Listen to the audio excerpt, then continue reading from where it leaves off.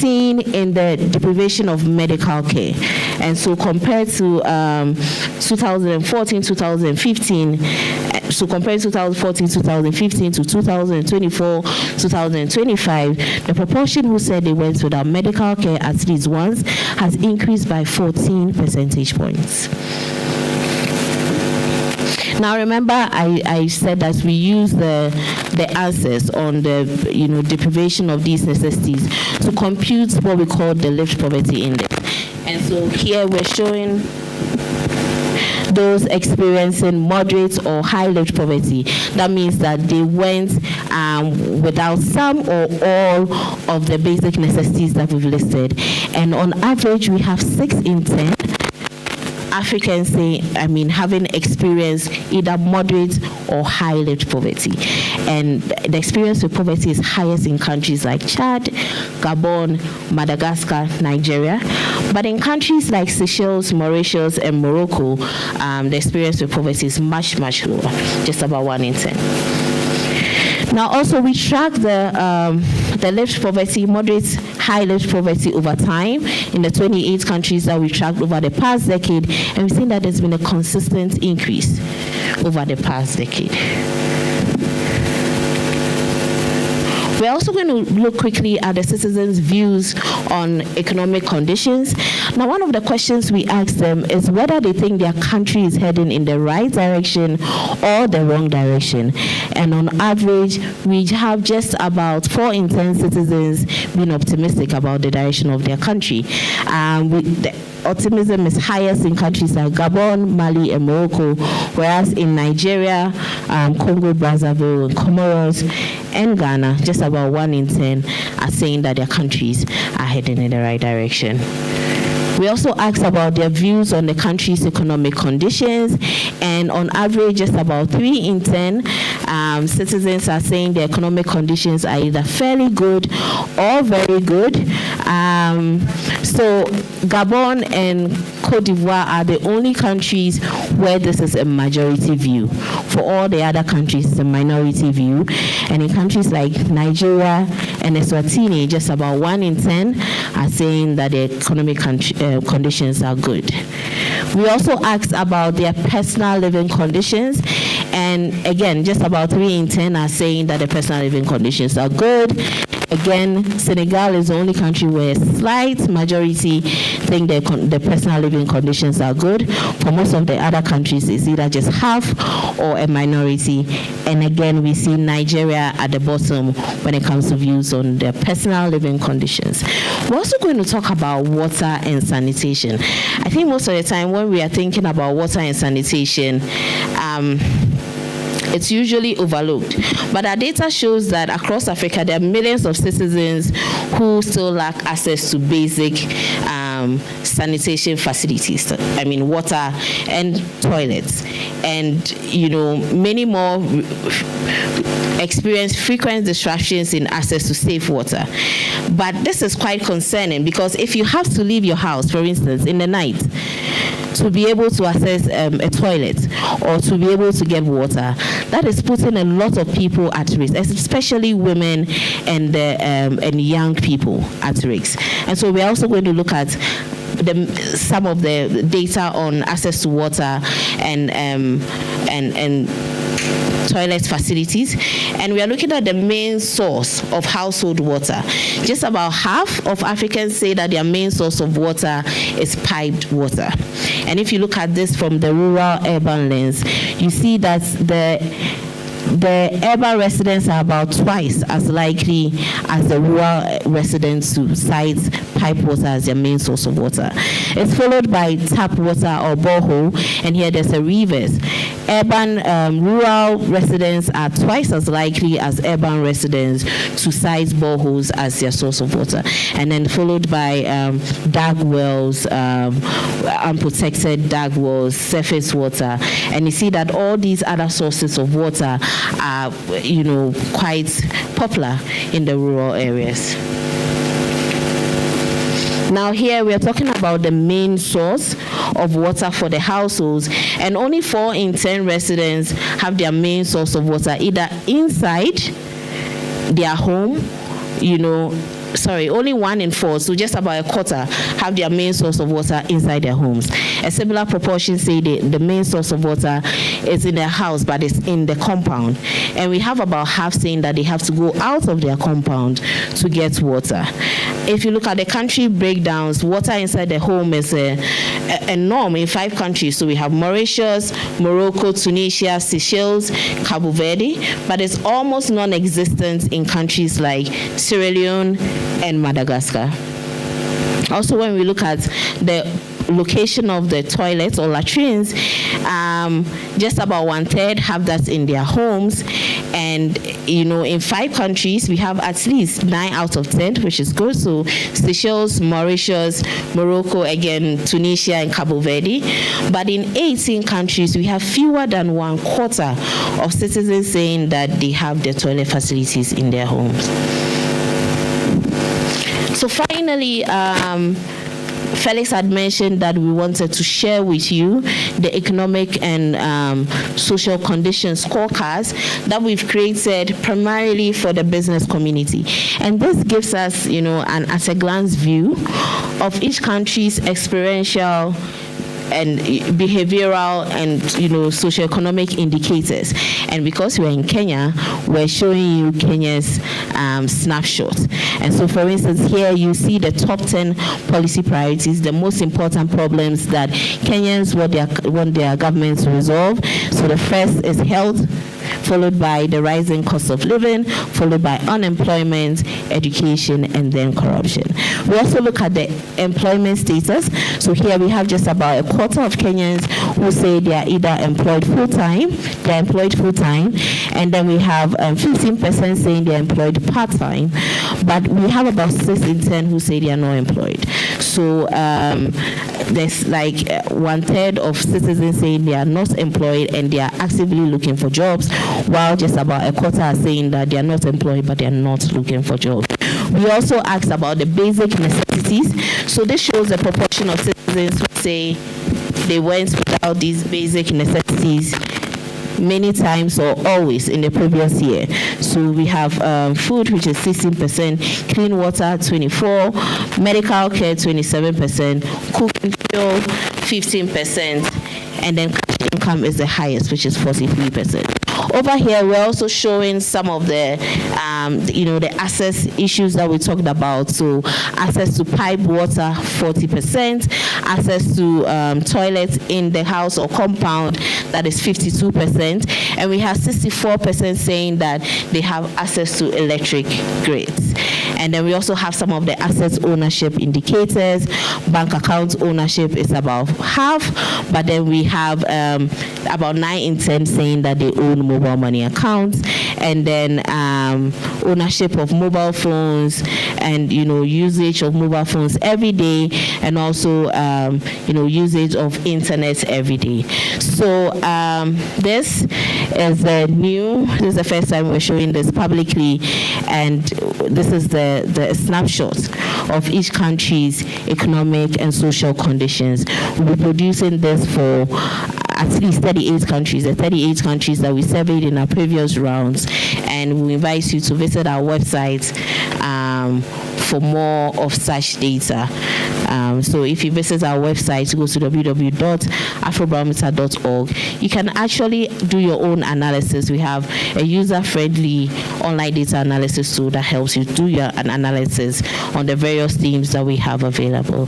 Thank you very much.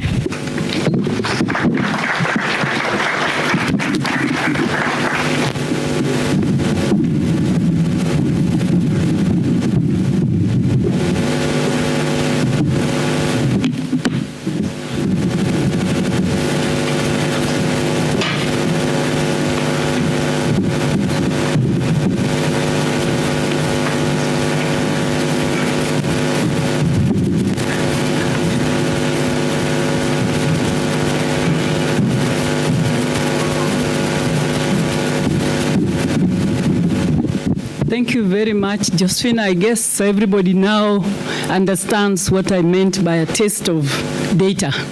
We'll be engaging with that later.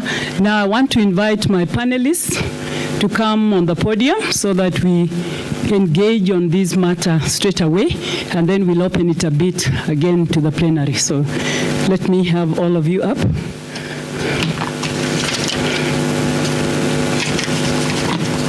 Felix can sit on any order.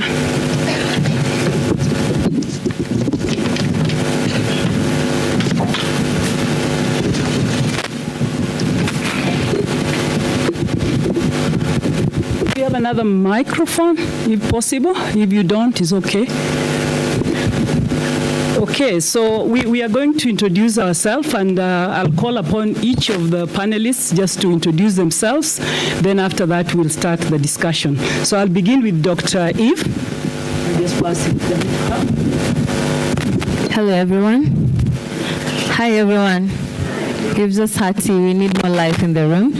So my name is Dr. Eve. Our organization is called Women in Business, and we are partners with AMEC. Glad to be here.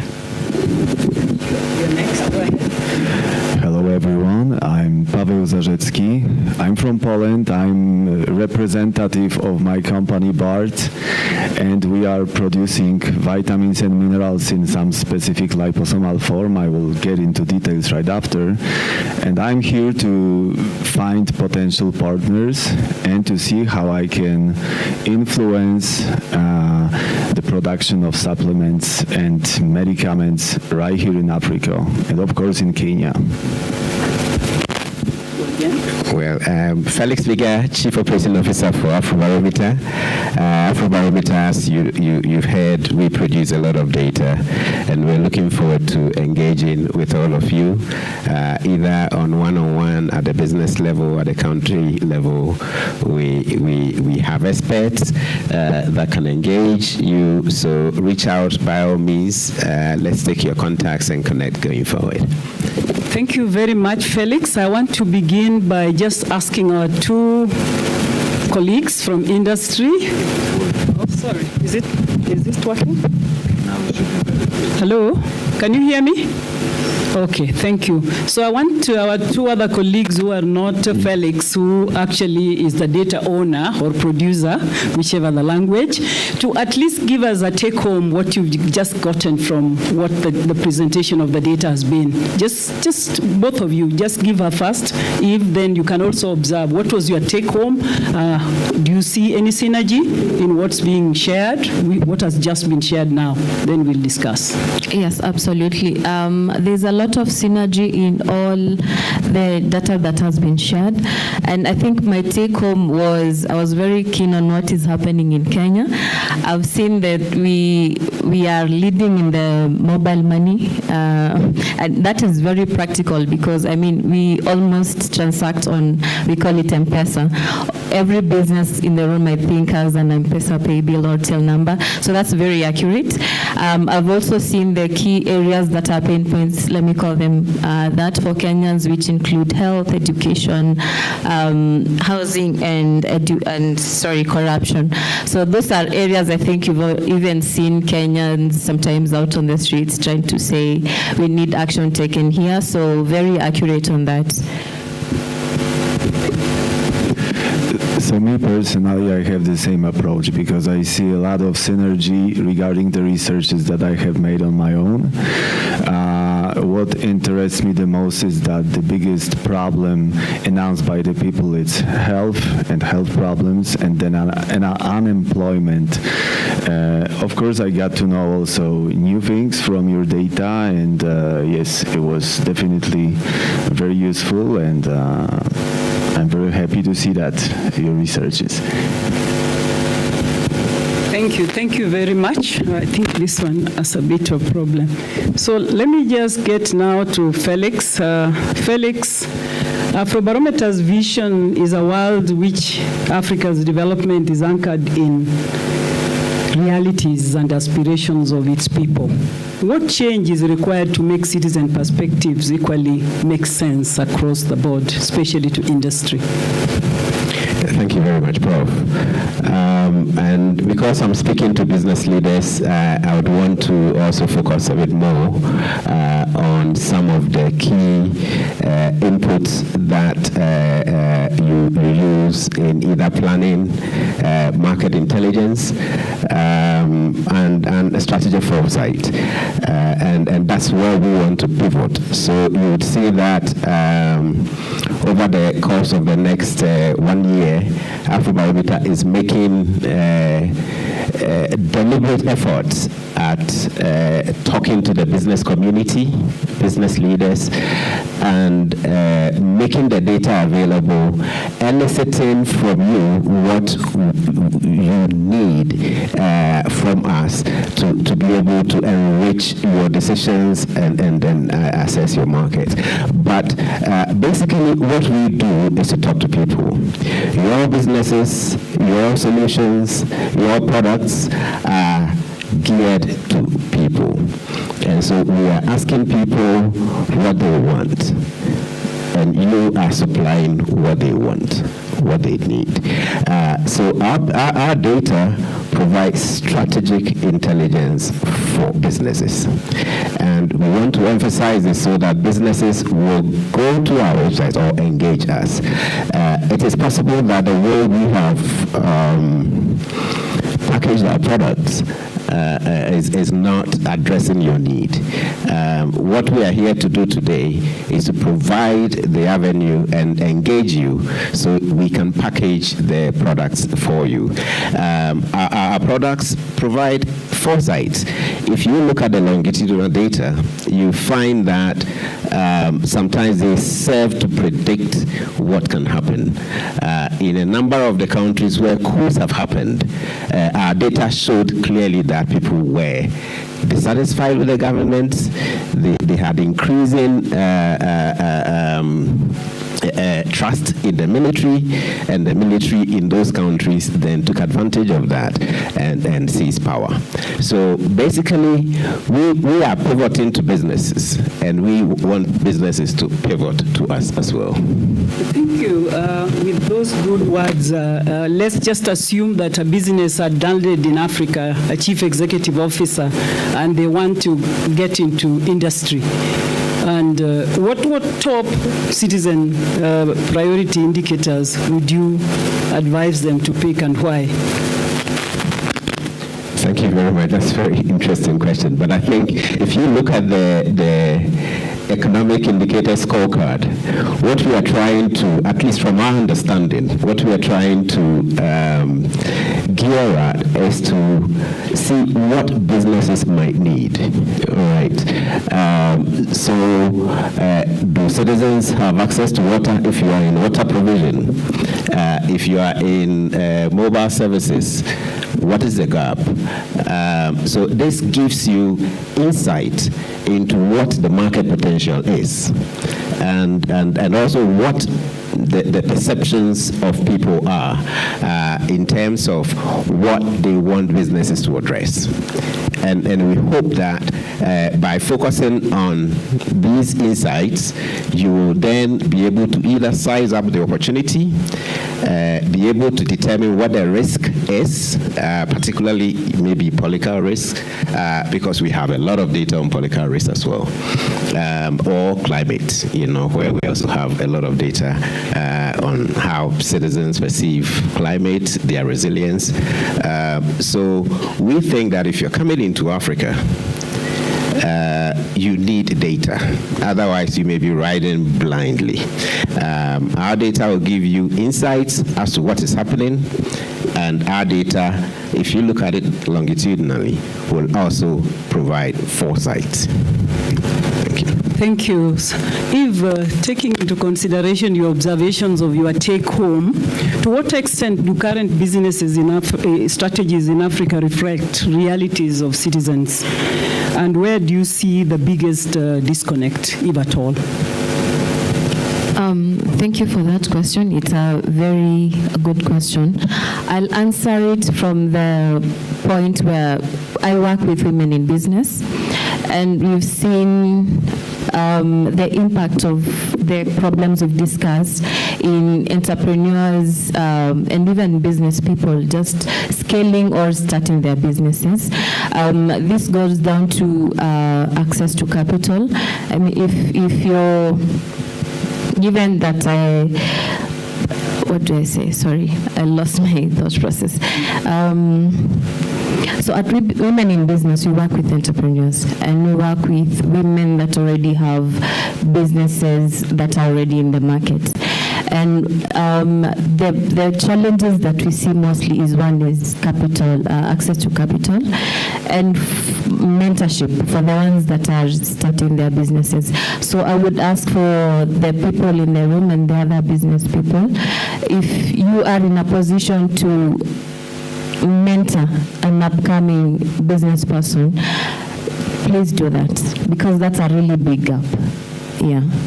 Yeah, what kind of data, taking into consideration the presentation and what you do in your own organization, would be useful in your work? Is it everything that was presented, or is there a special type of data that you think would be relevant in your industry? I think given that Felix has mentioned that you're shifting the focus to the businesses, and working with women, most of what you can look at is from the ground up. When these entrepreneurs have finished their courses or whatever they've studied, is there access to markets? Do they have capital to start their businesses? Is that capital available? And if it's available, what is needed? For example, what I've seen most people doing nowadays is being a bit flexible for the youth, especially, and women, and allowing mobile money loans, if I can call them that, because we realize that many women and youth do not have maybe what we call collateral to be able to access capital for starting of businesses. So that is some of the things you can probably look at. Thank you. I now go back to Powell again.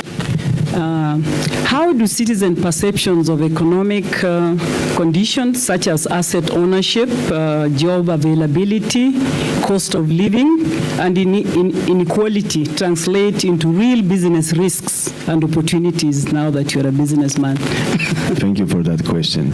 So maybe I will start from the fact that I'm from Poland. You saw it. So it seems that this is far away from right here.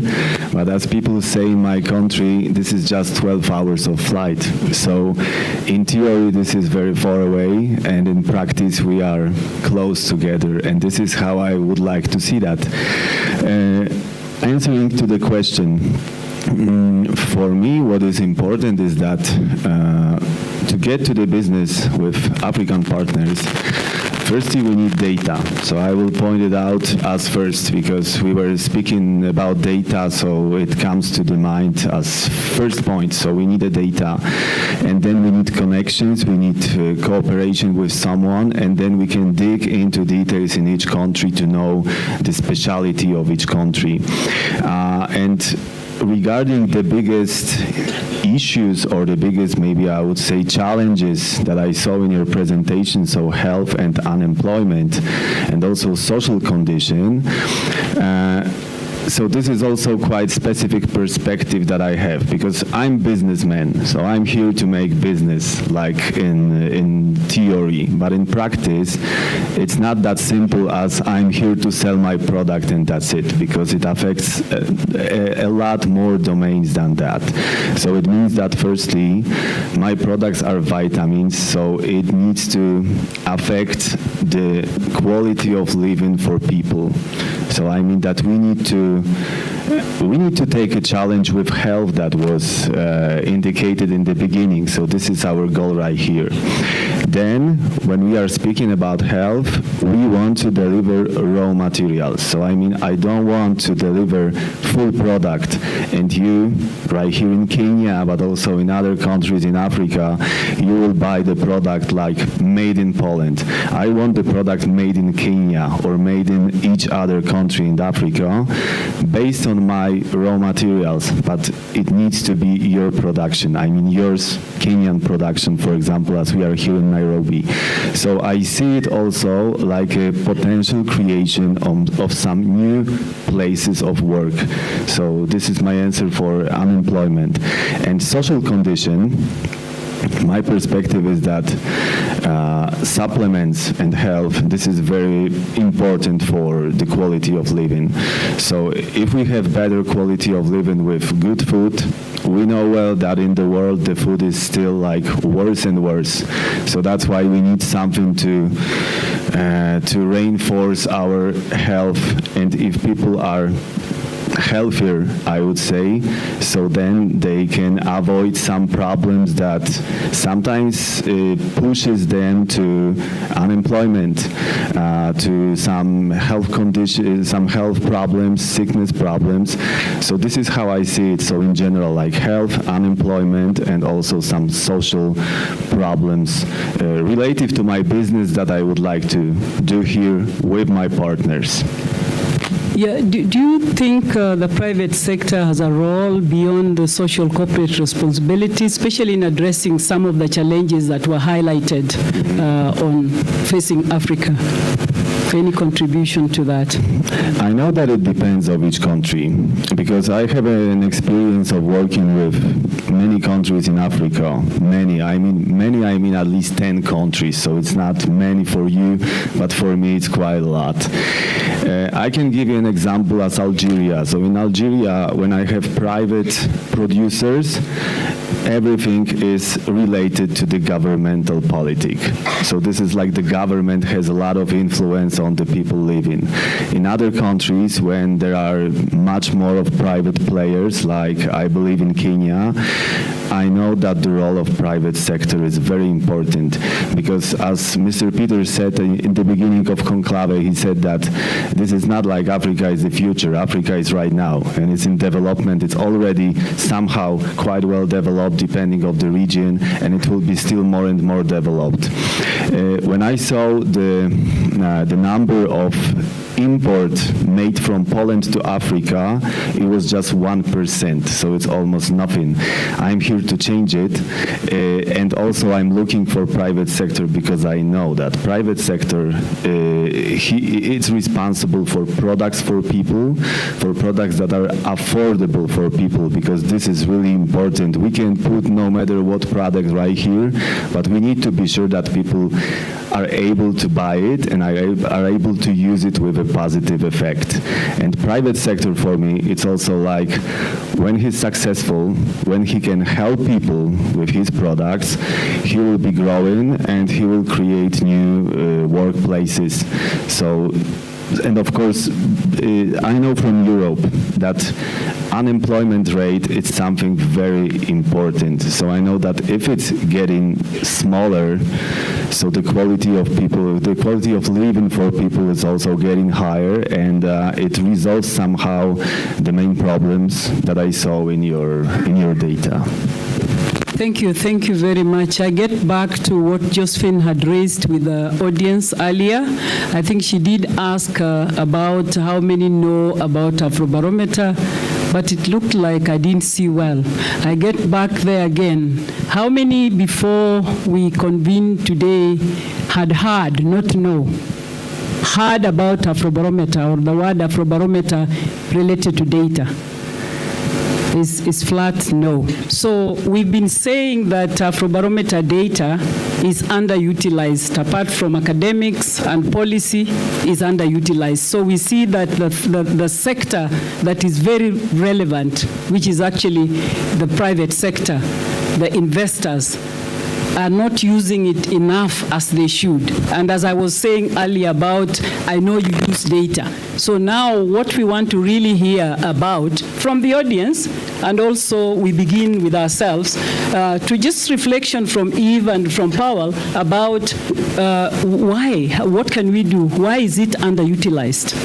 Is it lack of knowing that it exists, or is it that the data is actually not relevant, or rather not directly relevant to what we do as the private sector? So you can give your observations, then I'm going to throw it back to the audience with that question and with also any other issue you'd want to raise about Afrobarometer.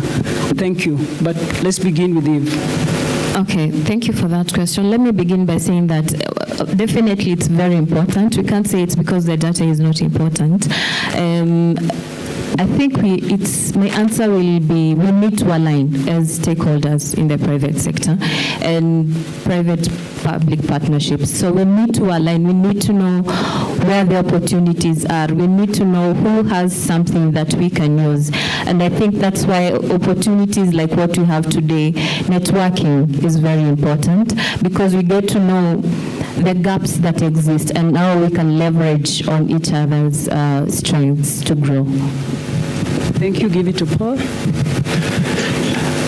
I fully agree with you, with Eve, regarding the approach. I can add from myself that, yes, in fact, sometimes we are seeking for new opportunities because as private sector, we are doing our things, our product, we are like stable in our domain, and sometimes it lacks of some experience, maybe some exchanges with other partners, and we are losing some opportunities that are very close to us. So I agree perfectly with you that this is a very good occasion to share our experience, share our knowledge one to each other, and discover new opportunities who will help all of us to be more, to have more potential on the market, but also to be more efficient in our daily work and influencing the living of people. Because as private sector, we are still working with final customer, with people, and customer maybe is not a good word. I would say at the end that we are working with our partners.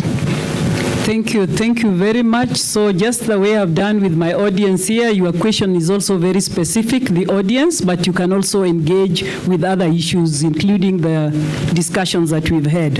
Would the private sector be willing to co-invest in data system like Afrobarometer? That's a question. Would the private sector be willing to co-invest in data system like Afrobarometer? And under what conditions would such partnerships be visible and attractive? That is a general question for anybody who wants to engage with it as an audience, but now is also time for you to give us feedback and also to engage the panelists here. Okay, the mic is there, already roving. Where are the hands which are up? Okay. First one, second hand. The first one is going there. Let's have them so that we get the numbers ready. Or people are still reflecting, or we've not made an impact. Go ahead. The second hand? That's the first one. Go ahead. Good morning. Morning. I'm Kelvin Nyangweso. I work for the Association of Kenya Community Media Operators, but also I run a community radio station. So data is king. But it's king when it is contextualized to the language that people could relate with.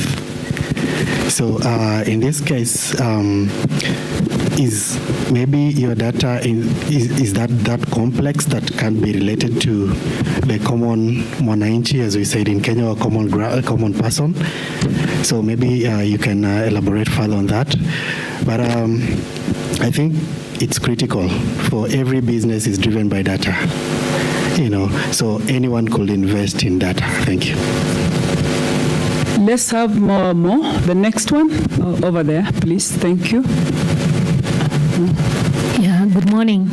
My name is Caroline Gitegi. I work for the Kenya Revenue Authority. But also with regard to KRA, I do civic education and tax outreach. But I'm also a part-time lecturer at our school, Kenya School of Revenue Administration. So with regard to Afrobarometer, I'm quite well updated about the data. Why? Because I'm a researcher and I've been doing lots of research on governance and anti-corruption. And we've been collaborating with Transparency International with regard to the CPI. That CPI is corruption perception surveys that are normally conducted for Kenya and also for other countries. So with regard to the Afrobarometer data, I feel that we need to have a central repository and lots of awareness about the data, because data is everything and data informs decision making. So I want to appreciate the team who are fronting for the Afrobarometer. We really appreciate it. Thank you.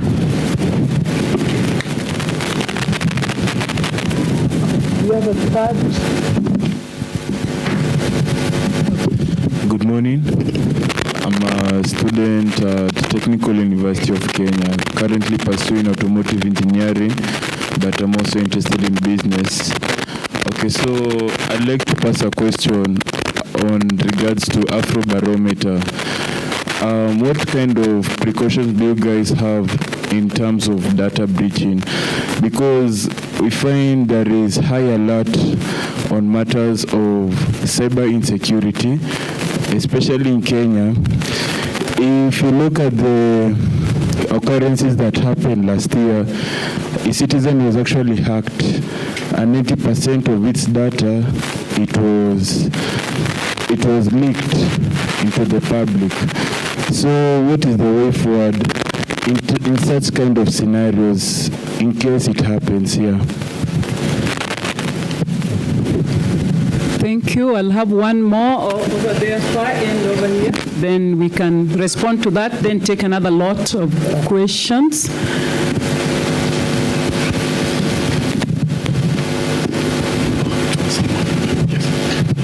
Oh, there is one. Then you can get back to him.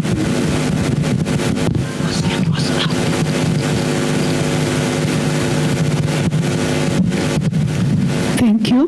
My name is Gloria Wande. I work for Shining Path Empowerment, formerly with AMREF Health Africa. Thank you very much for the presentation. It's very informative. I'm surprised that this is the first time I'm encountering Afrobarometer, and the information is quite rich. I'm wondering, how do you disseminate this, particularly the scorecard that you're now sharing? The presenter did mention that this is the first time that is being shared, the scorecard, and yet it's very informative for decision making. Thank you. Gentleman here, so that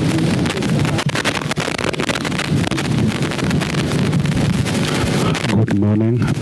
My name is Moses Mutua. I work for Safaricom. I want to confirm that upon reflection, I have actually realized that I've seen this data in the past, but I didn't know it is actually Afrobarometer.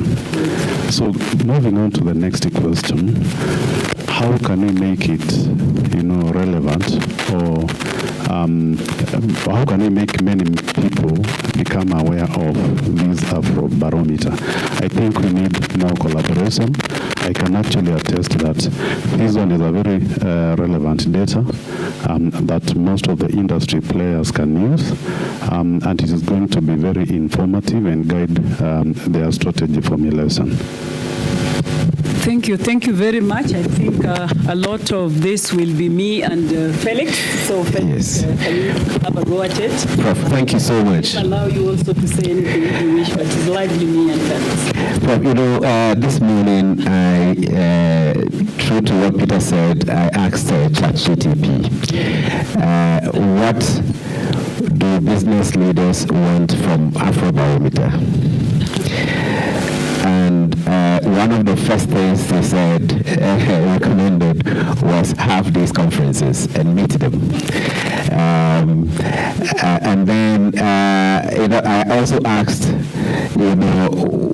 if we don't have this data for them, what happens? And they said, well, they operate in the dark. In fact, it said that data is salt for strategy.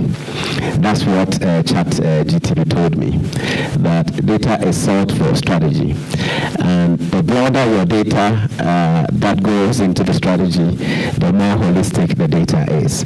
And I've been listening to the comments from up here, but also some of the questions that are coming up and the general comment. And I see that basically we need to build connections, and presenting at these fora is one of the opportunities that we can use to meet your needs. and then we need to move from there to some specifics. What are the products that we have for the private sector? Over time, we have been addressing the policy community government, and it is time to now develop products for the private sector. So one of the questions I'll put back to you is, what kind of products are you looking for? We are thinking about specialized reports because you are working in areas that do not necessarily border on the broader policy areas. There will be specific sectors, so we should produce specialized reports for you. We will also be available to do special briefings, so you may not be able to attend the conference, but we will make all our expertise available. And in each country that we work in, we have what we call national investigators. These are experts in their own right. Prof here was a director at the Regional Institute, but she was also a national investigator, and she's an expert in her field. And if you need to consult with her, we should be able to make Prof available, or any of the experts that are elsewhere in the continent, because you are in a specific market context. Some of you operate regionally, but some of you are in one country. And in the country context, the experts at the country level provide more insights. So we are happy to provide that as a solution. We want to also tap into some of the newsletters that you consult on a regular basis to provide, the contextual data so that we can reach out to you. Because you read these newsletters, it advises your decisions, and we want to be present in there as well. But we would want to hear more from you. What platforms do you want us to appear on, and what models of cooperation and partnerships make sense to you? I wanted to just on the data security part. So our respondent data is heavily guarded. We don't take any specifics of our respondents. So we don't take your name. We don't disclose your location. So if anybody wanted, even if you had access to the raw data and you wanted to trace back to see, okay, who actually said this, it's difficult for anybody to do that. Our data is public good at this stage, so we'd love for more people to have them. Yes, Prof. Thank you very much. And I think I like what's coming from Safaricom. And I must say, Balongo, just stand up, maybe 1 minute. That's our data manager for the Eastern African region. The manager, he's the manager, but around him there is a team of communication people. There is a team of a data manager. And we would be very happy to present to you what component you want, which usually means we can give you the questionnaire and you see what is in the questionnaire, and then you pick the area that is of interest to you. Then you can be given whatever data you need. Josephine, go ahead, come ahead and respond.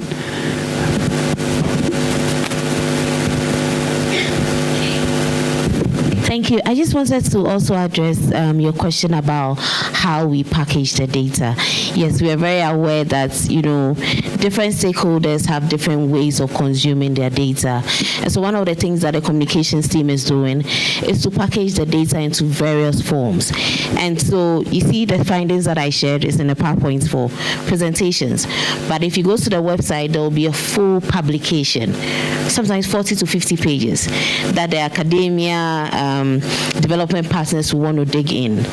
But for young people, for instance, they are more interested in videos, infographic, cashy things. So even if you look at the back at our booth, we're trying to, just break it down into the simplest forms. And that's why I encourage all of you to visit our social media pages, because the pages act as a funnel. And so we just, give the tidbits of the key findings, and then we add a link to the websites where you can find the full publication.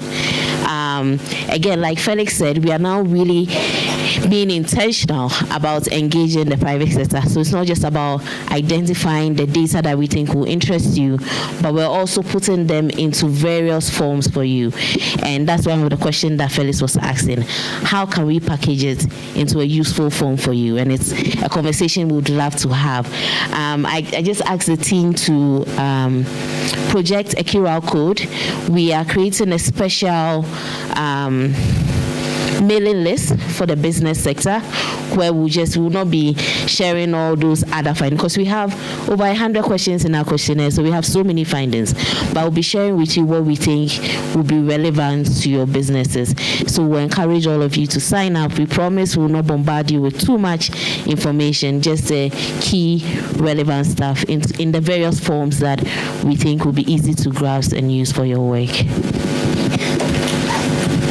Yeah, and I think we would also love to hear if there are other models. Now that we have overload of information, there are so many channels that sometimes we are not even targeting the right person. So once we know which is the right channel, because I think we have the information, but as we are being told, where are we disseminating it? And as you hear from Josephine, is all over, including Instagram, which is also targeting a particular community. Infographics, we have translated it. Originally, it was more briefs for policymakers. We moved beyond policy briefs. But now we are saying industry might need very different approach and product. And that's what we would love to hear. So I go for the second round of questions again. If they are over there, behind you, just number one is there. Next, who else? Number two. Who else again wants to make any observation? I have 1, 2, just as we head towards, where is the other? Okay, number 3. Any other before I close it up? We'll see. Okay, let's go with number 1. Just introduce yourself and then go ahead. So good morning, everyone. My name is Karen Moshiri, a geomatic engineering student at Jomo Kenyatta University of Agriculture and Technology. I would like to say thank you to Afrobarometer, and particularly Josephine for the amazing presentation. I think I had a particular image of how Kenya is, and I really thought corruption and some other topics topped the list, but to see health and the increased cost of living is an amazing finding for me today. So as a geomatic engineering student, we are based mostly on remote sensing and survey and doing these researches which will help us to, make the town, make our rural places better. So I think it's a matter of exposure to the educational sector as well, where we can be able to have such conferences and such programs in our universities and in our institutions, where Afrobarometer can be able to come and to say, this is what we do. And as a geomatic engineering student, I think the research provided by Afrobarometer will be really, really vital in helping us to further our research, even as we proceed to further level of studies and as we proceed on with our career line. So we can invest in the educational sector by collaborating with institutions, and I think it will really help Kenya and even other institutions at a global level to become better. Thank you for the opportunity. To the second question, observation, overview. There were 3, 2.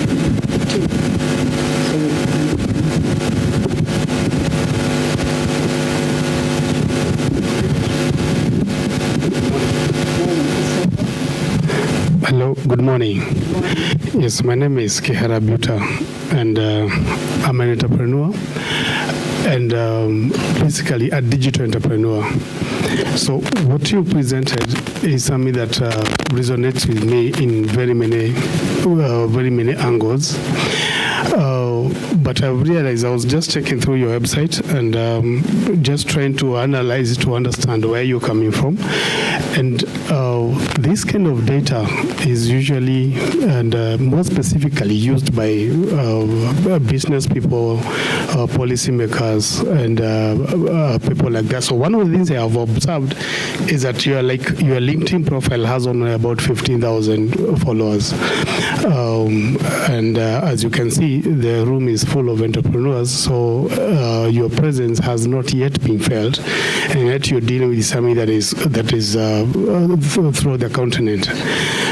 From my docket, from a digital entrepreneurship kind of a business, I would think one of the things you can do, because I've also heard you mention something about targeting, who to whom does this information really matter? From where I come from, we have a lot to do with directing traffic towards a certain detail. We have tools that we use that we can send whatever traffic you need to whatever product you have. So I think it's a question of targeting right, which we can do through the social medias that we have. When I look at that data, and secondly, what the student the other side has said, is that everybody looking at that data gets to deduce something that is important to what they are doing. Therefore, I'm looking at it in two ways. There's a macro view where policymakers in the government and all those people would like to use that. But then there's a micro view. Among the other hats I wear, we also do exports of agricultural products. And looking at that data, there's already something that I feel I should relate to that will advise why, for instance, a product from a different country like Morocco would probably hit the market differently. I looked at it, I'm like, Mauritius seems to be doing good in almost every other angle. So as a business person, I want to think, what are the investment opportunities in that area? What can I go and do? Or what can I go and study and bring to countries like what I've seen with the ones that were doing almost, let's not call it badly, but based on the exposure we've had. So I think if we, or if rather you, could look more into having targeted marketing for that, which is pretty easy when it comes to digital marketing. Well, if you don't have someone for that, I am here for that job. I would be happy to do that. But I feel there is a way we can present this online that will relate to everybody and create an opportunity for everyone, more so to fine-tune the details that one needs. So that, I think, will be very important. Thank you.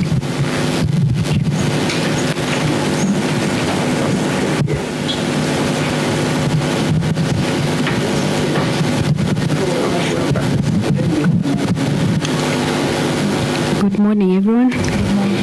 My name is Esther. I work in technology and in the creative industry. And I think I'll start by commending Afrobarometer. I see your keenness in getting feedback from the private sector and also from your stakeholders. I commend you for that. I'll just make two observations. The data is very important for guiding the private sector as they look towards a Pan-African focus, as they grow their businesses towards a Pan-African focus. That I felt that data is very well representative of what our continent really stands for. Just curious, there's been sentiments around the technology industry that the data that AI is using to train on is not very representative of Africa. So I'm just curious to hear what are your thoughts about that. Thank you. The last one, somewhere here.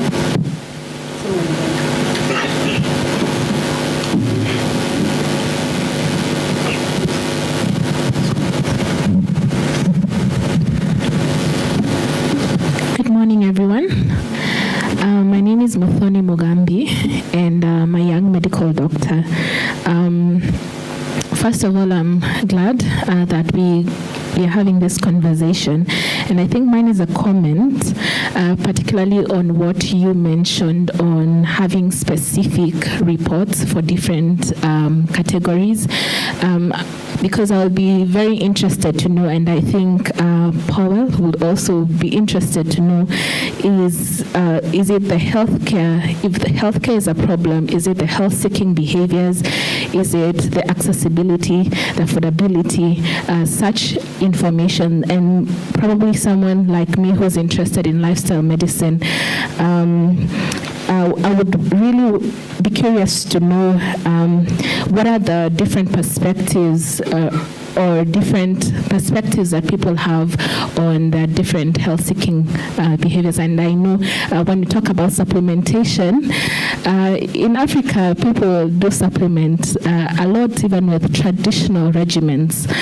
So what is that, and how is what is the landscape looking like data-wise? So I think that will be very beneficial to have those kind of nitty-gritties in the different reports. Thank you. Yeah, before I can see a hand far end there, you can give a mic, but before we end, if there is anybody who has another strategy, we are hearing what we could do and what we could do better. But if there is anybody with an idea of how we can partner with the private sector, please don't leave with it. We can still give you a chance to share it even after this. But let's hear from the lady at the far end. Thank you. Just introduce yourself, please. Yeah, thank you so much. My name is Claudine Joseph, and I'm the CEO of Resilient Woods Group, and I'm a member of AMEC. What Afrobarometer is doing, I believe that it's very powerful. This is very important on a CEO perspective. I am in the manufacture industry, and I can testify that I see a disalignment. Why I say disalignment? Because in Africa, opportunity is not missing. We have so much opportunities. And listening to the colleagues from business field, we can see that we are ready. We are ready to jump, to take those opportunities. But because of this disalignment, because we are talking about 1.4 billion people who need to consume, who need jobs.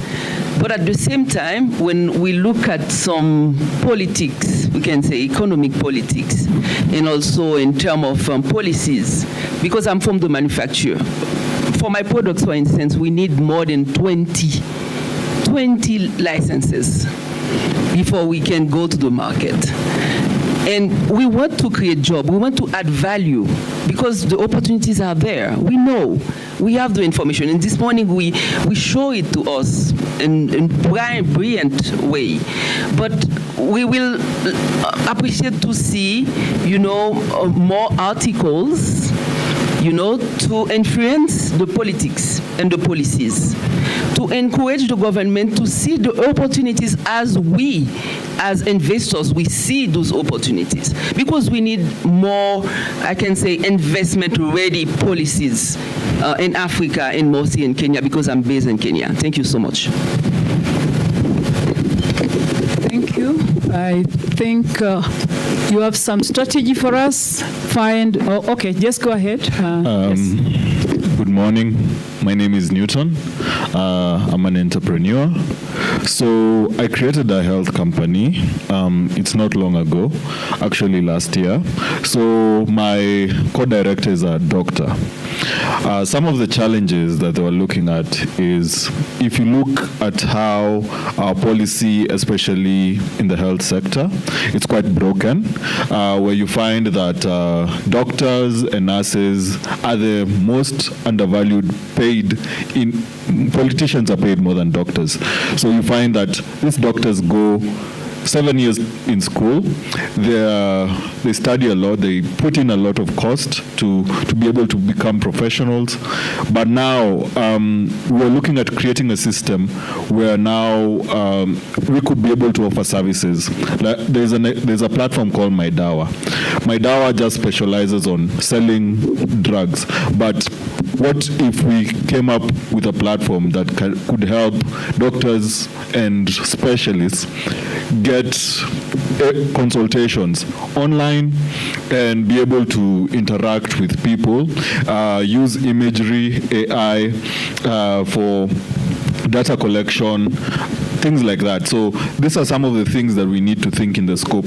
How could doctors, nurses be able to benefit, and how can we bridge the gap to be able now to make our health sector better, and us as human beings, because we need healthcare at every other level to be able to survive. So these are things that we could look at and maybe think about, and just think about synergizing to create. Thank you. We'll have the last person, because we've run out of time. I'll soon be thrown out of this podium. Just the far end there. Then I'll get back to my panelists very briefly, and Felix also very briefly, and we just close it up.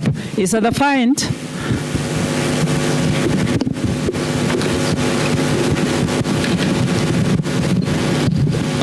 Okay, so I have a burning question, or a heartburn, if you'd like to put it that way. Okay, so there's this kind of a strategy that has popped up in my mind. It's on the matter of human rights. Because you find in African countries, there is this system called dictatorship, which most of countries have, and when you look at the citizens who are in that country, they lack rights, whereby, for example, our neighboring country in Uganda, most of the Africans who were opposing Museveni, they wanted to kill them, and Bobi Wine was captured. That is capturing his right. So I'd like to ask Barometer whether you guys have implemented civil societies. In Kenya, we have a good system for KNHCR, whereby they are supporting the youths.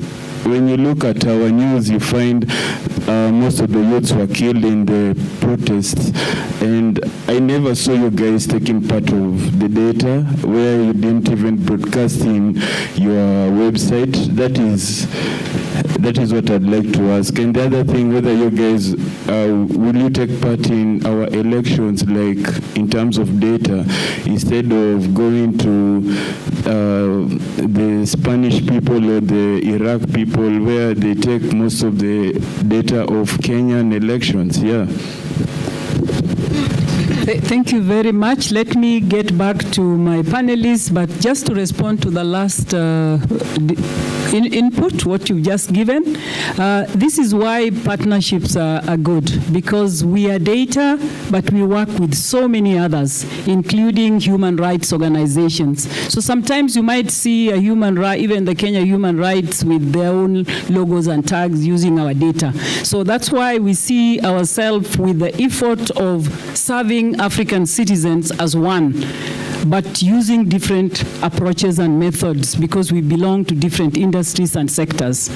So indeed, what you are saying is very relevant. You may not see Afrobarometer out there in Uganda or in Kenya when there are such issues, but behind the scenes, we can explain a lot. When there are elections, we can explain why a particular outcome. Even when countries end up with crisis, we've even had publications sometimes trying to use our data and trend analysis to explain why this happened. So we inform, but not directly being out there in the streets.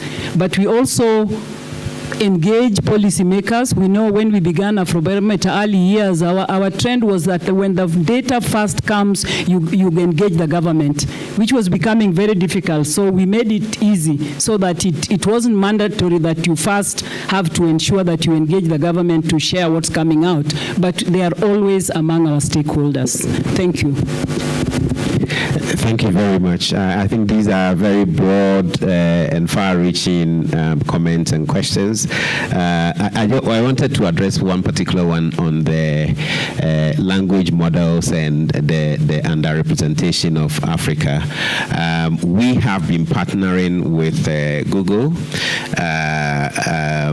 on language for Africa, because our instruments are translated into more than 100 languages across the continent. We have the folder for that activity, and we've been exploring with Google's technicians as to how that is embedded within their models, so that when you ask for Africa relevant examples, what you get is African, and so that's one byproduct of what we do. I wanted to also talk about some of the questions on healthcare, and to say that we do have detailed information on healthcare. Some of these infographics are just snapshots, and if you do need more details, not just on healthcare but on any other topic, just reach out to us. Josephine and her team are always available to assist you. We will be in the booth right out there behind you. Our teams are there to interact, take your contacts, and explore further. So I know our time is up here, but we are here throughout the day.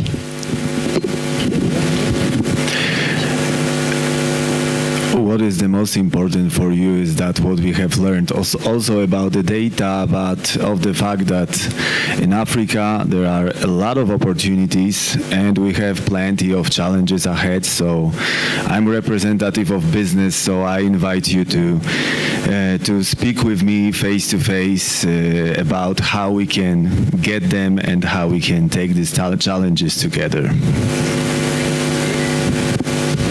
Thank you very much. Being the last one, I will just address three matters. One is for Barometer, the strategies that you can use. We have organizations that host a lot of entrepreneurs. We have chambers of commerce, like you've interacted with AMEC. At Women in Business, we also have a very huge membership. And I'm sure our members, because we come from all sectors, like myself, I'm a healthcare entrepreneur, the data you have on health will be very instrumental, but also to the rest of the members would be very glad to access the data that you have. So you can use that as another channel. The other thing I would like to say is for everyone in the room, I'll reiterate something that Peter said, CEO of AMEC, that Africa is no longer a risk. Currently in 2026, we are valued at $3.32 trillion. So that is opportunity for us to grow our businesses, and all we need to do is align, connect, and position ourselves to get that to the maximum.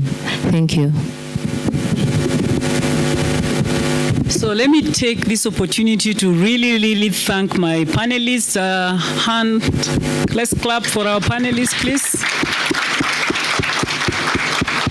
And then we clap for ourselves. Thank you very much. Thank you very much.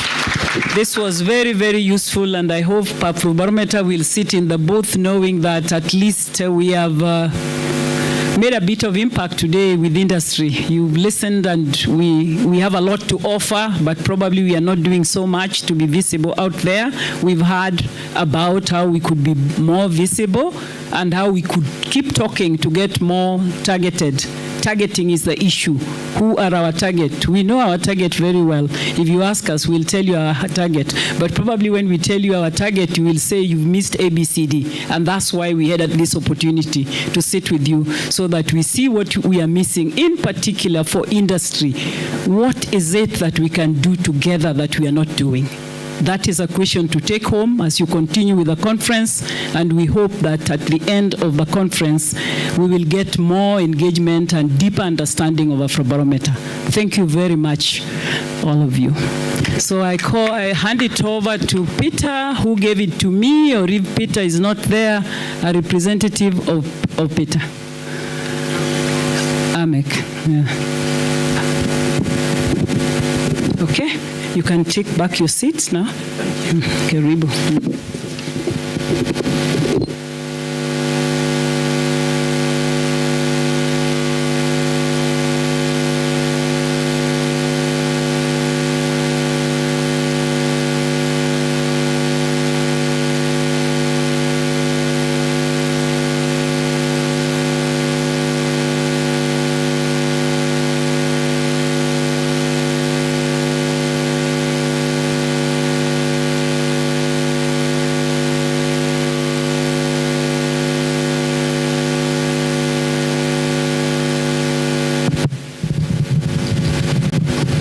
Okay, thank you very much.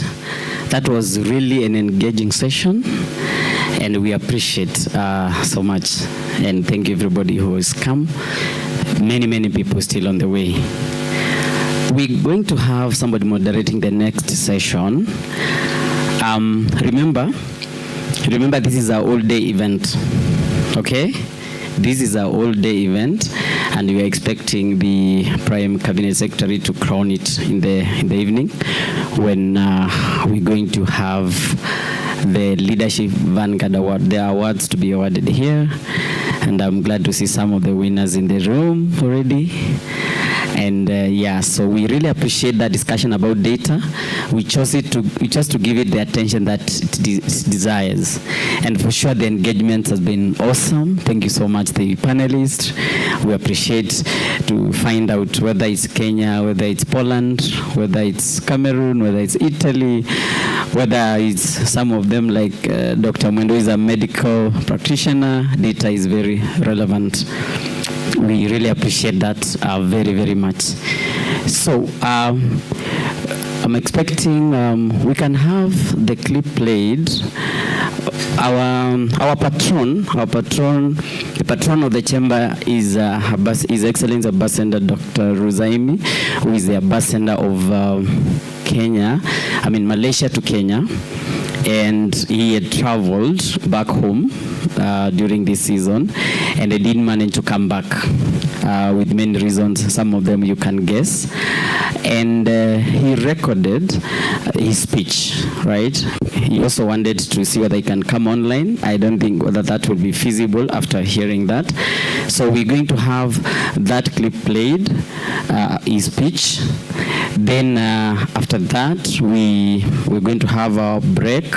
I'm going to see what is going to happen there, where we have some snacks, some bitings and all that. The program is going to continue with the different speakers and participants from different countries. And within here, then we'll break at around 4, again for tea and snacks. And then there will be dinner at 6 before we conclude for the event. Just to manage your expectations, right? So please stay here. Oh, okay, I've been reminded of something. Oh, actually, thank you very much. That's why I've been called here. So we are privileged to have an opportunity to witness an MOU signing between Afrobarometer, who have just finished their speech, and their engagements with their local partner, right? And first and foremost, First and foremost, we're going to have the CEO, right? Introduce. Can I have another mic? You talk about the company, and then we can have the people who are signing on the other side. Sorry. So you can introduce yourself and the entity, and you know what we are looking forward to do with Afrobarometer. Thank you.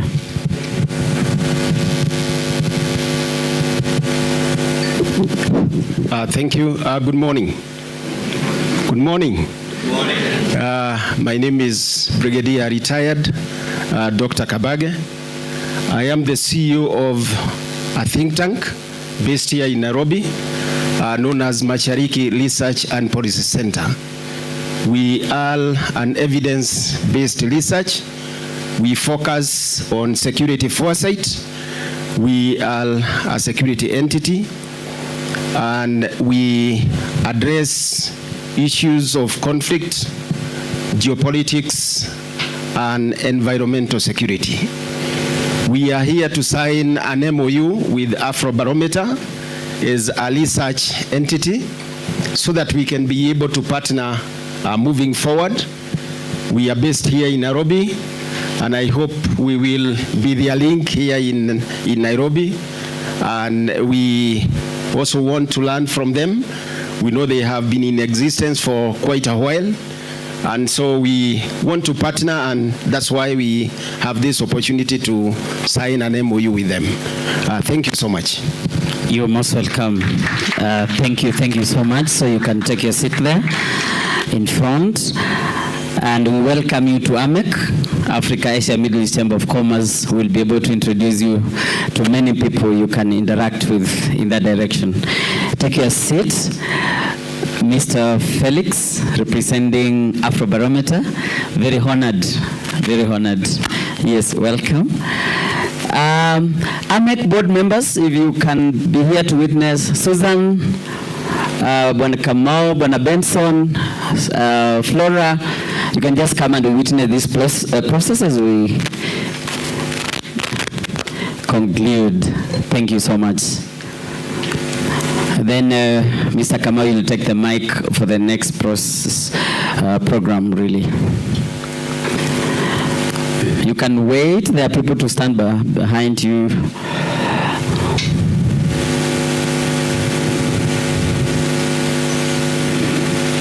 To one side, to the other side, if you don't mind.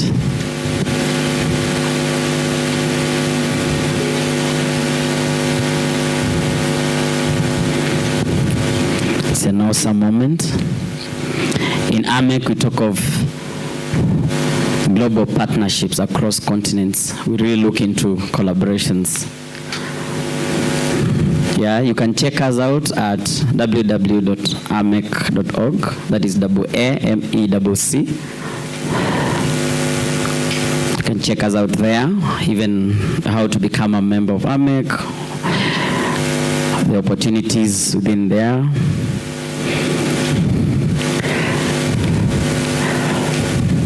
Awesome. Okay. You can give them an applause, if you don't mind.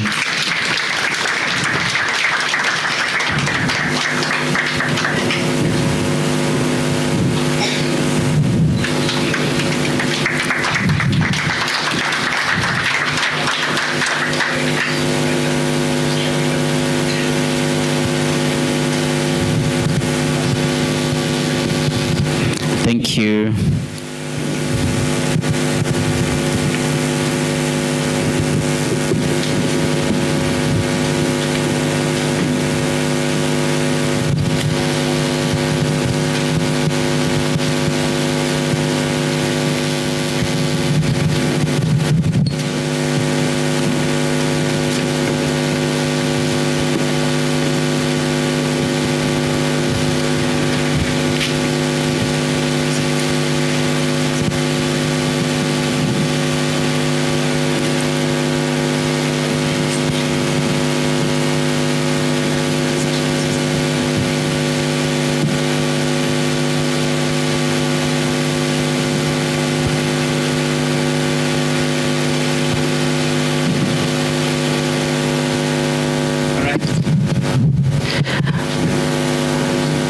Sorry?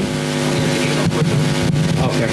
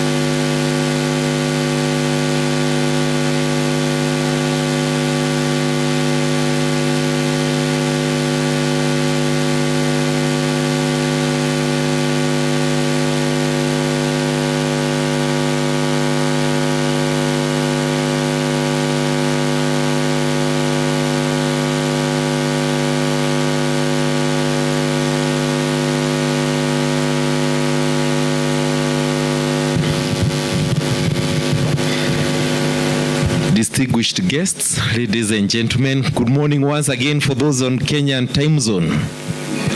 Good morning once again.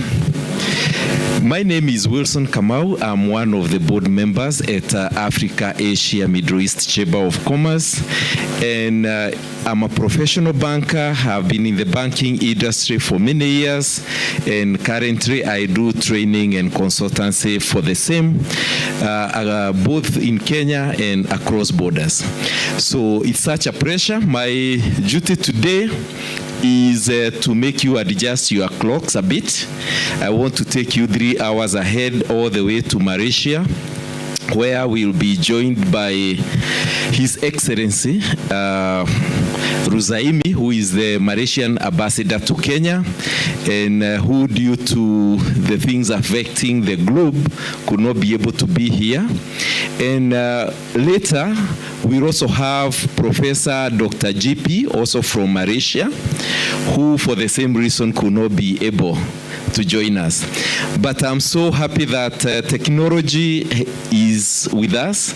So though the physical movement could not be able to make them be here in person, their thoughts, their insights are here with us. And therefore, without much ado, we'll be able to listen to first to what His Excellency Ruzaimi have to tell us, and then we'll move on to Professor Dr. GP, and please help me welcome them. Thank you. Good morning, Jambo.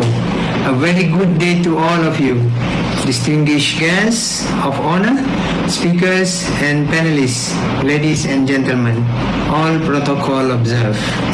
It is a great pleasure for me to extend my warm greetings on the occasion of the CEO Conclave being held today. Although I am unable to physically present, I'm honored to join you through this recorded message for this important event. First and foremost, I would like to extend my sincere congratulations to the organizer of this event, led by Mr. Peter Mutinda, President of the Africa, Asia, Middle East Chamber of Commerce, or AMEC, for bringing together such a distinguished group of government officers, diplomats, business leaders, and entrepreneurs. This initiative reflects a strong commitment to fostering greater business collaboration and dialogue across different countries and regions. I would also like to commend Mr. Mutinda and his team for creating a platform that brings together visionaries, investors, and business leaders. Events like this are crucial in fostering meaningful dialogue, facilitating partnerships, and paving the way for a brighter and more resilient future. Platforms such as this CEO Conclave are invaluable in today's rapidly evolving global economy. This program provides a space not only for the exchange of ideas, but also for the building of meaningful partnership that can drive sustainable business growth and investment. I am confident that the discussions and engagements taking place today will be both insightful and impactful. I would like to take this opportunity to wish all the participants a fruitful and productive deliberation. I trust that you will benefit from the sharing of knowledge, perspectives, and experiences among the attendees and those who are following the session online. Such exchanges will undoubtedly strengthen your ability, skill, and capacity in navigating the challenges and opportunities of today's business environment. I believe some of you are affected directly or indirectly from the war between Iran and Israel, which is strongly supported by the US. I hope the situation will improve soon and companies affected by the conflict will recover as soon as possible.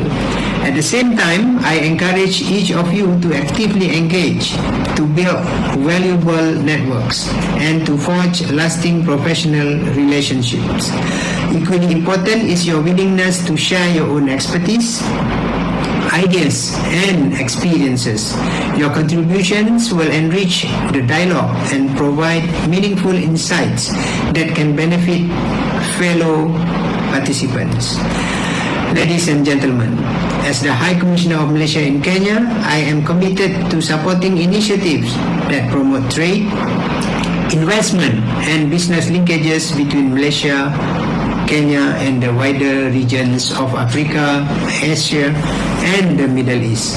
I believe that stronger collaboration among our business communities will contribute to shared prosperity and sustainable development. I look forward to seeing fruitful partnerships emerge from this event. I wish you all a successful and rewarding interaction. Thank you. Asante Nisana. Good morning, good afternoon, good evening, good night to all participants, to all viewers in Nairobi, Kenya, Africa, and as well to all participants all around the world. This is Professor Dr. G.P. Doraisamy. I'm the Honorary Secretary General for World Humanitarian Drive, based in London.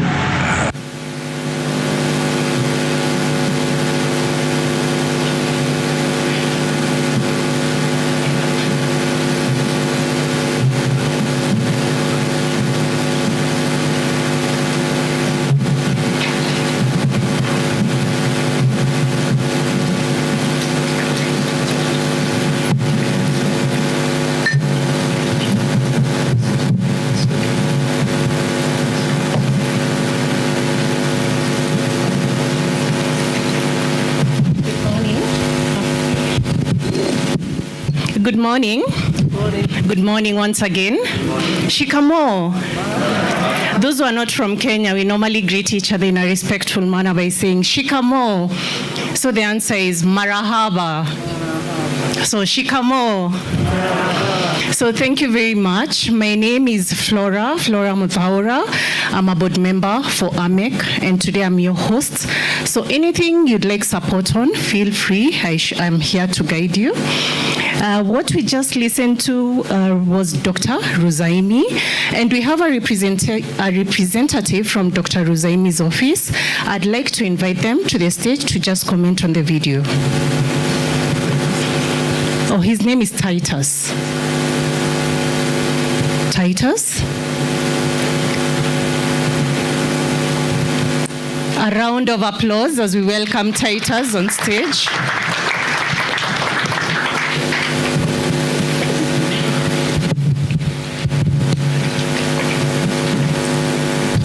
Thank you, Flora. Distinguished participants, speakers, delegates, all protocol observed. Good morning. Good morning. My name is Titus Maluki from the High Commission of Malaysia. I'm in charge of trade section.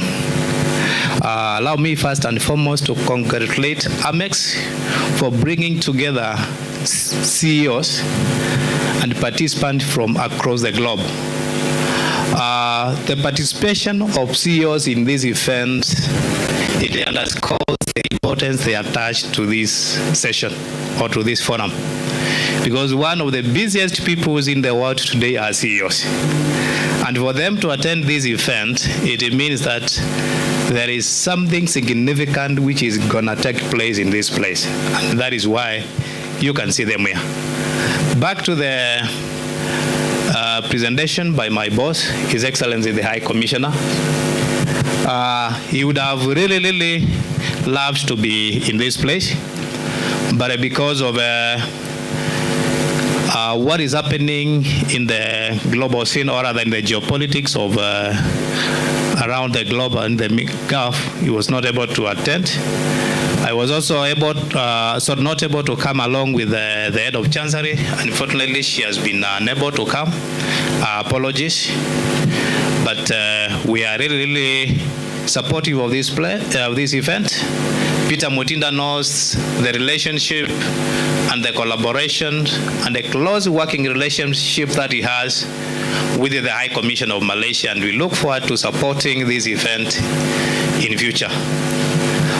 Just as the High Commission has said, the High Commission, and especially the commercial section of it, we look forward to strengthening collaborations between Kenya's entities and the Malaysian entrepreneurs. Any Malaysian, or rather any Kenyan company or company from the region wishing to trade or to form partnerships, collaborations, or linkages with the Malaysian companies, we are open to assist. Any company wishing to penetrate in the Malaysian market, please feel free to contact us. The High Commission is ready anytime to enable the companies to grow their businesses to the next level. Just to finalize, allow me to inform you that in September, we will be having one of the biggest food and beverages expo, which is called Halal, Malaysian International Halal Showcase, MEHAS.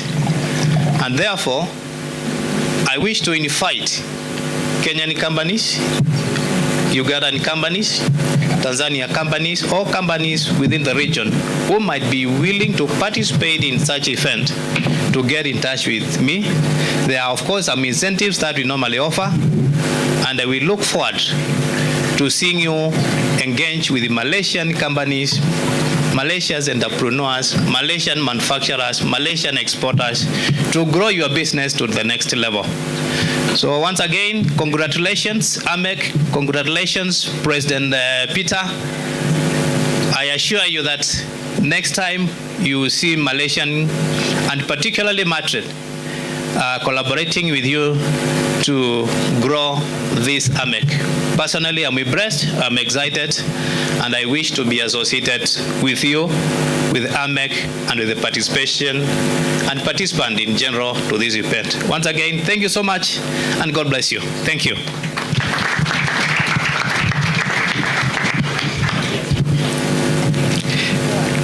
Thank you so much, Titus, for bringing your presence here. We are so grateful. And as AMEC, we really treasure the collaboration with the High Commission of Malaysia, and even for the opening of the doors. I think it would be a good idea in case we have any comments or questions in the room regarding Malaysia and such. If Titus is able to respond, he will be able to respond. If he cannot be able to, then we'll be able to ensure how we get that, a response back to you during the session, or rather during this event. So is there anyone who has a comment or a question regarding what the His Excellency Rosaimi has said and what Titus has said? Please, let me see, just in case. Okay, we have one there. Any other? Somebody help me with the mic. We have another one here. Anyone else which I could have missed? I have two. I have three. Good, I think I have three. So we start with number one. Yeah, thank you.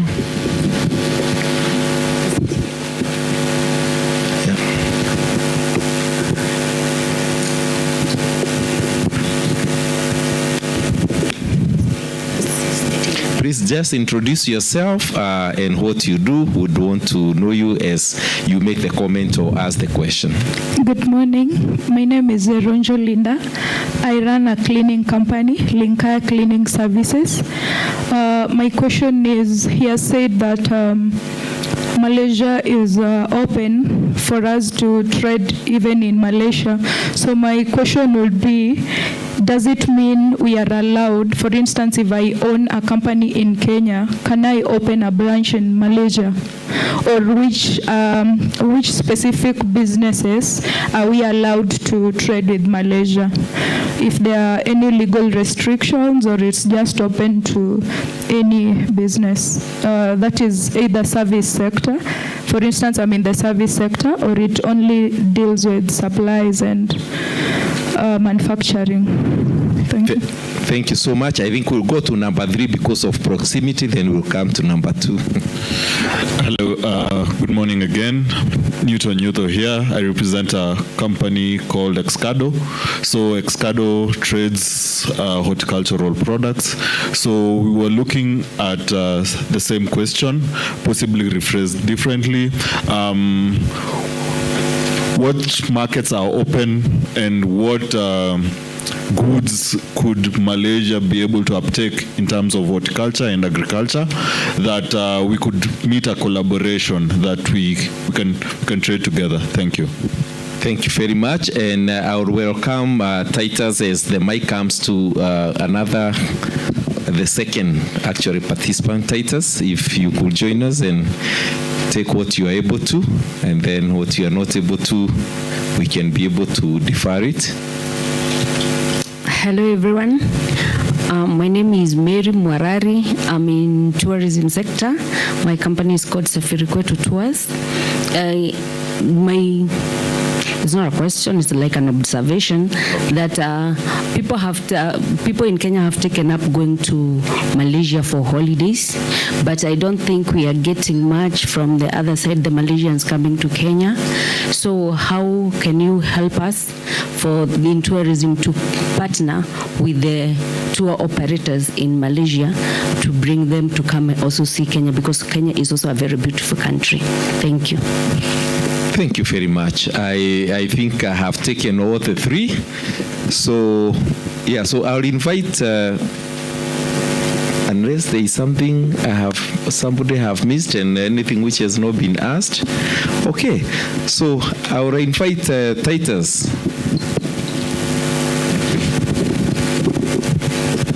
Thank you, my brother. I think allow me to start with the question raised by Ronjolinda. I hope I'm pronouncing it correctly, about opening a branch office in Malaysia. Yes, Malaysia is open to investment, and I want you to take note of an organization called MINDA. MINDA is Malaysia Industrial Development Authority, which is under the Ministry of Investment, Trade and Industry of Malaysia. MINDA is in charge of promoting Malaysia's investment into Malaysia. So basically, if you go to their website, which I'll give you, you'll be able to see the opportunities available for investment in Malaysia across the sectors.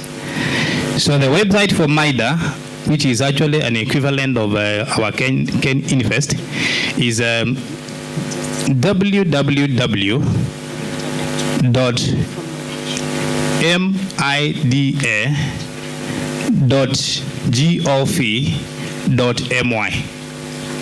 If you go into that website, you'll be able to get details of investment opportunities in Malaysia and the requirements for investment in that sector. I hope I've been able to answer your question exhaustively. Number 2, there was a question by Newton about export opportunities open in Malaysia.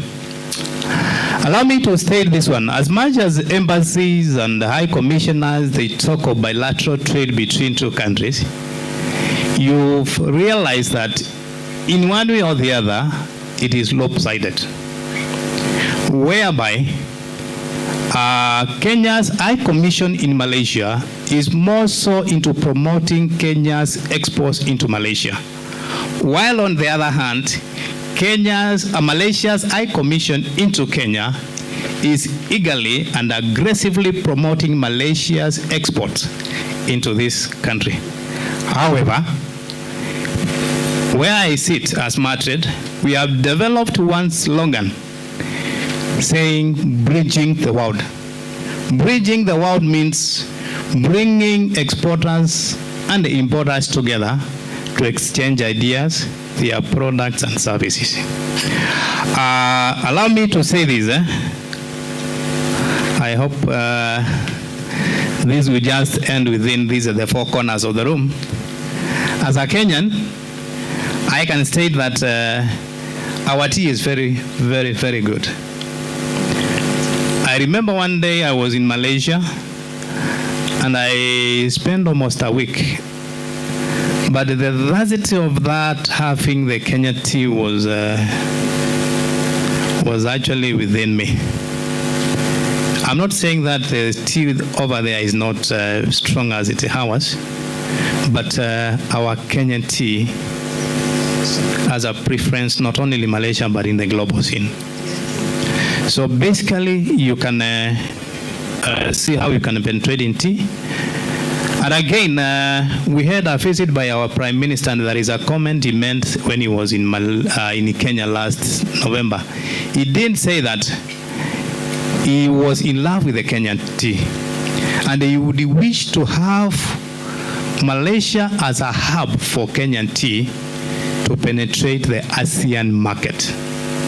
So tea is one of the areas, coffee, number 2, avocados, and also cut flowers.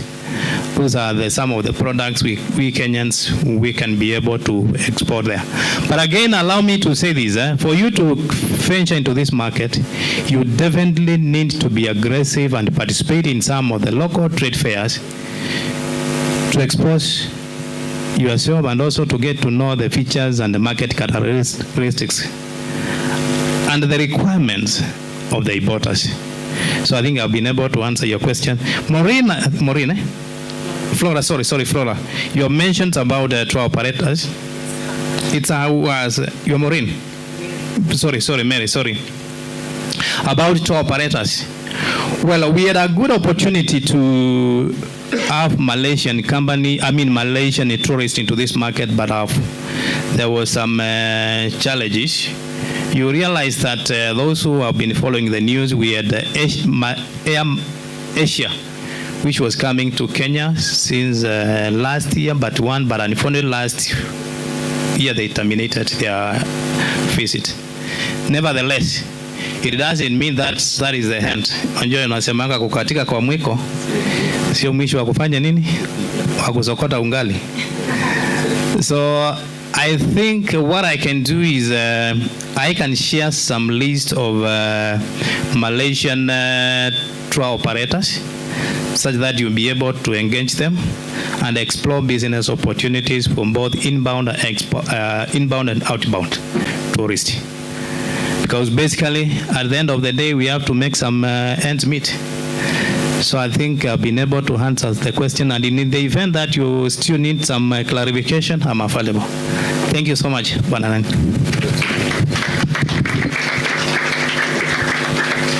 Well done, Titus. You have done quite some justice, and thank you so much. In my opinion, there is nothing which has been left pending for later.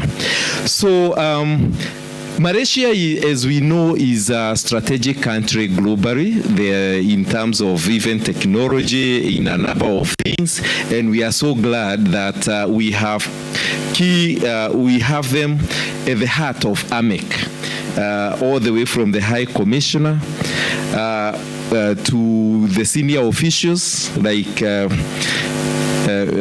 Titus, who is actually in charge of trade, and he has also given us education, which is very important because we know if we need to go to Malaysia, who is it that we need to get in touch with, but even where he is sitting, he is also facilitating that. And thank you so much, Titus, for that education and for responding to the questions very ably.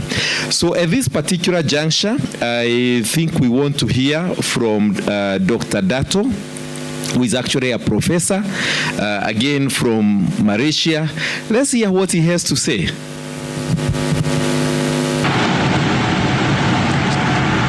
Good morning, good afternoon, good evening, good night to all participants, to all viewers in Nairobi, Kenya, Africa, and as well to all participants all around the world. This is Professor Dr. G.P. Doraisamy. I'm the Honorary Secretary General for World Humanitarian Drive, based in London, United Kingdom, and I'm the Secretary for Malaysia Chapter, and also the Regional Head for World Humanitarian Drive, Asia Pacific region. I'm glad that I'm invited by AMEX, Africa, Asia, Middle East Chamber of Commerce, for this wonderful CEO Conclave and Investors Forum 2026, which is happening now at this moment in Nairobi, Kenya. That is 26th of March 2026 till the 28th of March 2026. I'm speaking from Malaysia. I'm unable to attend personally for the CEO Conclave at this moment. As you know, due to transport, flight complications and flight cancellations and other related transportation issues. So, and because of that, I would like to excuse myself, my humble, simple apologies to AMEX, especially to Mr. Peter Mutinda, and also to Ms. Gloria.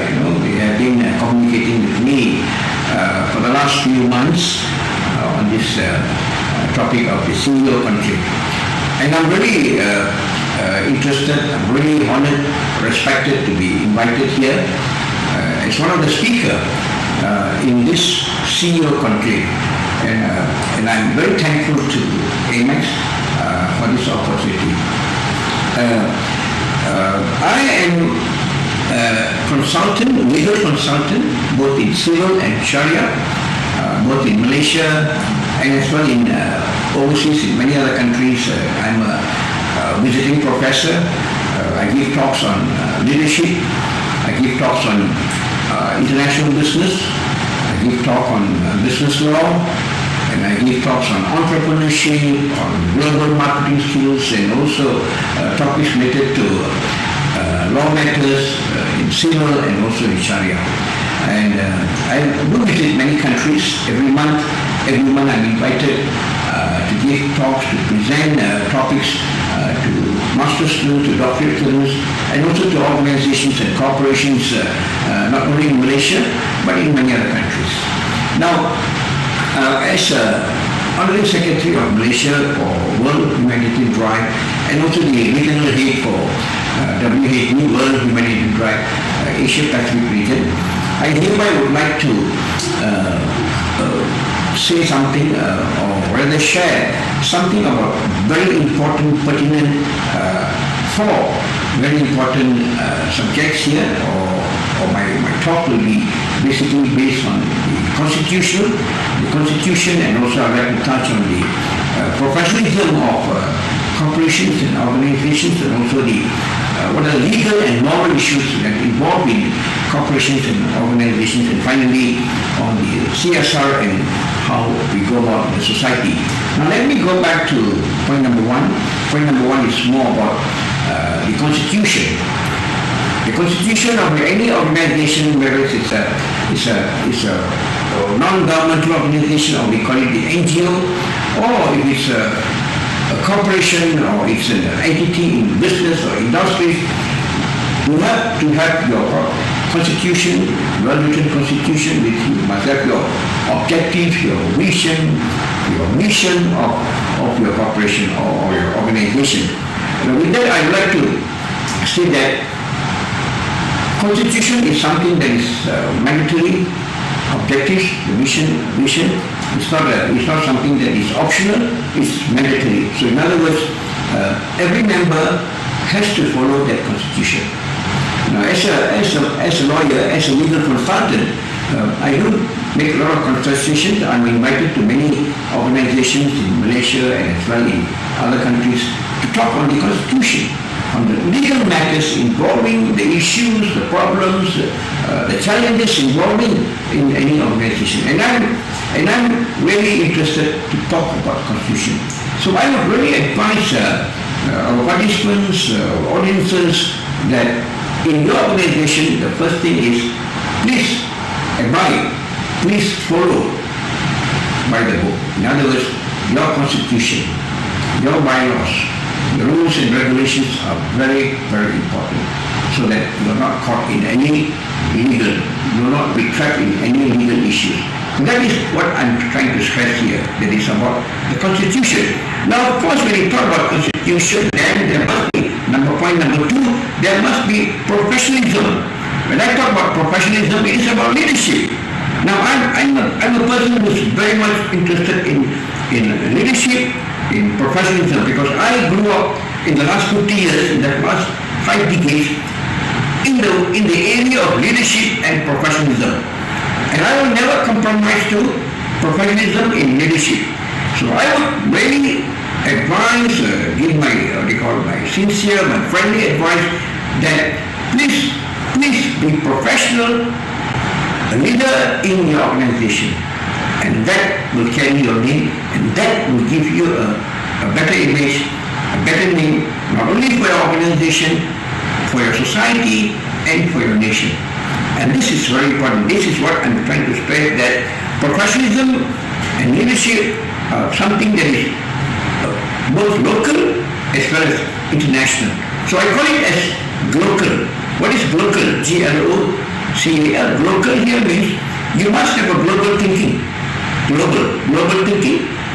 And local means whatever you have, you put it act locally. Like if you're in Nairobi, if you're in Kenya, you got to do your project professionally in your country.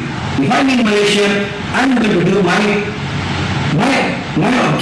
project in Malaysia professionally with good leadership. That is what we call global. It's the economic term. Of course, point number 3 is all about legality, all about moral issues. Now, in any country, in any nation, there are legal issues and there are moral issues. Sometimes something that is morally right, it can be legally wrong. Sometimes something that is legally right, it can be morally wrong. So in other words, moral and legal are something that you have to balance it in a leadership, in any organization, moral. That's why we under World Humanitarian Drive, we have come with a proposal that we have written to the United Nations to declare the 2nd of September as a World Moral Day. Morality is very important. Of course, we have legality. Legality, you can strictly follow legality, but sometimes legality doesn't work very much in any organization because moral issues, cultural issues comes handy with it. So you've got to balance legality and morality in any leadership, in any professionalism, in any organization, in your country or in whatever that you are involved with. So moral issues and legal issues is something that is very important, and I would say that we in WHD, World Humanitarian Drive, we are very much bringing up this matter to the United Nations, and I personally would be going to the United Nations very soon to New York to present this paper on the moral. We want the World Moral Day to be declared on the 2nd of September. And finally, in any organization, there is a CSR, the Corporate Social Responsibility. When we talk about corporate social responsibility, and I'm talking about how a society can be involved in the environment, the surroundings. A society, a corporation must be helpful to the people around. That means you have your duty, your moral duty, your social duty to help the people. There are people looking for you. So have your CSR project. And this is something that is very close to my heart. I talk on ESG, environment, social and governance, ESG. And also that comes under the SDG, that means the Sustainability Development Goals. SDG, that is one of the goals that is under the United Nations. So please make sure that you have this SDG, which is under the United Nations Act, and also follow the ESG reporting platform.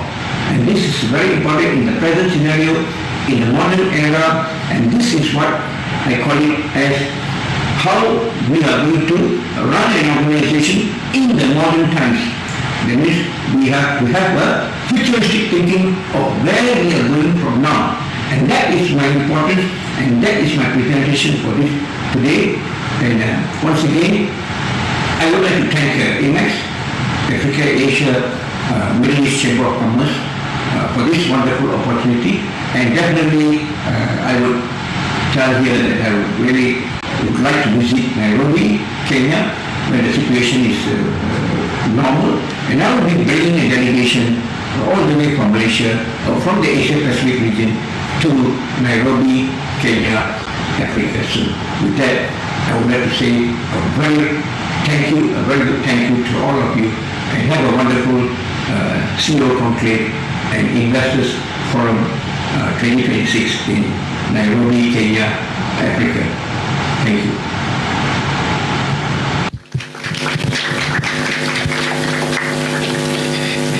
Yeah, very insightful words there from Professor Dr. GP, and showing that, the distance again is not standing on our way. We are still able to hear them. We are able to get their insights and the commitment that when the situation normalizes, or they will be able to make their way here, or rather he will be able to make his way here, and he can be able to make his way anywhere else, again with a delegation. And therefore, I want to bring you back I want to bring your clock back. I had taken you 3 hours ahead. I guess he is at 3 p.m. Now we are 2 p.m. here in Kenya. So 5 hours. It's 5. Oh, sorry, it's already 5 p.m. 5 hours ahead. I'm saying, so they are 5 p.m. Sorry, I think I had taken UK, who is 3 hours behind us. Oh, so we are already at 5 p.m. We are supposed to be going home, but now I don't want you to go home. So come back to Kenya, where we are just a few minutes past noon. I know we have been sitting for a while, and what we want to do before we embark on the next session, I think is a good time that we treated ourselves to a break, whereby we can also be able, to get to know each other as we have our bitings, as we had been advised earlier, our tea and bitings, and then we'll be able to have dinner later on towards the evening. But again, before then, we'll still have some other biting, just to ensure we remain awake. So you not be hungry, but you not be fed too much, as so that we can concentrate. We can concentrate better. Yeah. So. Let's take, it will be a 1 hour, so good time that we can be back here at 1 p.m. Kenyan time.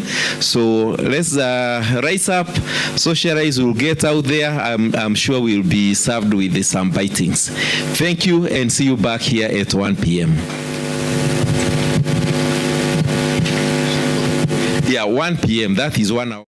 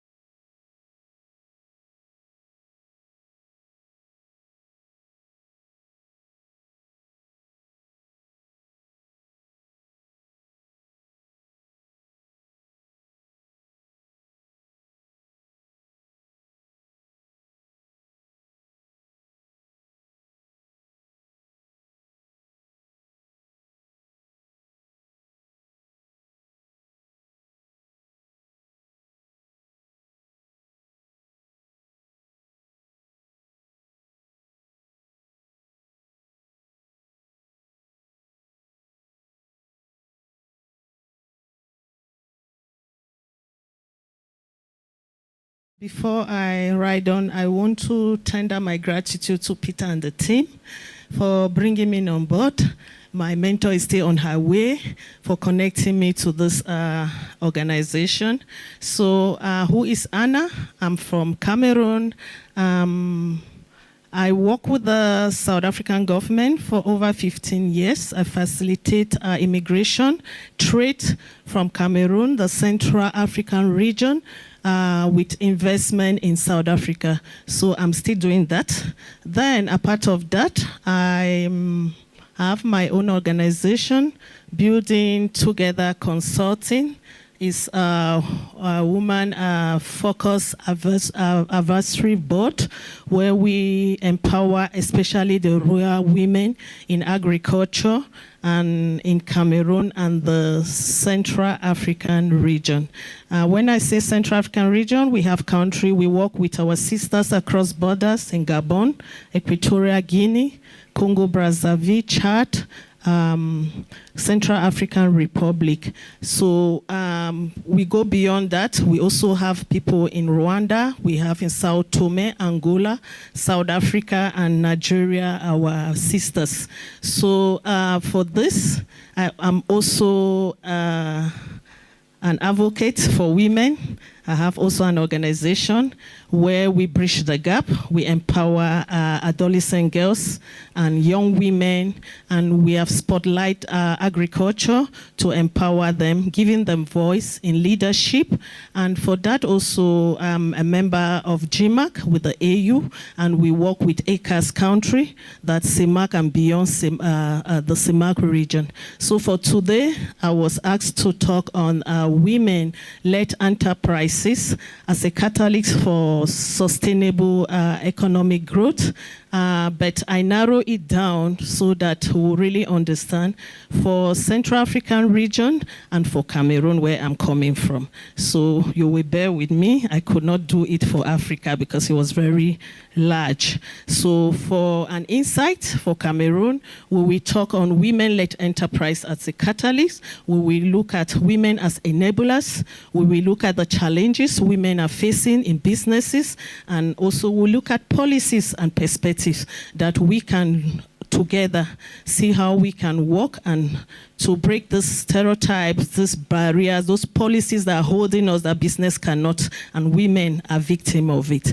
So when we talk as women enablers, we look at how women contribute economic growth, the participation women bring. In Cameroon, we have women that run businesses, 38% of women that promote businesses.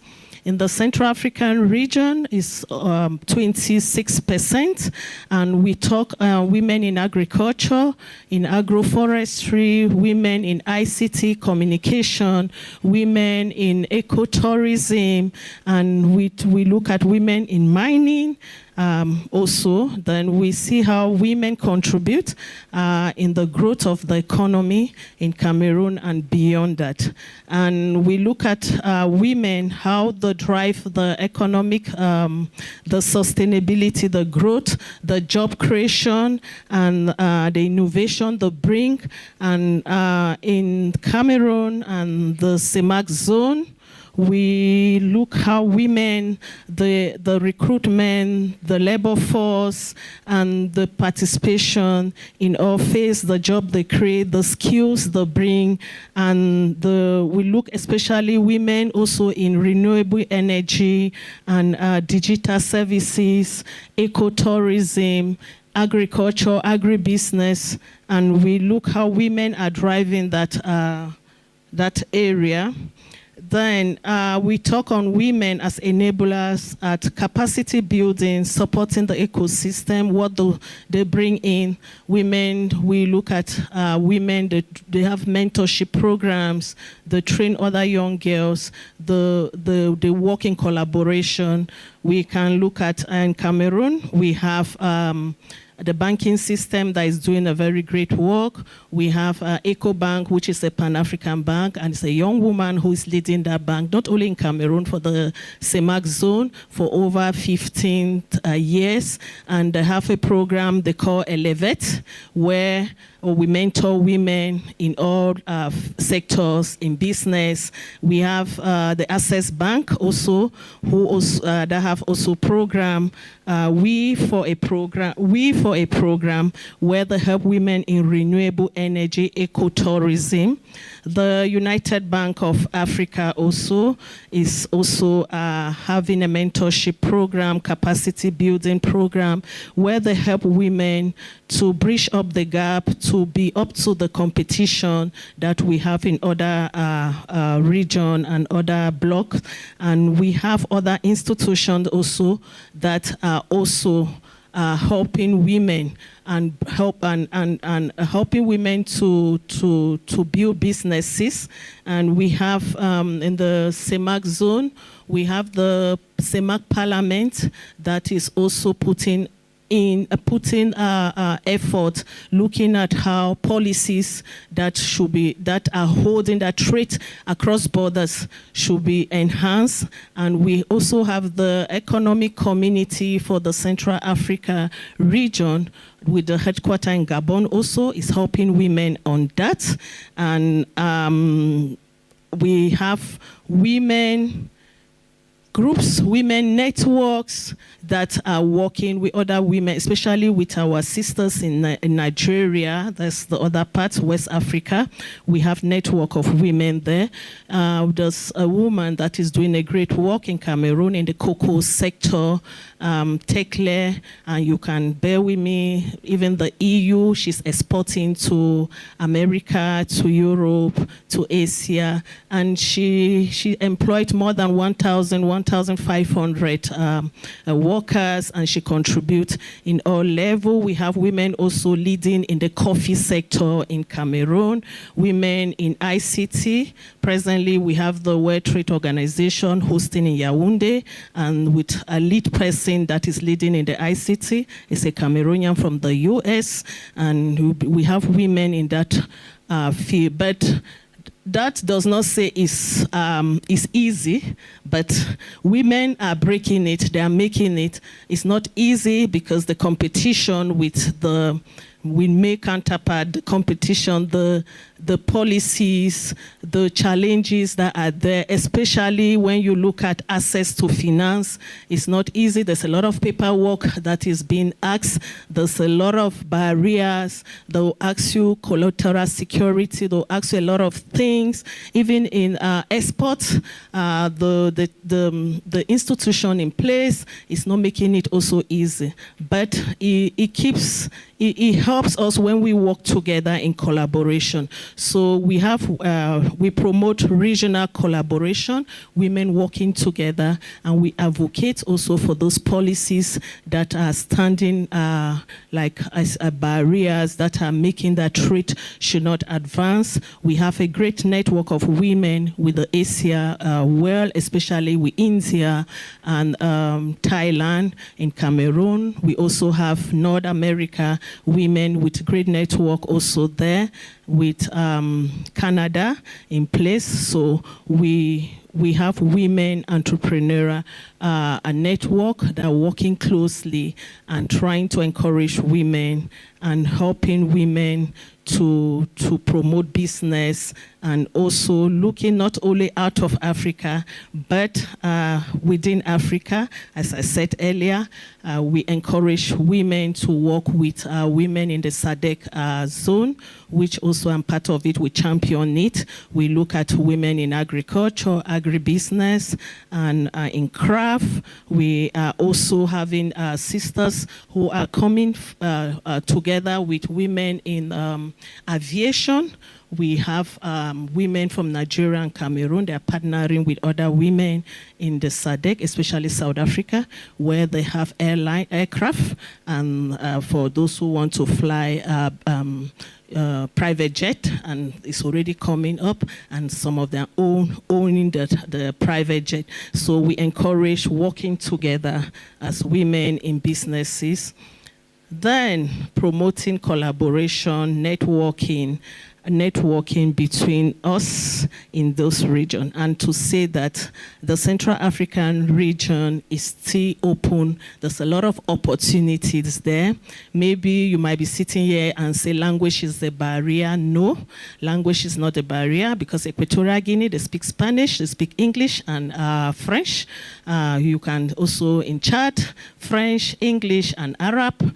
In Cameroon, we say English and French, but we go beyond that. So the language should not be a barrier. The culture also should not be a barrier for you who want to look at that corridor, that window, or look at that block to do business. And when I arrived yesterday at the airport, we were doubting, because 2 years ago when we came, they said it's visa-free in Kenya, but at the airport, the immigration person say, ask Ruto to give you the visa. So they asked us to pay. But yesterday when we arrived, they gave us the visa without payment, which is another factors also that encourage trade and encourage that we can also come to the East African region to do business. We have a lot that we can showcase in the Central African region. We have timber. The Congo Basin is there for the 6th country. We have agroforestry products that we can transform into traditional health products, into wood and other things. We have mining. A lot of oil is there. So maybe you're looking for opportunities, you're welcome in that block of Africa where business is still there. Maybe you might be thinking that the policies we are working on that and saying how we can also shape those policies, and especially for women.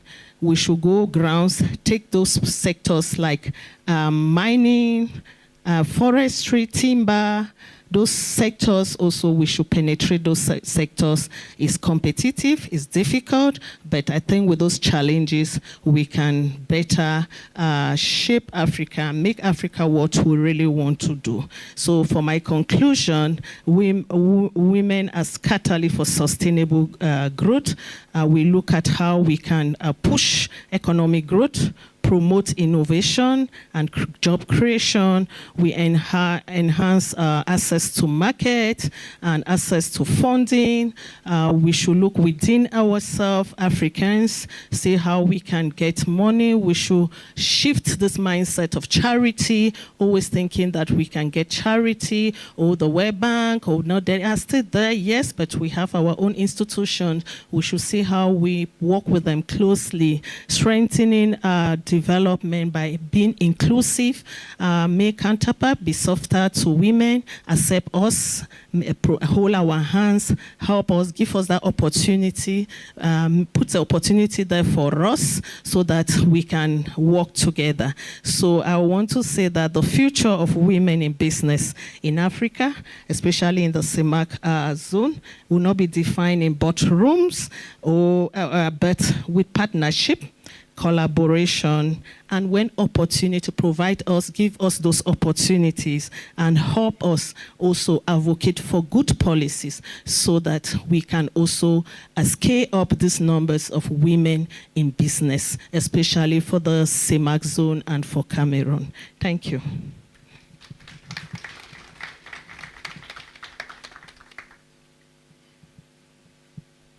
Thank you so much, Ms. Endu. And before she leaves on stage, probably I will allow one question, just one. Anyone who has a question for Ms. Edu from Cameroon?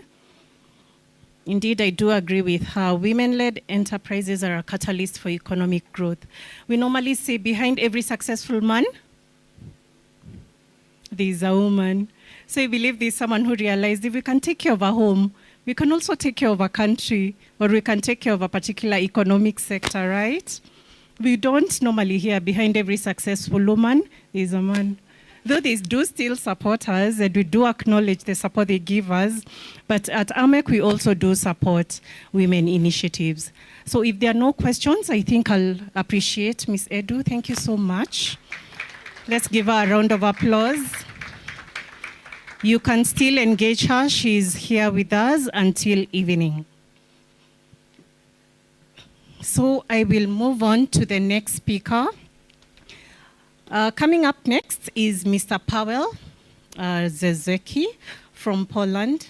Mr. Paweł Zezeki from Poland is an export manager from Poland with strong expertise in international trade and market expansion. He focuses on building cross-border partnerships and enabling businesses to access new global markets through strategic export solution. So I believe I've given you a snapshot of what Mr. Poland does. However, I'd like to welcome him on stage to tell us more about what he does and how we can engage him to get value, and also the value that we can give you. Welcome, Mr. Paweł. A round of applause.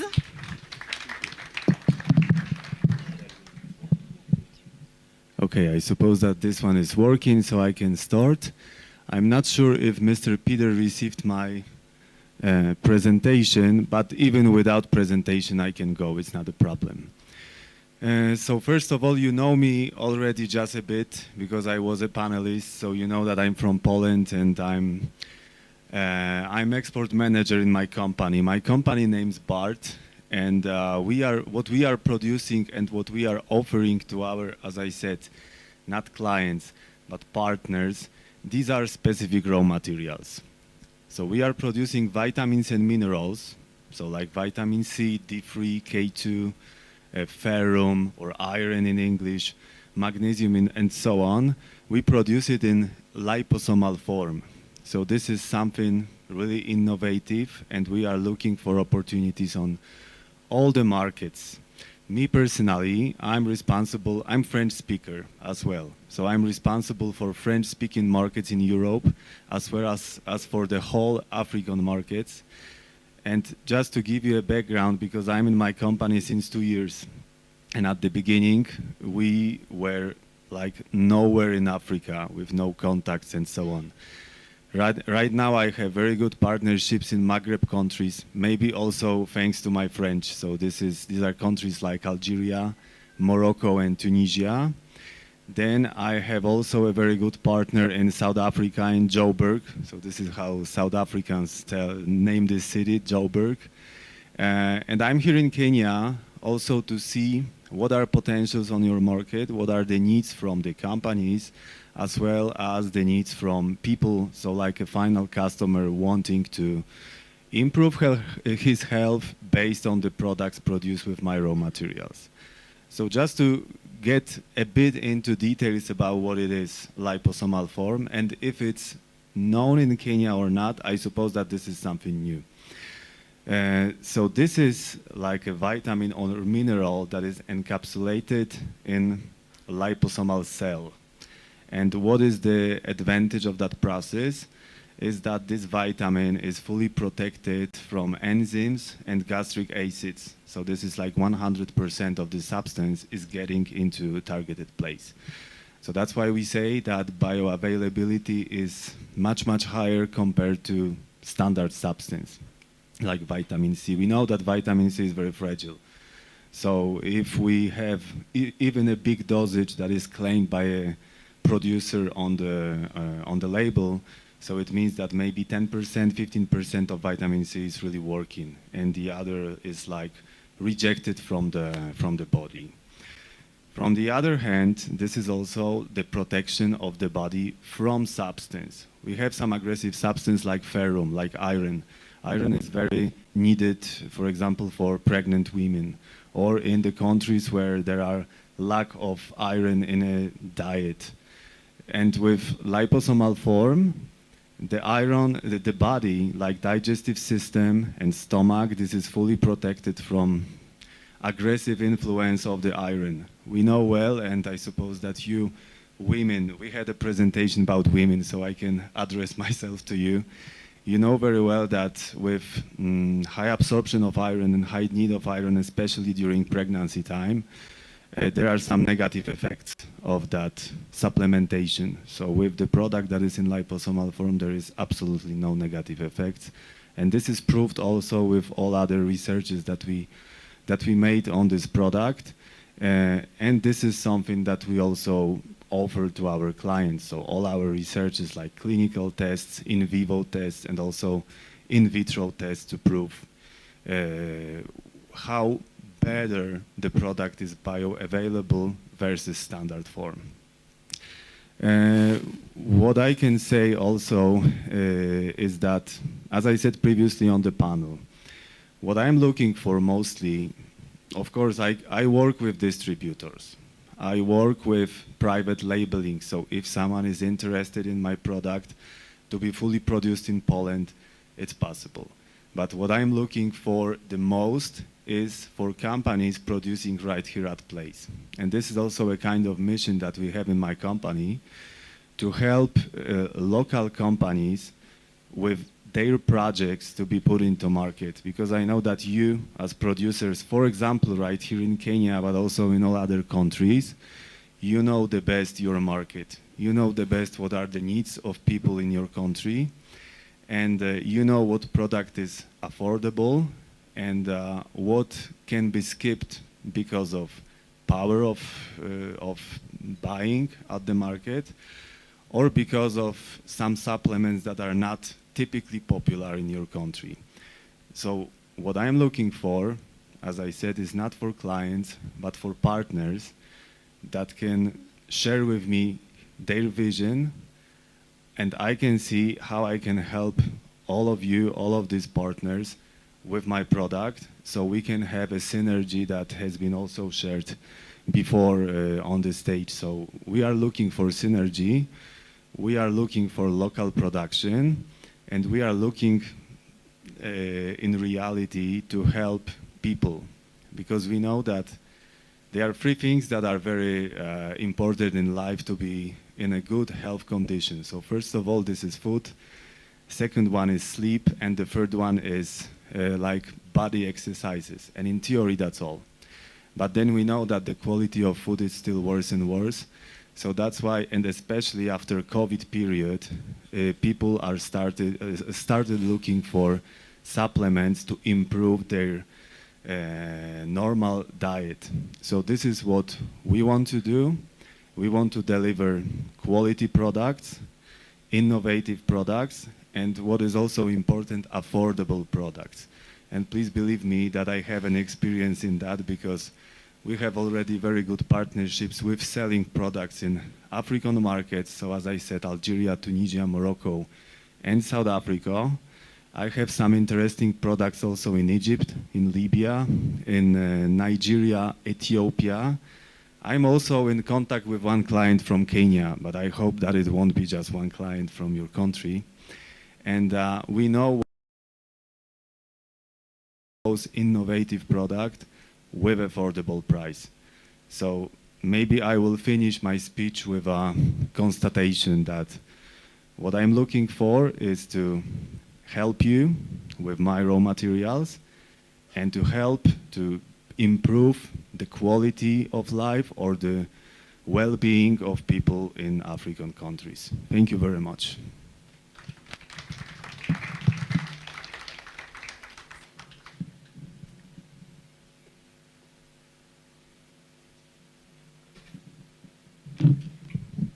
Well, thank you for that, Mr. Powell. I think we've all heard what he said. He's looking for companies to produce his products locally, and these are supplements.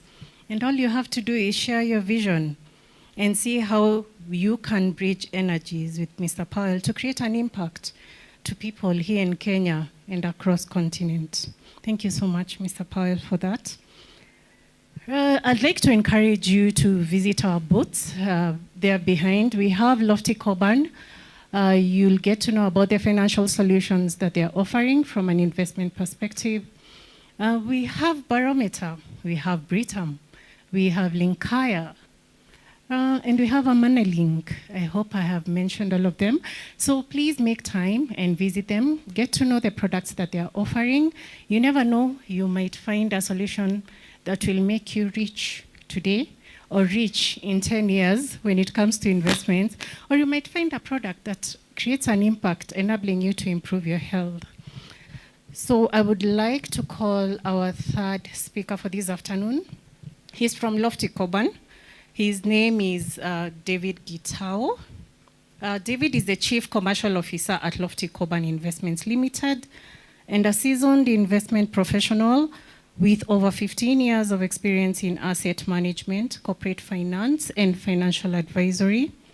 He is a CFA charter holder, very passionate about empowering individuals and institutions through strategic investment solutions and financial education. Ladies and gentlemen, help me welcome David Gitao on stage.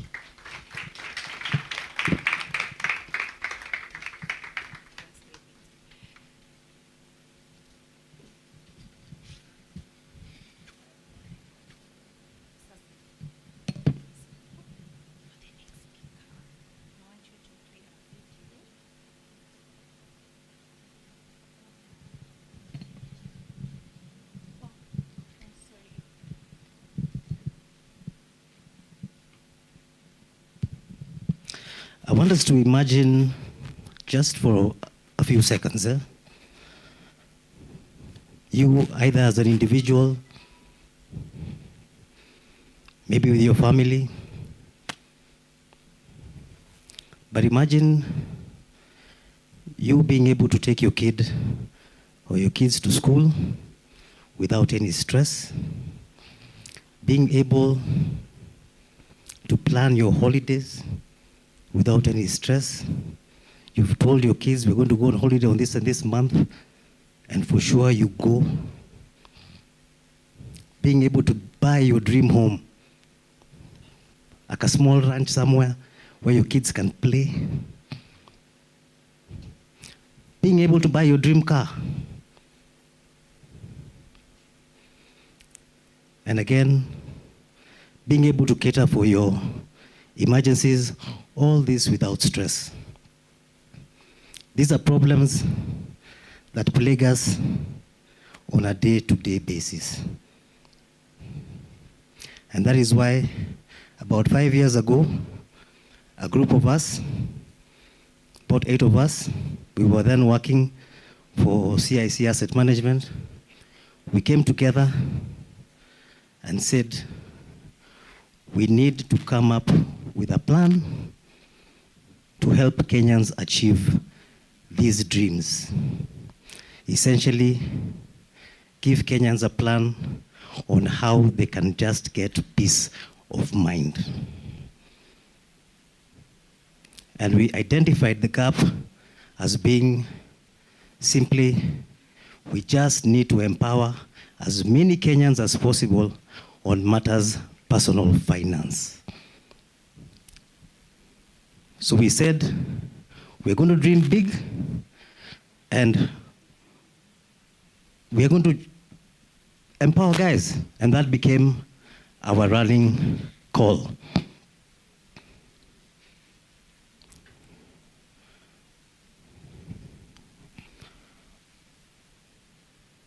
To achieve this, we said we're going to do 3 things essentially. We're going to offer empowerment.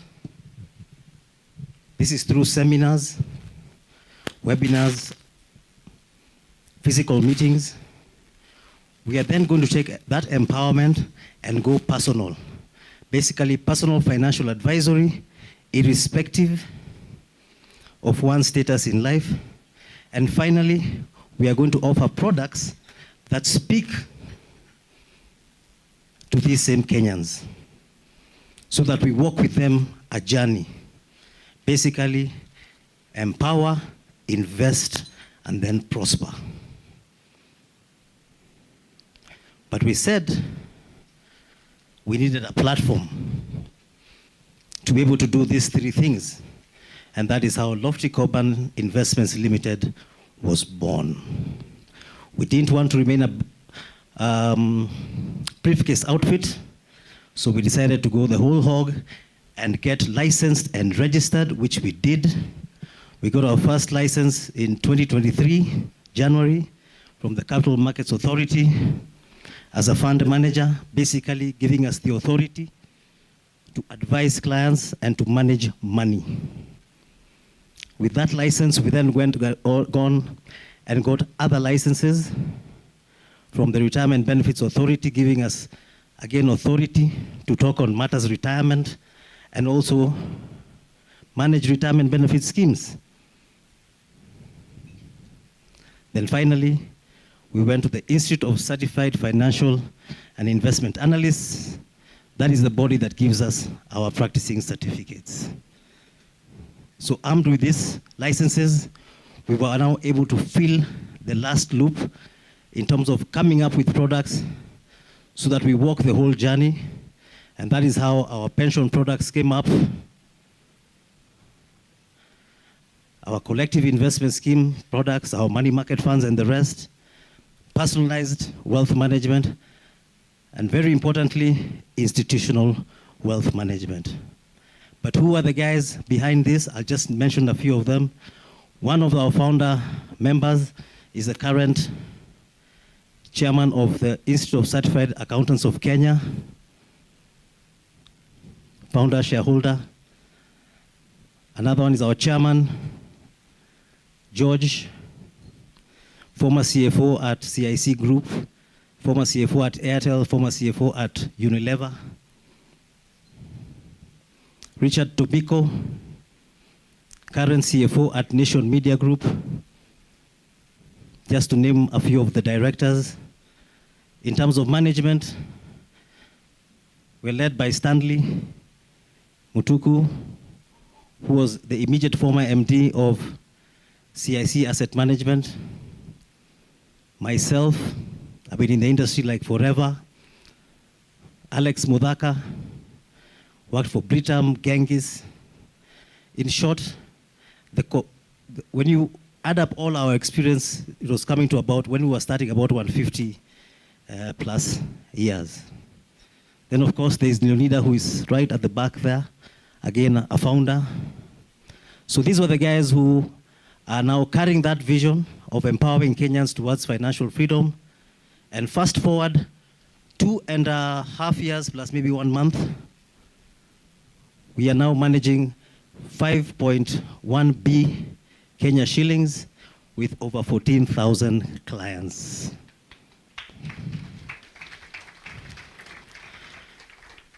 Our investment process is very strict, but just put it in a nutshell, we are very research driven. We believe in gathering as much information as possible, because with the more information you have, the better an informed decision we will make. And because of that strictness, we have been able to generate very consistent returns over the last 2.5 years. For example, last year, pension alone, the average was about 22% return. On the other products, we had equity fund doing about 52%, which is the highest in the market then. Money market fund doing an average of about 11%. The bond funds doing 20% plus. So what is it that we are proposing to the members of AMEC? And even before I go into that proposal, I want us to imagine again, because we are leaders of businesses. Imagine you're in HR. You're wondering, why are my staff not as engaged as they used to? Why aren't they as productive as they used to? What's up with them? Kumbe is just small debts that are bugging their head. They cannot think straight. Imagine you're a CFO or a CEO. There's all this turmoil in the world. And you're wondering, how can I just maintain my revenue or diversify my income streams to bring stability in this organization. That is where Lofty Coban comes in. And what we are proposing to members of AMEC and even non-members at corporate level is to come over at no cost, come and talk to your staff, basically about personal financial management, small things like debt management, budgeting. How can they plan their finances? Again, with HR and senior management, how can we go around this issue of pensions? Because the scenario can never be that our children are our retirement plan. Those days are long gone. How can we engage the two of us with HR and senior management, and we bring our expertise on board and guide you on how you can go either creating a pension scheme for your employees, or just encouraging them to make additional voluntary contributions, or even just making your pension scheme, if it's current, just more efficient, even with NSSF Tier 2 contributions. How can we have one-on-one sittings with the CFOs and CEOs on how we can, in short, increase their revenue? Based on my past experience, I've been able to guide a lot of corporates increase and diversify their revenue by up to 6 to 10% using just investment income. And finally, again, in the issue of increasing income, how then can we advise you on how you can diversify your income portfolios or your investment portfolio, how you can pay dividends in a more structured manner, have a consistent dividend policy, how can you manage cash reserves? COVID taught us that even businesses need cash reserves. Again, we're in the same scenario where every day you're wondering, when you wake up, what could have happened while I was asleep in the Middle East? So that is our proposed partnership. Again, to the members and to the non-members. And why are we proposing this? Or why should you even consider Lofty Coban? One, very experienced guys, including myself, top management, 19 plus years of experience in the investment industry. In our staff, we have diverse skills, personalized service, and of course, back to our core mission of empowerment, from top to bottom. So I want you guys to join me when I come calling on you so that we can add value to your employees, to your senior managers, and to your boards. Asanteni sana.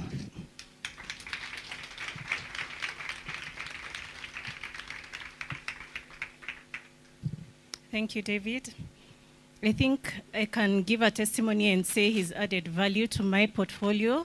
I'm actually an investor with Lofty Coban, and they're doing very well when it comes to their funds, as you have seen. So how do you give value to your employees? How do you optimize the capital that you have for your business?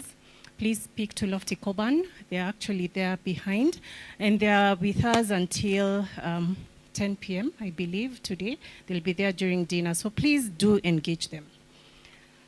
Coming up next is Mr. Antonio Matumina. However, before he comes on stage, I'd like to play a video, and then I introduce him. So right after the video, Mr. Antonio Matumina, he's the second secretary of the Embassy of Angola to Kenya, and he'll be speaking to us today.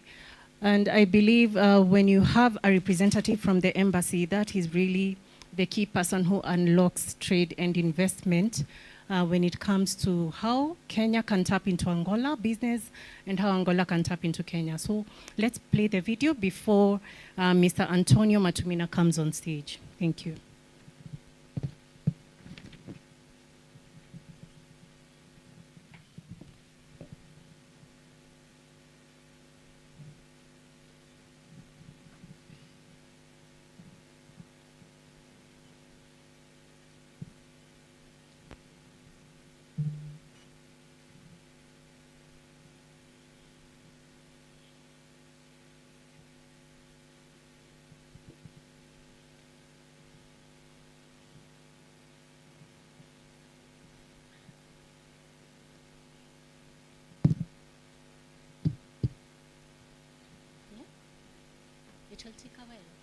Okay, so the tech team is telling me that the video will take a while.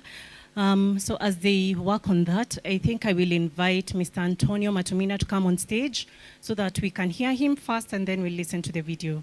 A round of applause for the Second Secretary, Embassy of Angola to Kenya. Thank you. Thank you so much. Good afternoon, everyone. It's a pleasure to be here. First of all, I want to say I came to represent the Ambassador, Excellence Mario de Azevedo Constantino. He's the Ambassador of Angola in Kenya. So, Your Excellency Peter Mutinda, distinguished representatives and esteemed organizer, distinguished CEOs and investors, ladies and gentlemen, my name is Antonio Matumina. I'm Second Secretary of Angolan Embassy and also the head of economy sector.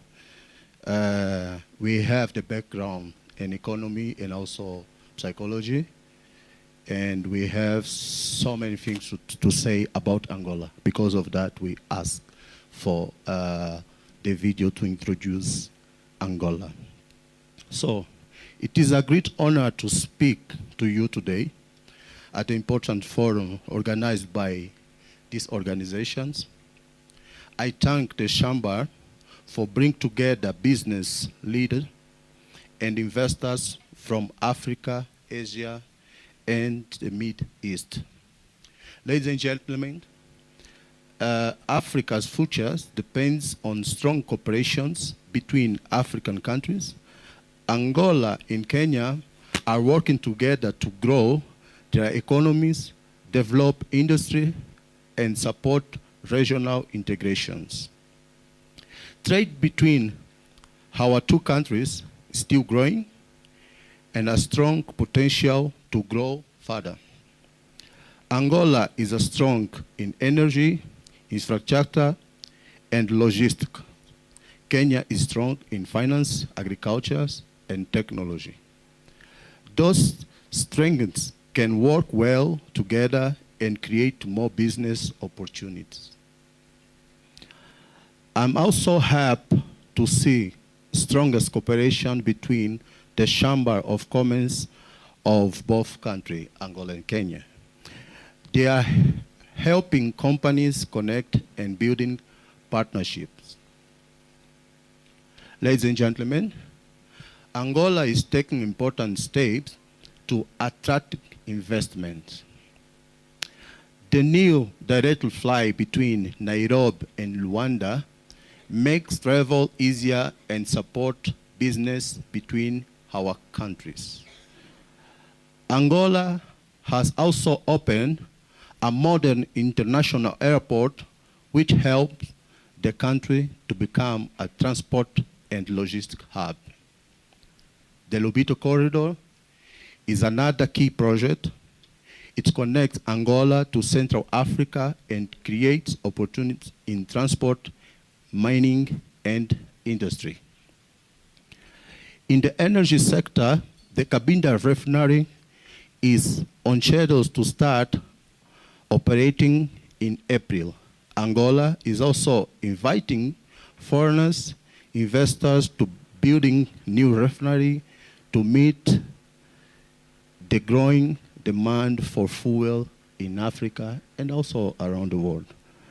Ladies and gentlemen, the goals of AAMECC are in line with Angola's vision and with the opportunities of the African Continental Free Trade Area. We believe that cooperation between Angola and Kenya can become strong example of partnership in Africa and around the world. In conclusion, Angola is open for business and ready to work with partners. So we invite you to explore investment opportunity in Angola and join us to building Africa's economy future. Thank you so much.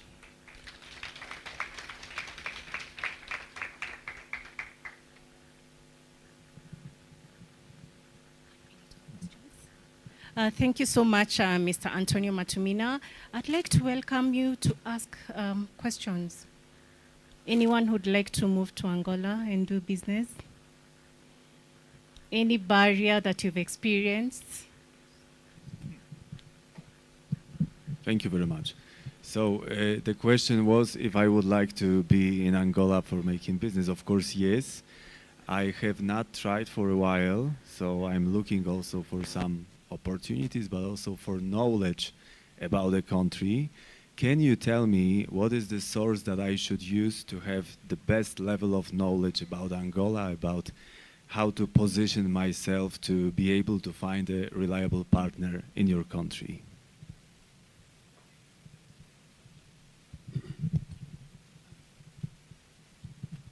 Thank you so much, Mr. I really forgot your name. Mr.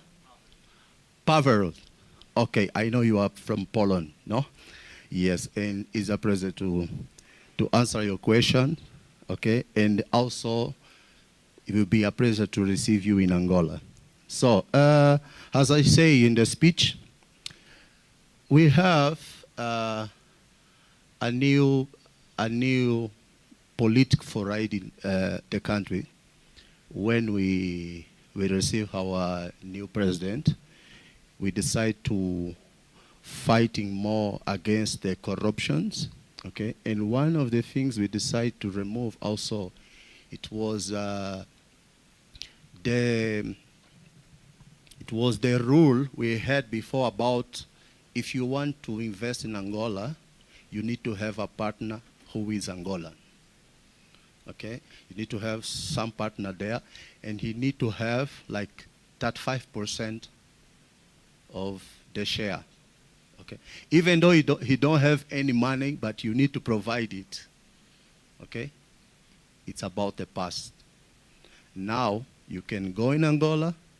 Everything you want to do there, you just go to the Minister of Commerce there. We have also the IPEX who can explain to you how you can open your company, which document you need to have, okay, so that you can start to drive your company there in Angola. I hope it's okay, the answer? Okay. Any other?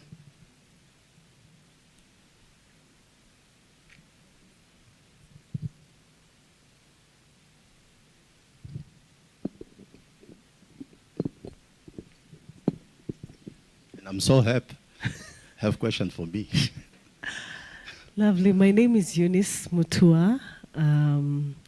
I represent several organizations. One is a network. It's called the Africa Sustainable Agribusiness Agroprocessing Network.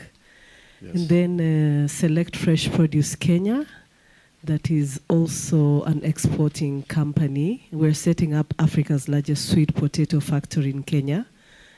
Some people had reached out from Angola and wanted to cooperate, but the challenge is the incentives around the agriculture sector. I understand that your country is more focused on oil and gas, and there is some initiatives, you know, but what can you say are some of the things that your government or your country is doing to improve on investing in the agriculture sector to make it easier for partnership? So I need to talk with you and answer you in a way of diplomacy because it's not exactly my area. But what I can tell you is Angola is open for the all type of business. And agriculture is also one of the business Angola start to open. We even launched a project, okay, we call Planaground. Planaground is a project where we want to building what you call ground in English.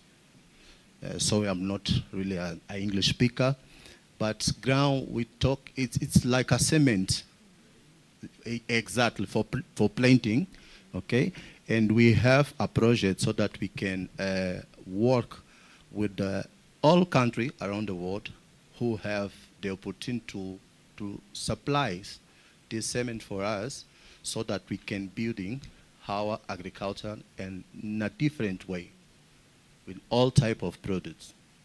Because I think you guys know we have more than 20 years of war in Angola, and we had a lot of mine around the country. And now we have 10 years free of mines. Okay, I think this is a long time for make sure like we don't have more end mine, okay, in our land. And everyone who want to do agriculture can do now in Angola. Thank you so much for the question. Great. Yes, please. Just a little bit of patience, Mr. Antonio. I can see we have 1, 2 hands up. Okay, my name is Dr. Bye. Hi, my name is Dr. Maya Darawi. I'm CEO of Lavender Live groups all over the world. As I understand, Angola has a strong agriculture potential. Have there been any pilot project exploring high-value aromatic crops such as lavender for essential oil? So,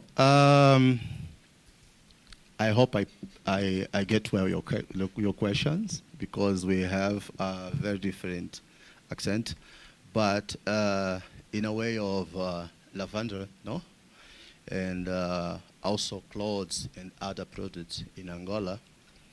We still working, and we open the all opportunities about receive contribution from other companies, countries, okay, who can inquire this type of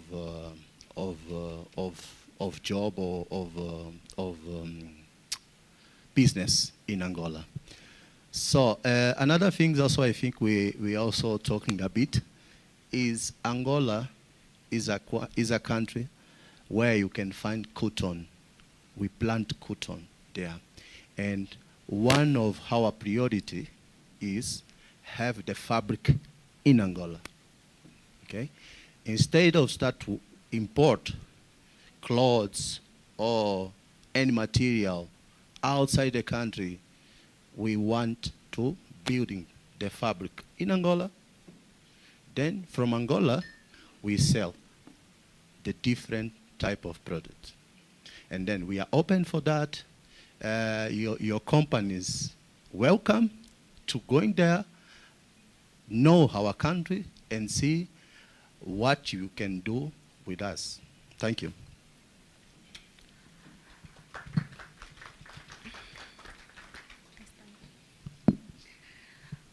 Good afternoon. My name is Good Miriam. afternoon.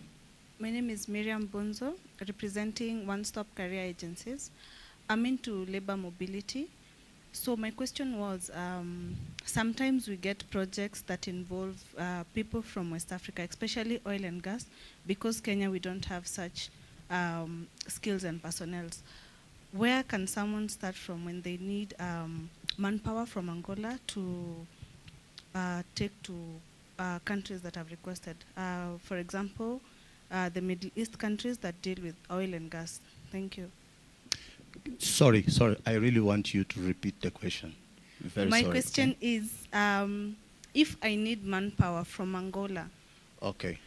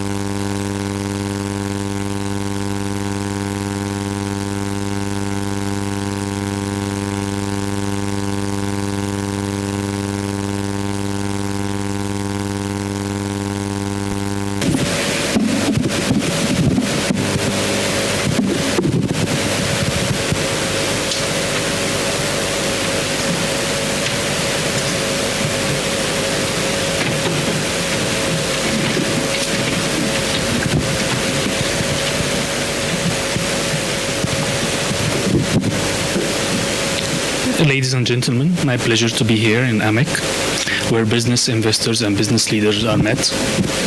Africa today is not only a continent, it's the most promising investment destination for all investors. Especially Kenya now, it's a gateway for Eastern Africa, especially because of existing of Mombasa port. From banking point of view, I have noticed, because for me it's first time to be in Kenya, that mobile banking is very strong in Kenya. Really all people, all different places, they are using the mobile to pay its fees or bills or whatever. So this is really very good. From investment point of view, I will not talk today about the big investments, big sharks, no. I will talk about the small one, the SMEs and startup business, where the SMEs are the backbone of any economy, where it's increase the employment rate and reduce the poverty of any nation. However, although it's very important, any country has its SMEs, companies and startup business, but they also challenge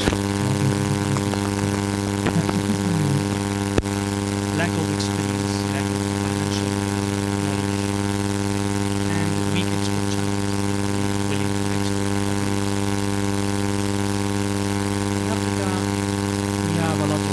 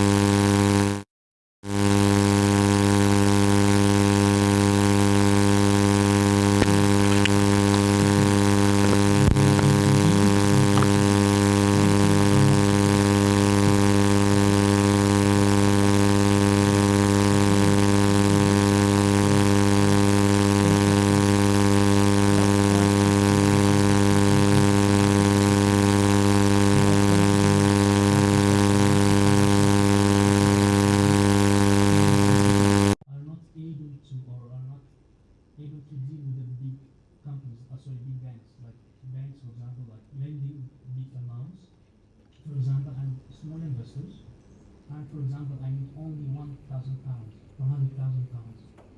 For the bank, this is very minimal amount. From profitability point of view, the bank maybe not consider your request. But from the other side, this kind of companies, it's very important. And it's very successful. We have a lot of companies that working in these projects. For the individuals, that I can purchase a lot of things on credit, and then for the companies, that we could take £100,000, £200,000 to finance work in progress or whatever the purpose of the finance. And this kind of companies become parallel to the bank, and time by time start to take a market share from the bank. By the way, even the banks in Egypt nowadays start to think to make subsidiaries companies working for her in the same way, because we found that we have a lot of population. The banks, you know, the banks in Egypt are regulated by Central Bank of Egypt, and we are connected with rules and regulations. Some people or some companies, they are not able to meet these requirements concerning documents, regulation, this kind of thing. From other side, this kind of companies, the fintech companies, are taking the risk to deal with this kind of companies. But on the other side, the interest rate is higher. The fintech companies, for example, if you take a loan from the bank, for example, 5%. If you go to the fintech company, the same amount, but the interest rate is like 10. For example, it's higher. Why? It's higher risk. Otherwise, you could go to the bank, which is more secure. Your idea is very good. I don't know, actually, to be honest, I don't know how it's in Kenya. But if you have, if the people culture accept and adapt mobile money, so it can adapt easily this kind of things. This is the most important. Thank you. Thank you so much, Dr. Mohammed, for giving us insights about SME and how. So I will invite Dr. Mai. We would like to know what Dr. Mohammed, we saw this some form of partnership, and Mai, she's the chair lady of Lavender Life Group. I think you saw it just a minute ago on our screens. It's an organization committed to driving sustainable projects, fostering strategic partnerships, and creating meaningful opportunities for women entrepreneurs across the globe. She has a strong focus on entrepreneurship and sustainability when it comes to fostering partnership across continents. However, she's based in Cairo, and she has a global outlook, a wealth of experience, insight, and inspiration to conversations around inclusive growth and sustainable development. Let's welcome Dr. Mai on stage so that she can share with us perspectives on advancing opportunities, strengthening partnerships, and driving impact. Welcome, Dr. Mai.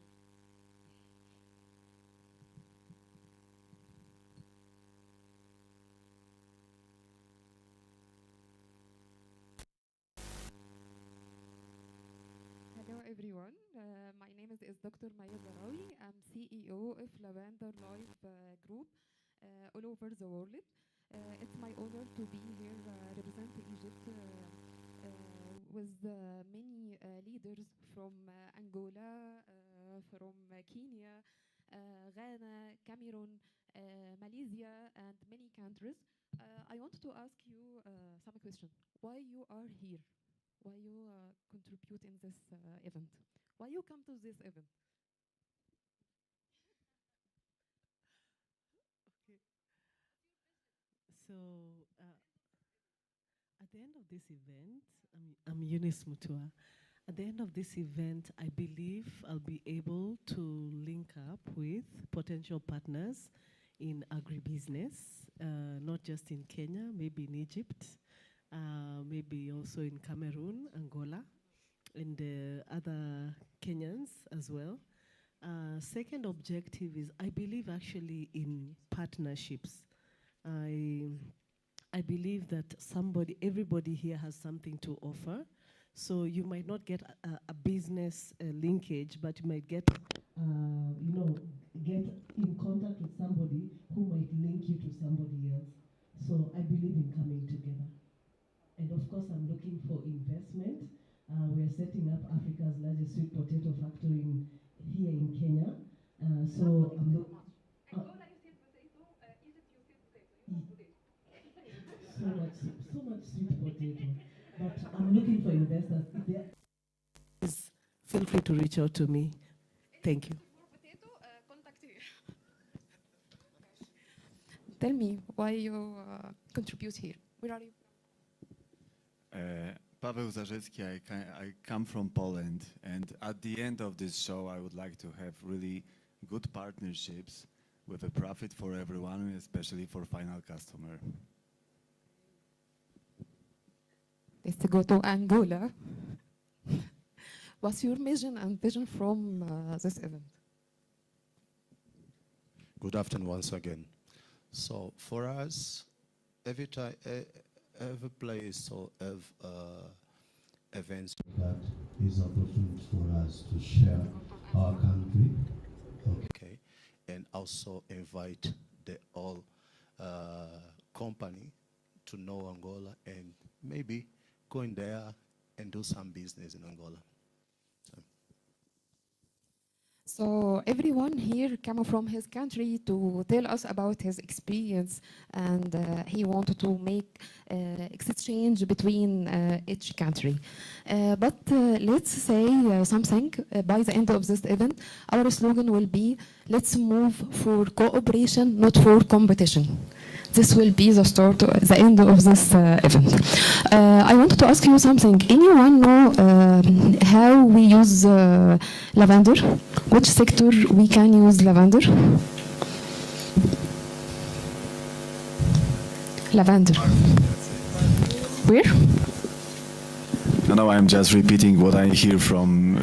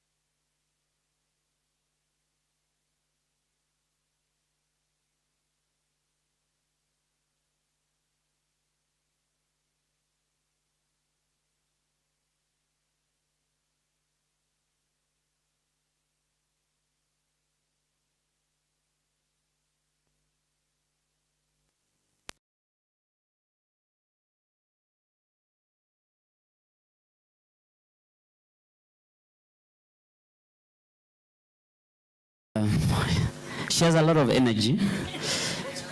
Yeah, and I like that. She decided to come for the event in the last 2 days. So, you know, and they managed to get flights with a struggle in the Middle East, and they are here. They are also members of our partner Women in Business, Dr. Eve. You know, so we work together so much, and we appreciate Dr. Mohammed all the way from Cairo. Thank you so much. So the booth is over there, right at the corner. Answer about my question. You have to answer about my question. Oh.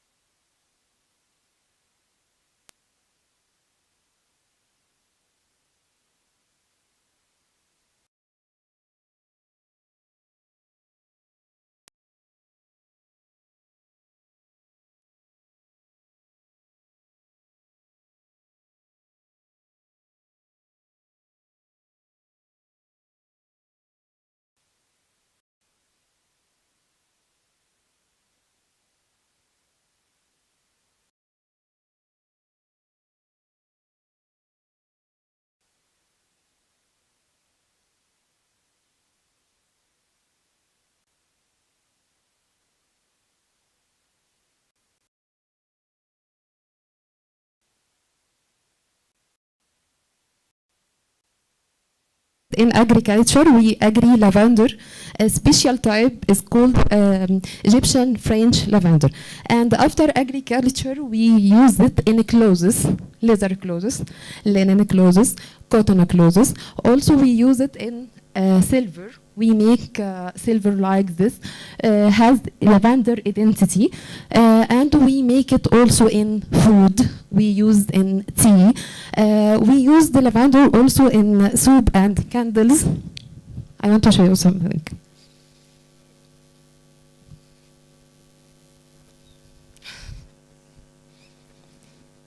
You have to check. Who want to take?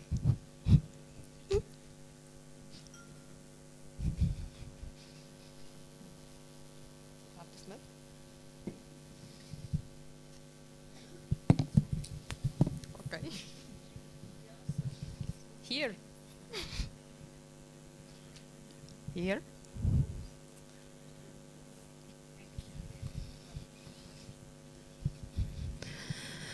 Every table check the product. They can tell me about smell. Wow. What's your opinion? Very refreshing. It's actually very calming. I've heard that it calms nerves. Yeah. It's awesome. It has a nice aroma. Yeah. Very strong aroma. Because of the smell, I thought it was a piece of cake. I was to grab it. What's your opinion? So unfortunately, I didn't have a chance. Okay. Here.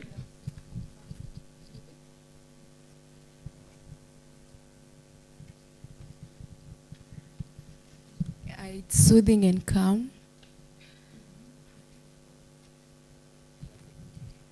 I love the smell. I don't feel like giving it out to any other person, but just to stay with it. Thank you. Let me. You have the smell? Thank you very much.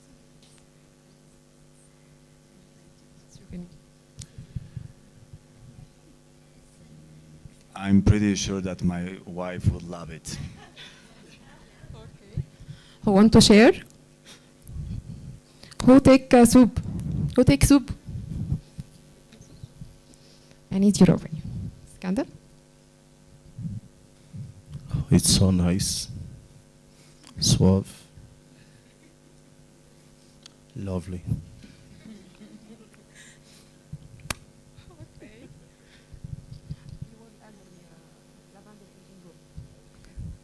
Soup?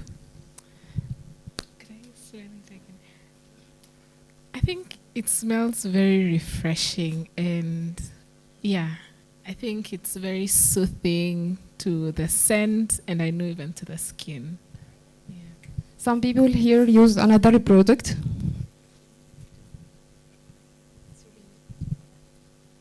It has a calming effect, and at least it's not that strong for those people who are sensitive with allergies. So I prefer it.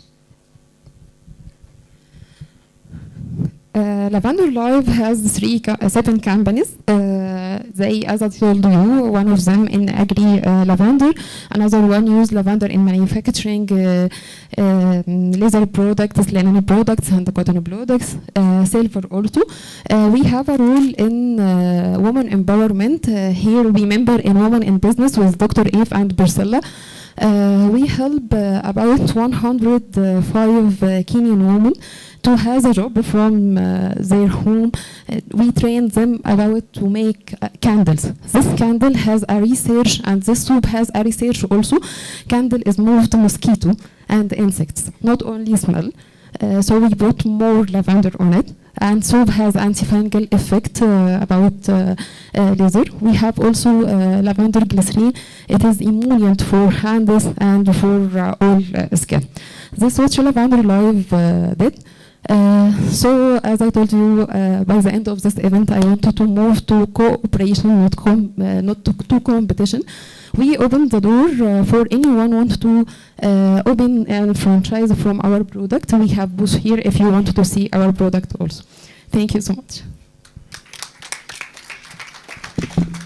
Thank you so much, Dr. Mai. I hope you have lavender for all of us. Somehow I knew we can use lavender for air freshener, perfume, but I didn't know we can use it in chains as well as clothing. So you have enlightened us there. At this juncture, I think I want to introduce my fellow director. Her name is Dr. Ruth, so she will handle the next session of the day.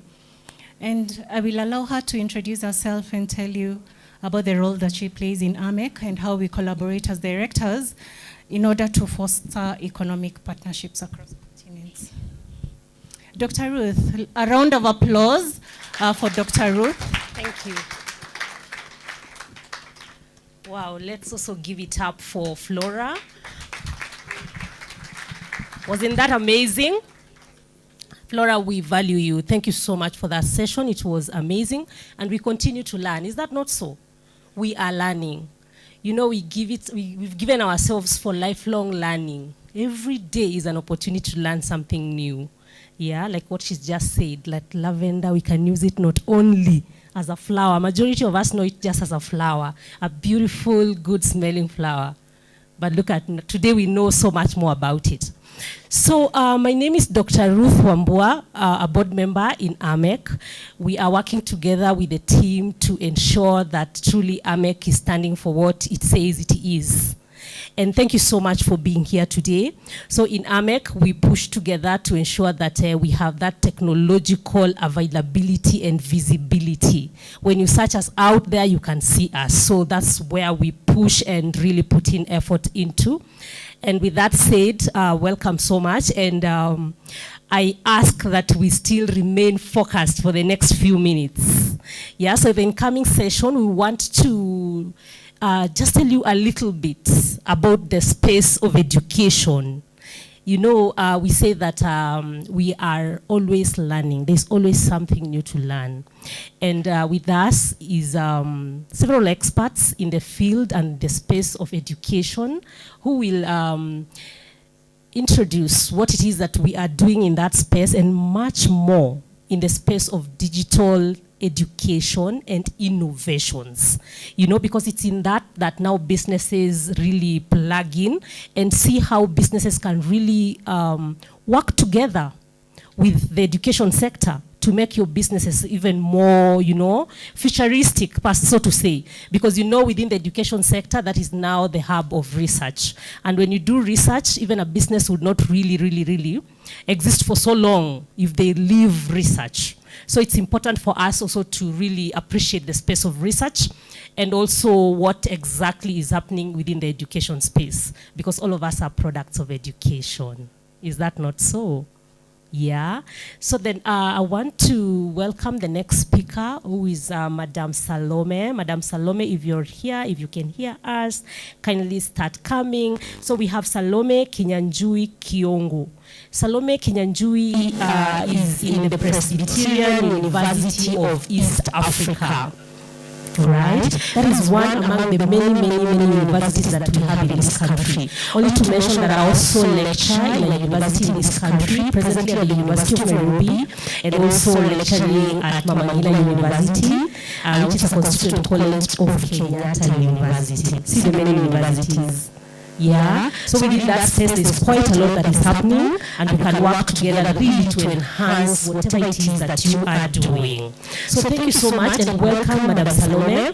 It is your opportunity. Come and tell us about education, tell us about the Kenyan curriculum, and everything that we need to know in partnership with the businesses that are in this space. Karibu sana. Good afternoon, everyone. Yes, so I'm happy that this is happening this afternoon. As you've heard, my name is Salome Kinyanjui Kiongo, a lecturer at the Presbyterian University of East Africa. And I always tell people I'm an expert in competency-based education, which started way before the said date, that's 2017. We started earlier because my area of expertise is early childhood education. But you'll see how that has evolved.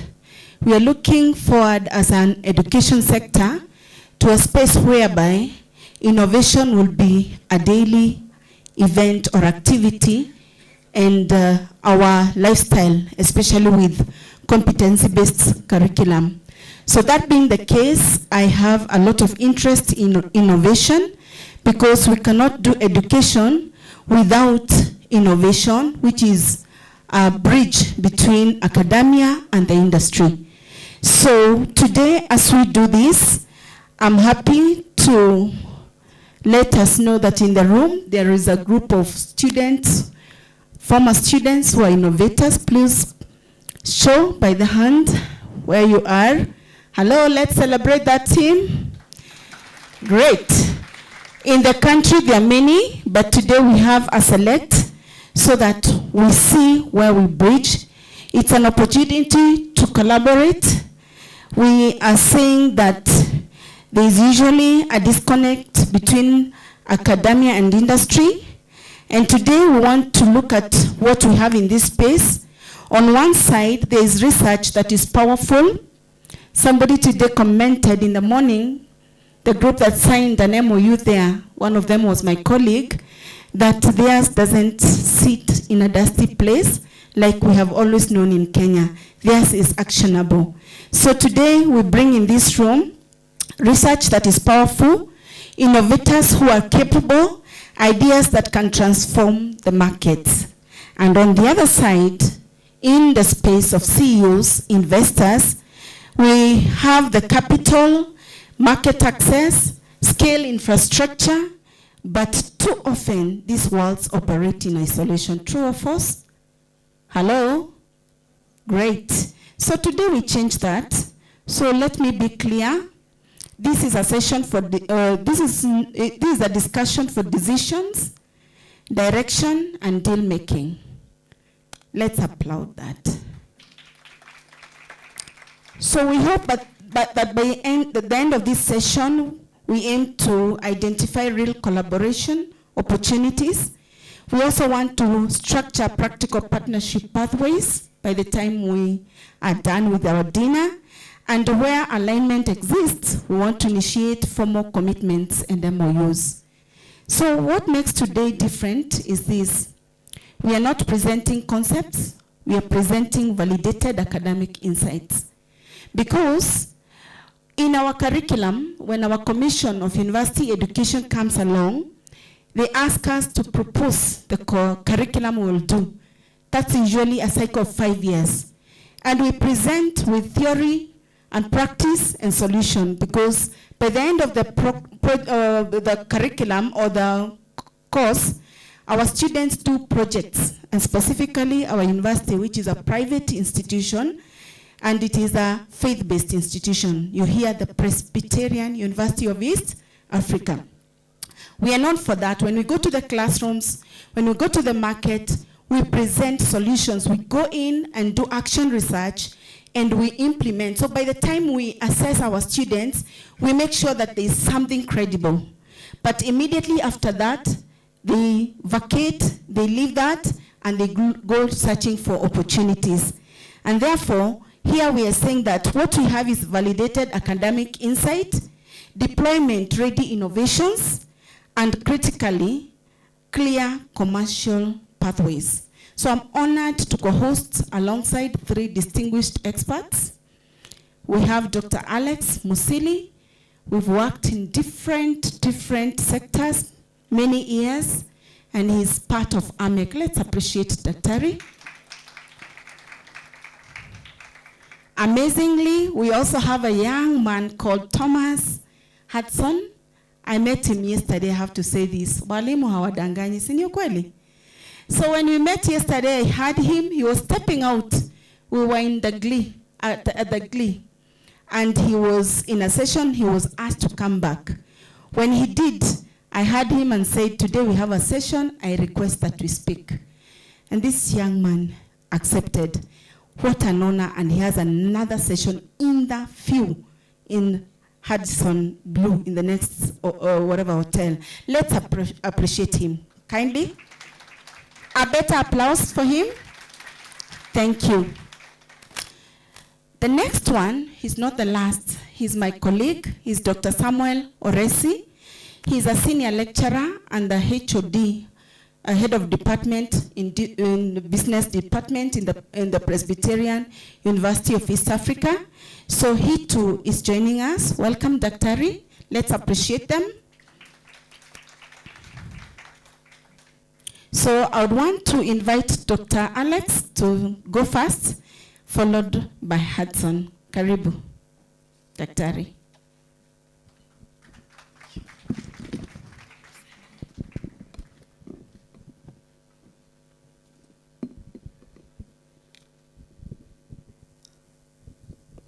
All protocols observed. Ladies and gentlemen, good afternoon. As you have heard, my name is Dr. Alex Musili. I'm a member of AMEC, where I serve as a senior advisor in resource mobilization and partnership, and also play other roles.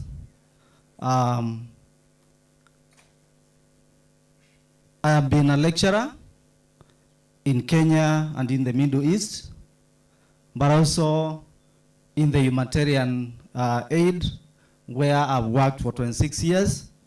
And during that time, I earned 2 PhDs. One is in Diplomacy International Studies, where I majored in issues related to conflict, diplomacy, and also I felt that was not enough. I wanted to bring more development to Africa, and I also did a PhD in development studies. More so, I'm also an investor and also an industrialist, where I run a company which provides mineral water called Aqualex. Ladies and gentlemen, allow me to be very brief and make a presentation in the area of education and innovation, whereby I'm talking about translating academia into industry value.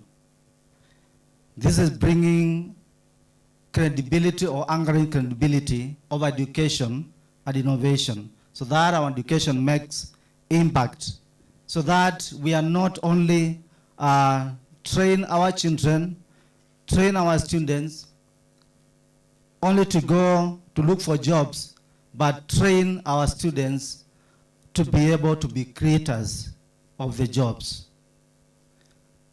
Ladies and gentlemen, let me make an observation that some of the most powerful solutions to today's industry challenges already exist within our academic institutions. Yet, too many remain underutilized. Because if it's not about the academic institutions who can provide solutions that bedevils our societies, because that's where research is done. And ladies and gentlemen, this is not due to lack of relevance, but it is due to lack of structured collaboration. We have the academia, we have the industry, but they lack collaboration, structured collaboration that can bring meaningful results. Globally, where academia and industry have aligned intentionally, 3 outcomes consistently emerge. 1, innovation cycles become shorter, research becomes market relevant, organizations reduce the cost and risk of experimentation. We have heard these men, like especially in Kenya, other industry, they complain that majority of the students that the universities are producing, actually they are not fit for the industry. Why? Is because of those 3 things that we lack. But allow me to illustrate this through a pattern we have observed as academians. Successful collaboration is rarely accidental. It is designed. It typically follows 3 stages, which I'm going to present. Stage 1, there is co-identification of the problem. Industry does not outsource problems to academia. It co-defines those problems. Stage 2, co-development of the solutions. Researchers and industry practitioners work together, and once they work together, they will ensure solutions are 1, practical, 2, scalable, and 3, context aware. When you are providing a solution, you are aware of the context, and you're providing a solution for that particular context, because contexts are specific, they are not generalized. And stage 3, we do co-development and feedback. Solutions are piloted within real environments. They are refined and scaled up. Where this model is applied, the results are measurable. Through 1, faster innovation adoption, 2, stronger talent pipelines, 3, sustainable competitive advantage. Let me bring this closer to our context. What often limits collaboration is not willingness. It is the structure. We have the structure and solutions shall be found. Why? Because we shall have, when there's a limitation of the collaboration, we'll have unclear entry points, misaligned expectations, and there is also slow engagement processes. Today we have an opportunity to overcome these barriers, because they are barriers. Because what is being presented here is not abstract research, it is applied innovation ready for industry engagement.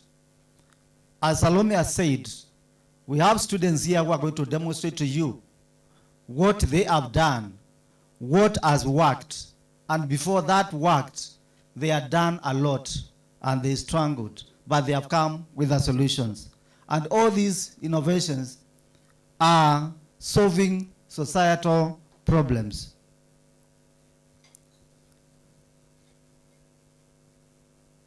Today we have an opportunity to overcome all this if we give a stronger look at what is being presented. Therefore, I encourage you as leaders to consider this. What if your next breakthrough did not require starting from scratch, but rather partnering with what already exists? Many presenters have presented. If you want to scale in the area of nascent, very cool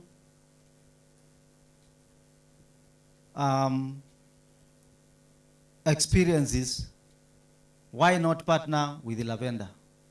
If you partner with that, you'll not be starting from the scratch, but what you'll be doing, you'll already partnering with what already exists. And therefore, the opportunity below us is not to explore academia, it is to activate the academia. Thank you very much.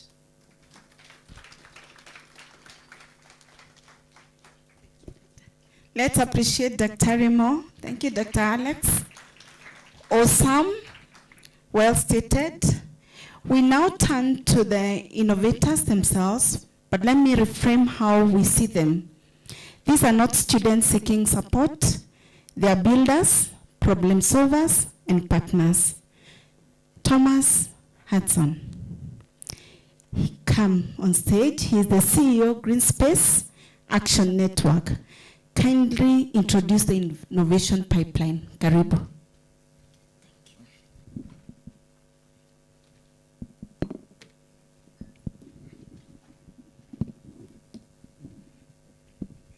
Good afternoon. Jambo. Hakuna matata. Please tell your neighbor hakuna matata. You know, the reason why I'm excited this afternoon is that we are having the CEOs and investors conclave this afternoon, and adjacent as Kenya is convening the Kenya International Investment Conference. And this to us should be something more than we can be proud of as a country. And before I go into the details, I would actually love to introduce myself to you. And of course, we get to know each other more than just attaching the name to the face. I am Hudson Thomas, a Kenyan by birth, and currently I'm the CEO of Greenspace Action and Network Organization. Greenspace Action and Network Organization was birthed as a result of my interaction with the young people in the slum. I was invited in a birthday celebration, but then a friend of mine told me, Hudson, would you tag along to, of course, visit a children center? And I have never been to a children retreat center or rescue center in a slum. And so I decided to actually give my time to go there. And when I went to the slum for the first time, oh my, as JKL puts it, it was very hefty on my heart, in my heart rather to say.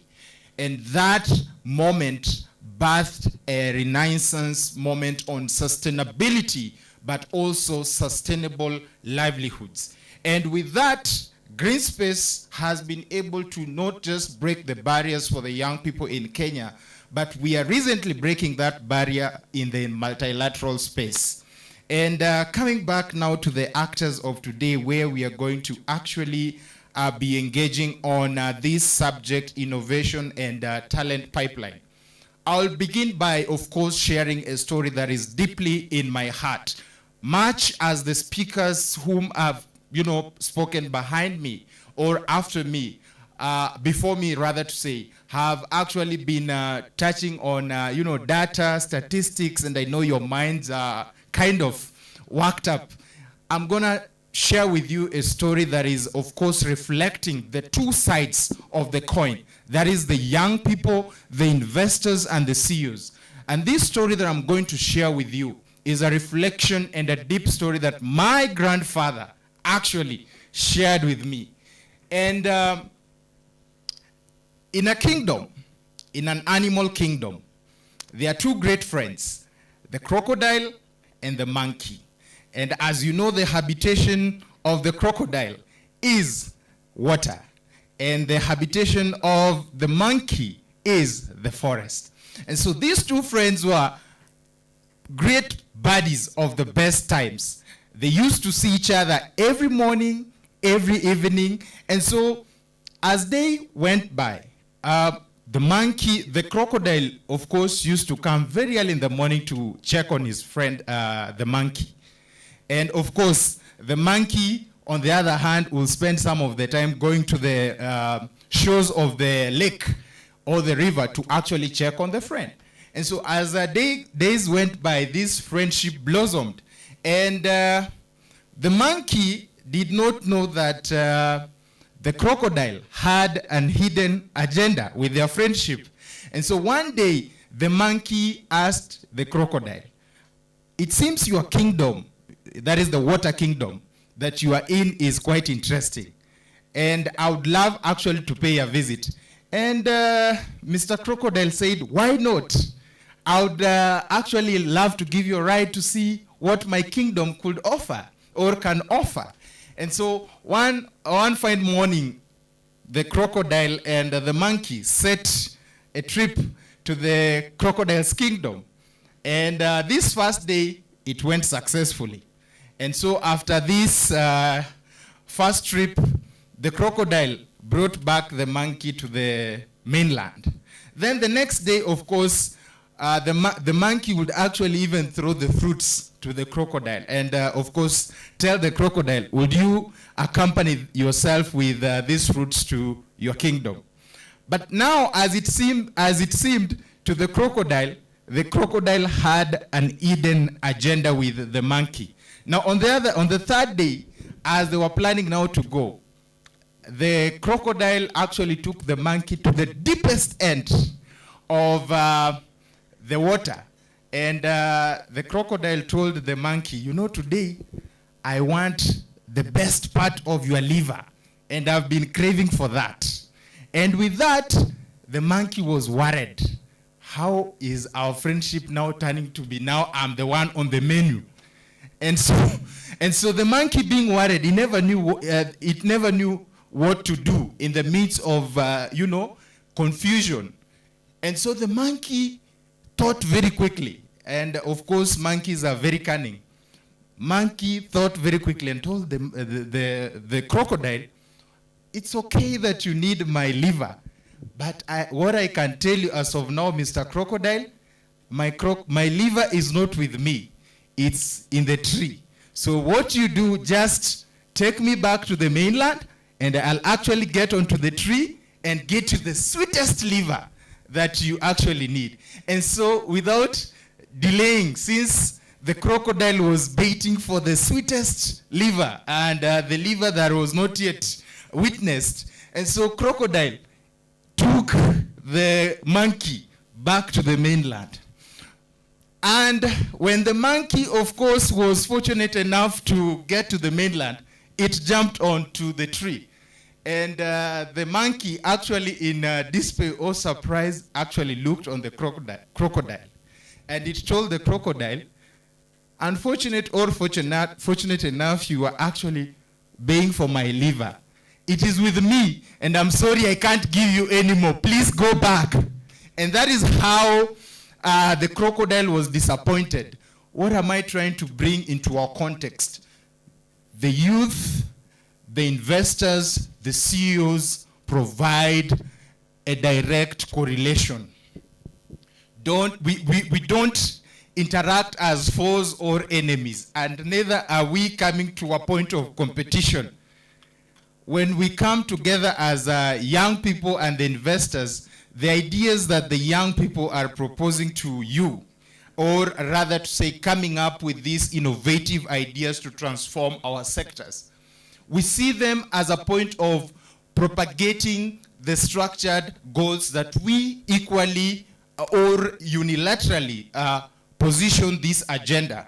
And the reason why I'm saying this, more often than not, key industry players have been at the either forefront of either misusing the young people, and this I'm coming to the context of innovation, because in the recent times, majority of young people have been shy in actually even sharing their innovative ideas, either participating directly to the hackathons or the innovation incubation hubs that have been, strategically positioned. Why is that becoming an issue?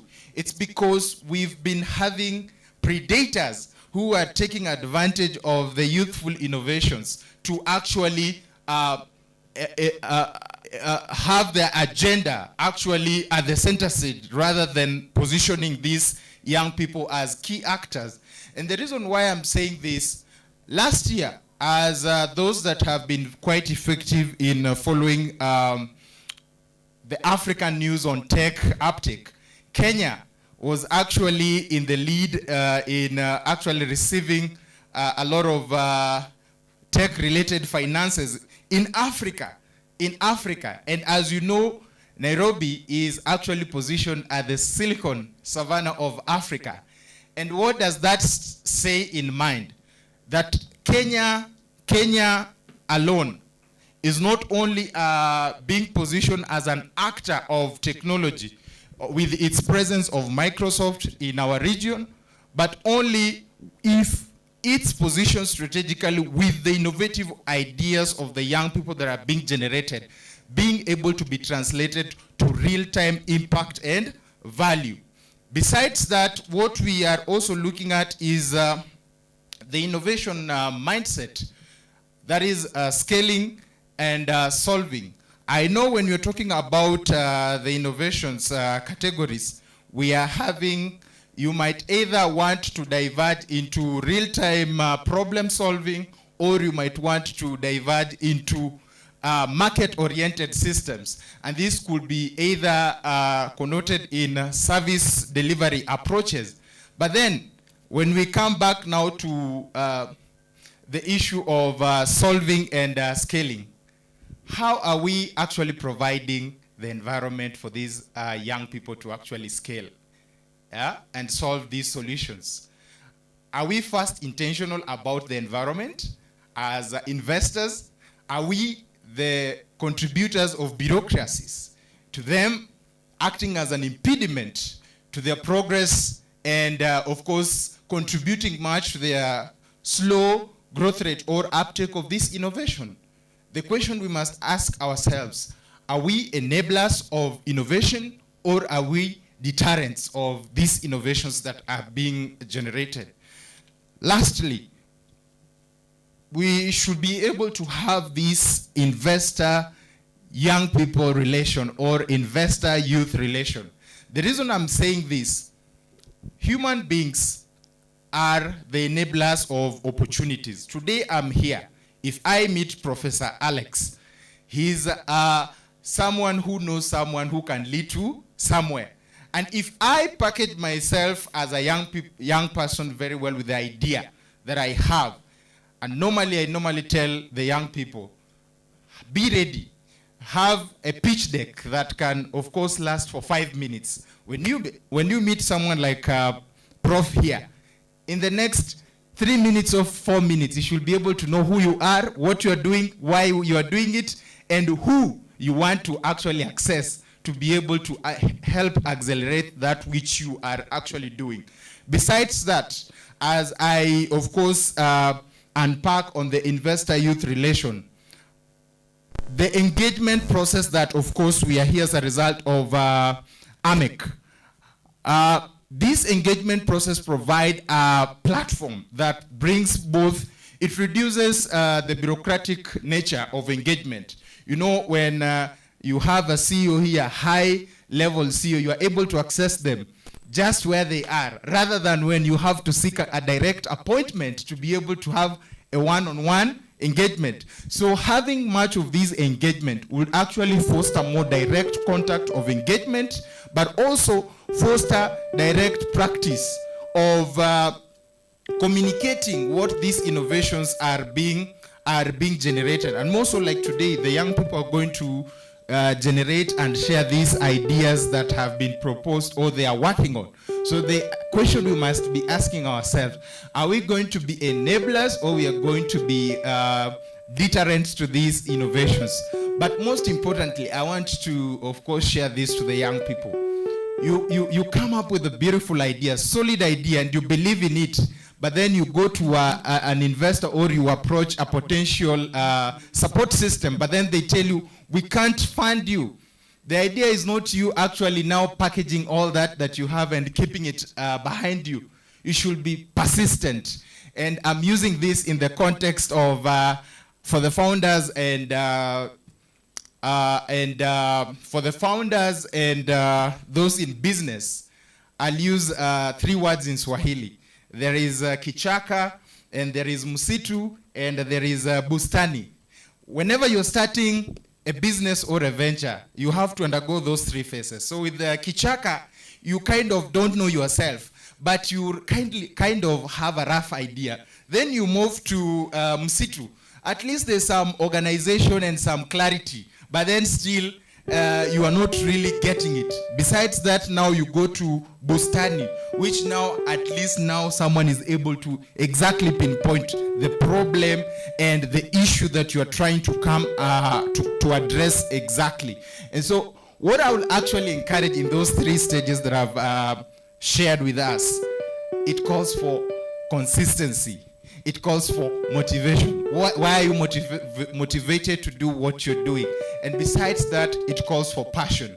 When you love what you do, you'll attract the systems to support what you're doing. And so with all that, my clarion call to the youth, don't wait for the seat at the table. Instead, create that table when the table does not accommodate you. Finally, for our CEOs and the investors, The talent pipeline isn't a risk to be managed. It is the highest yielding asset in your portfolio. All these that you are having today in your presence, and of course for your reviews and considerations, all these are opportunities that should be taken with a lot of advantage for your success and progress. And with all that, I want to thank you so much for giving me a listening ear, and I want to wish you a good time as you progress with the remaining part of the program, and I'm looking forward to engaging with you at Green Space Action Program for the Innovators. We have a program that we are generating with a partner from Nigeria, Zion Tech Hub, Builders of Africa. We are going to enroll a hackathon program on climate smart agriculture targeting African countries. So in the month of April from 20th to 27th, be sure to check our website and social media to apply. Thank you so much, and I love you all.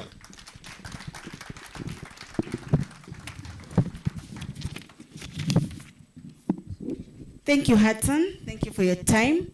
So we have heard about credibility with the first speaker, the capability. We're supposed to do a comment by Dr. Oresi on commercial viability, just 3 minutes, so that we call the innovators as we usher in the next presenters. Just a comment.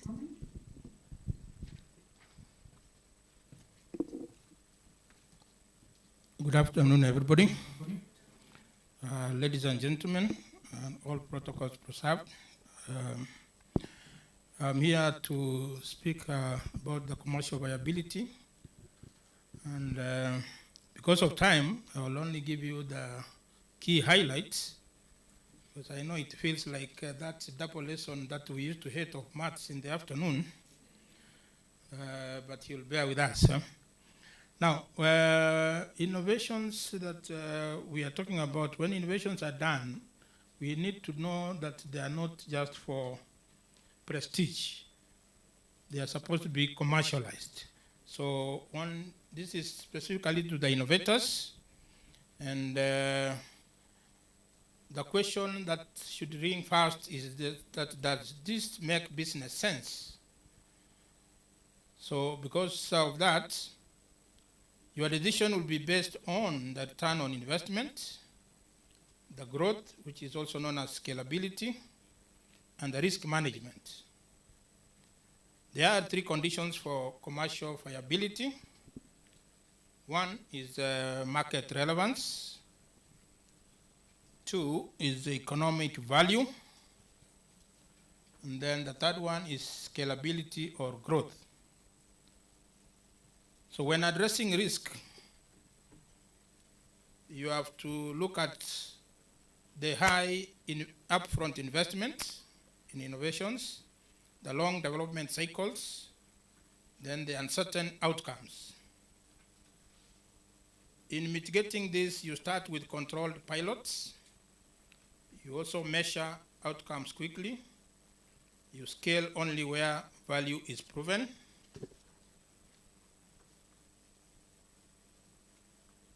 And a quote on that is said that you are not being asked to take blind risk. You are being offered managed opportunity. So you should not take blind risks, but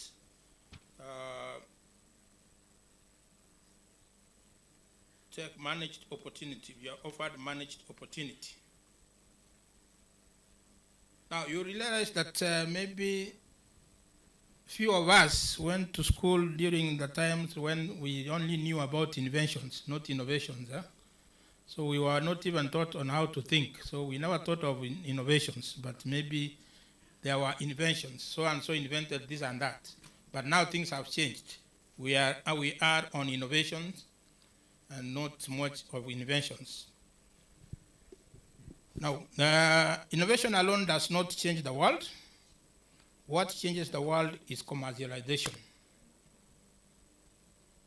A brilliant idea without commercialization is like a seed without soil. It is not enough to discover. We must deliver. Commercialization ensures that intellectual property is protected. Without commercialization, Even the most brilliant ideas remain locked in laboratories and boardrooms. Hence, commercialization is the discipline of turning ideas into value. Commercialization is the discipline of turning ideas into value. And by value, maybe we mean, you can innovate something that is good, but if it does not add value, then it is useless, because it has to have some utility. Investors, governments, and partners do not commit resources based on passion alone. Investment logic is the language of confidence. It transforms interest into commitment. And then there is the deal driver. It is the spark that ignites action, the reason stakeholders move from hesitation to bold decisions. My call today is that let us not only celebrate innovation, but let us demand its commercialization. Let us not only seek investment, but let us insist on investment logic. And let us always act on the deal drivers that define our time, because in the end, it is not invention alone that changes the world. It is invention commercialized with rigor, financed with confidence, and driven by urgency. That is how we build ventures and endure. That is how we create markets that prosper. And that is how together we shape the future of global commerce. In closing this, we will have some few quotes that I will leave you with. Quote number one: it's not innovation alone that changes the world. It is innovation commercialized with discipline, financed with logic, and driven by urgency. 2, innovation is the currency of competitiveness. 3, investors back logic, not just ideas. 4, innovation only matters when it becomes adopted, applied, and scaled. Then the closing line is that together we shape the future of global commerce, and that is the opportunity before us today. Because I think my 3 minutes are over, maybe we will request the management to share the notes that I had, maybe so that the participants can read more on what's on an elaborated slide. Thank you so much for listening to me. Thank you so much, Daktari. Thank you, Daktari. That's awesome. For any Mwalim, you have to get home some notes, is it? Anybody else who stood here never gave us notes, but Daktari, you will share. A big thank you. So we have come to the next stage. We will now showcase a select number of innovations that are validated, practical, and ready for pilot and scale. So as you listen, please consider a few things, 3 things. 1, does this solve a real problem in your organization? Can this be piloted within 90 days? Or what would it take for you to partner? Hello? Hope you've noted that. I want to invite the innovators in this order. I want at least to have 4 at the stage at a time. So I want to invite Ian. Ian is part of AMEC. He is one of us. He is an innovator within AMEC. What an opportunity to see what our host has for us and how innovation is working within. The next person is Amos Ndongo. Please come on stage. He's an AIM AI system innovator. We want to hear what that is. We also have the third person, who is Jesse Mureithi. His innovation is about light detection using conveyors. Then we have the 4th one, at this point, is Joseph Ndwiga. He is one of our students in the Presbyterian University. He just graduated. He has come up with a radio transmitter. He's a radio transmitter from Mount Elgon. He'll tell us where he is at. Meanwhile, as they come, please come on stage because of the interest of time. And each one of them has 2 minutes and a half so that we save on time. Thank you, thank you. Ian, take it up. Have your seats as you take your turns. Let's appreciate the innovators. Yeah, hi everyone. I'm called Ian Onyango. I'm a software developer from iSoft KE. So basically what we do and what I do is automate the processes of businesses. So we are basically trying to reduce the manual workflow of businesses, from payment integrations to sales to marketing, etc. So we are a member of AMEC. So we've been powering the digital innovations of AMEC, including the recent Vanguard Awards platform, the voting platforms. So you are the one who are powering the voting platform that AMEC was running. So we were able to come up with some digital infrastructure for AMEC. So it's called the AMEC Digital Trade Chamber. So this is the website, as you can see it. So it's a chamber where people can interact with each other. It's a B2B chamber. So it's a B2B cross-trading platform and automation chamber where businesses can interact with each other and do businesses within the portal, all automated within worldwide. So on the chamber we have different modules. So we're covering 186 countries, and inside the 186 countries we have different businesses. So on the businesses they are verified. So we have the KYC and KYB verification. We also have the anti-fraud AI check, and then we have the credibility index, and then we have the trade compliance. And then we have the marketplace. You can go to the marketplace tab.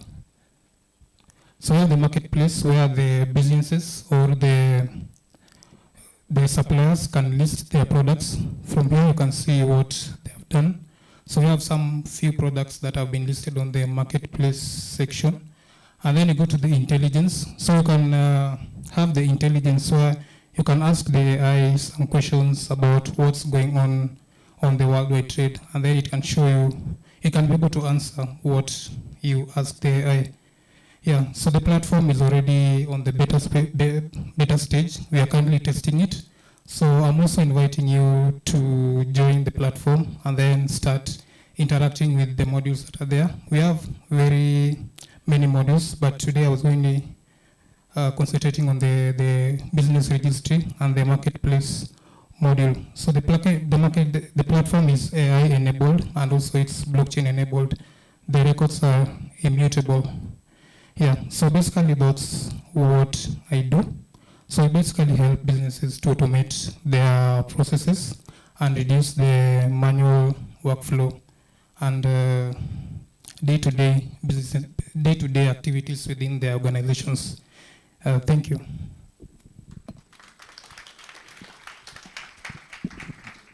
Thank you, Ian. Let's appreciate him more. I think you did not ask people to give you business, do you? Do you want business? Yes, for those in need of automations in their organizations, so depending on your organization, so you can reach out to me. So you can email me at info@isoftke.co.ke, or you can chat me on WhatsApp or call me or send me a text at 0795 28 99 68. Thank you. He's still around. We'll do this more. Amos, take it up. Hello, good afternoon.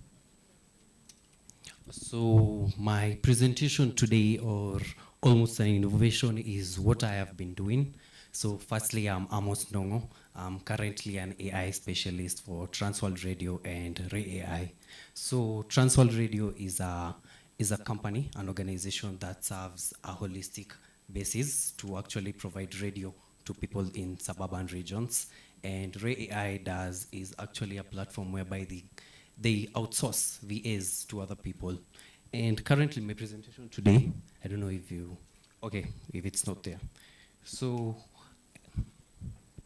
basically, the system today is AIM AI systems, and AIM has a meaning and understanding of four. And what actually, some basic facts is that about 42% of the country today has interacted with ChatGPT and AI models. And about 96% of organizations have actually thought or even mentioned the word AI in the organizations and how to implement it in their businesses. But only about 26% have implemented this physically and working, and it's actually working within organizations. So how do we solve this, and how do we ensure that Kenya, we are one of the first, we are on the top priorities of actually implementing AI in our businesses? So what actually I would say AIM stands for is audit, implement, and maintain. Audit your workflow processes. This is actually what I've been doing for Transworld and Ray AI. You audit your workflow processes, audit your operations, audit your B2B sales, and audit every other manual work that you're doing. Then you actually do the next step, which is actually to implement. Set measures, set KPIs, set the required outputs that you need at the end of the day, at the end of the month, or the project timeline that you do have. And lastly, will actually to maintain, having retainers to actually ensure that you don't fall behind. We have over 10,000 tools today. There is ChatGPT. Today, cloud is better. Tomorrow, something else will be better. But you can't keep on following up on this information every day. You need someone to help you with that, and someone to actually build automations with N10 and build the tools that can actually do this for you. So, and that is what actually AIM stands for. You audit your processes, you implement, then you maintain. So my question for you today would be, what is that one bottleneck? But firstly, how many of you are implementing AI in the organizations today? Yeah, the number is so few, I can see a hand. So actually that's where the problem is. AI is here already. People are already using it at a personal level, but how are we using it as an organizational level? So if you need such services, and if you need to find this, and actually if it's a partnership opportunity, and there are very many revenue streams from these processes. You can have audit reports, you can do audit reports for people, you can actually have implementation projects and timelines for people, you can also have retainers, and you can also do execution training for people to understand how they use AI and actually improve performance basis on the organizations. Thank you.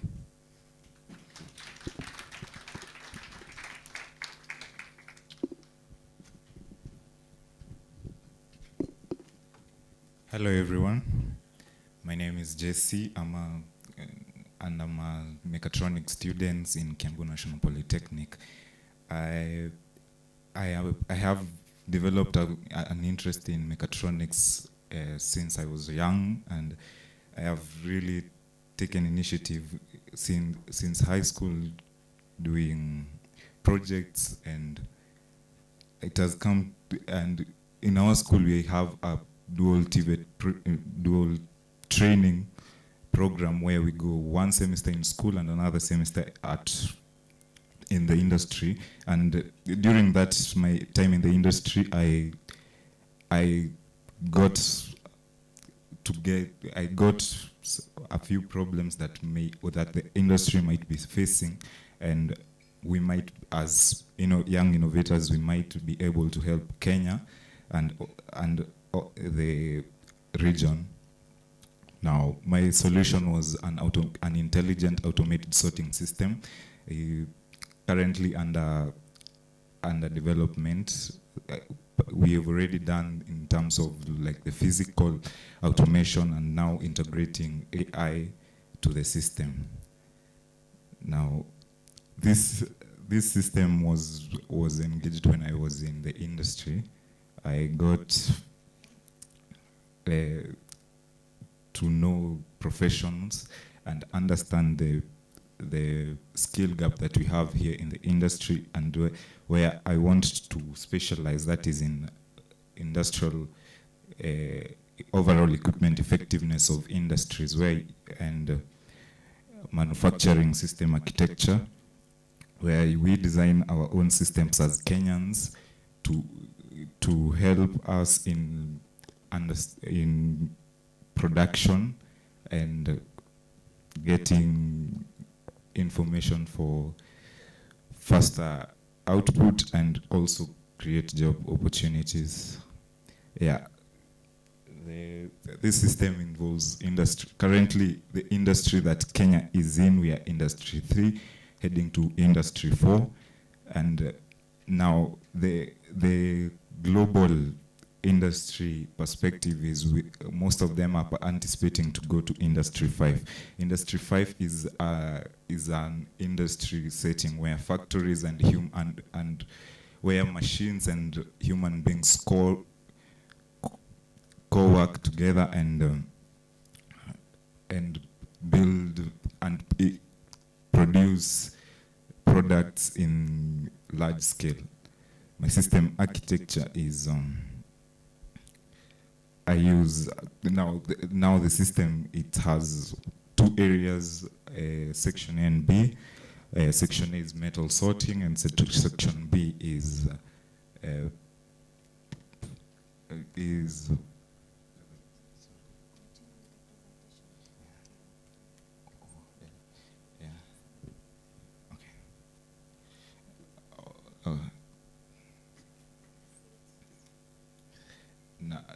it has section A and section B, where section A we are separating the metals and non-metals. Section B sorts the color of the plastics.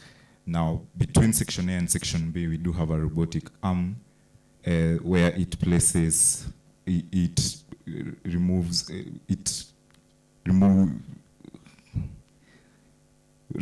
the plastics, now the colored plastics from the section A to section B.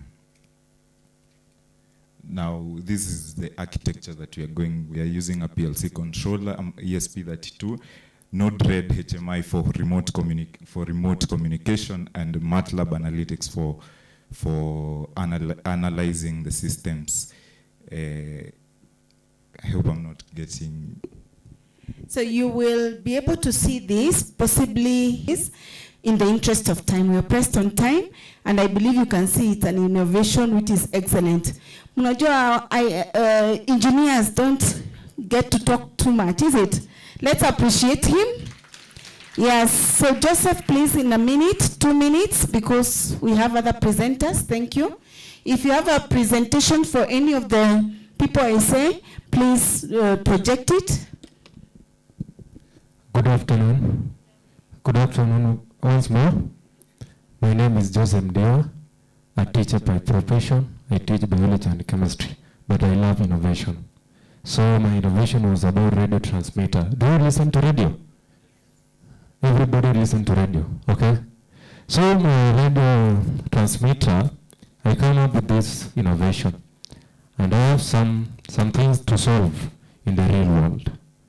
And one of these, as we are going to AI, we are forgetting we have people who don't have smartphones. Okay. What we need is a radio so that the information can reach to them in the marginalized areas. So the aim of this community radio, one is to champion the climate change advocacy and sustainable agriculture among marginalized communities. We are talking about agriculture. In Kenya, that's the key factor, the agriculture. How will these people know about these subsidy fertilizers that are being produced? It is through this community radio. Then we have education campaigns. That is why we are broadcasting programs to climate smart agriculture, renewable energies adoption, and climate change adaptation techniques. So through this community radio, we can teach these people on how to use this smart agriculture. How do they practice this smart agriculture? Then we have to solve the unemployment. I've seen the speakers who have spoken before me.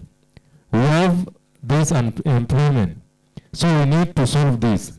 Many people have certificates, they have degrees in the communication sector, but they don't have jobs. How do we do so that they can get this job through this community radio? Then providing more technical support to enhance the radio station, reach and impact, including training in sustainable agriculture, environmental conservation, and advocacy. You see, there is the global warming. It is throughout cutting down of trees, burning charcoal, so it is affecting the environment. So we need to protect them. So what we need is, through this community radio, through this innovation, we can reach these people, educate them on how to conserve the environment, so that we can reduce the global warming, which is affecting the weather condition in our country. So, yeah. Can you just play that video? Abi, yeah, ready. Yeah. Just undo. Okay, sir. Yeah.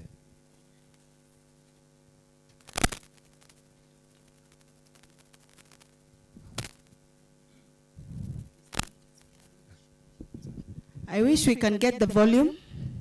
You can see it.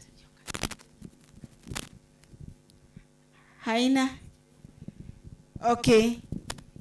Joseph did this. He's been doing a radio in Mount Elgon, is it?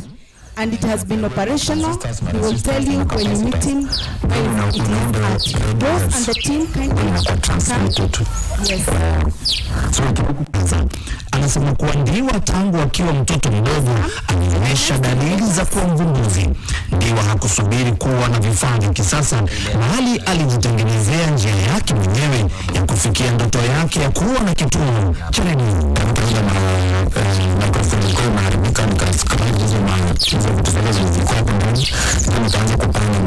Resistors na transistors na capacitors.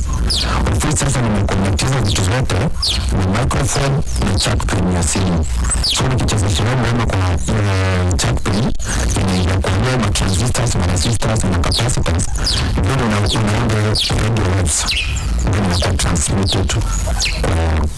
So tuko kwa studio huko kama ilivyo katika vituo vingine. Ndio wameajiri baadhi ya vijana. Thank you. You have seen him there. He's already doing it. Let's appreciate that innovation.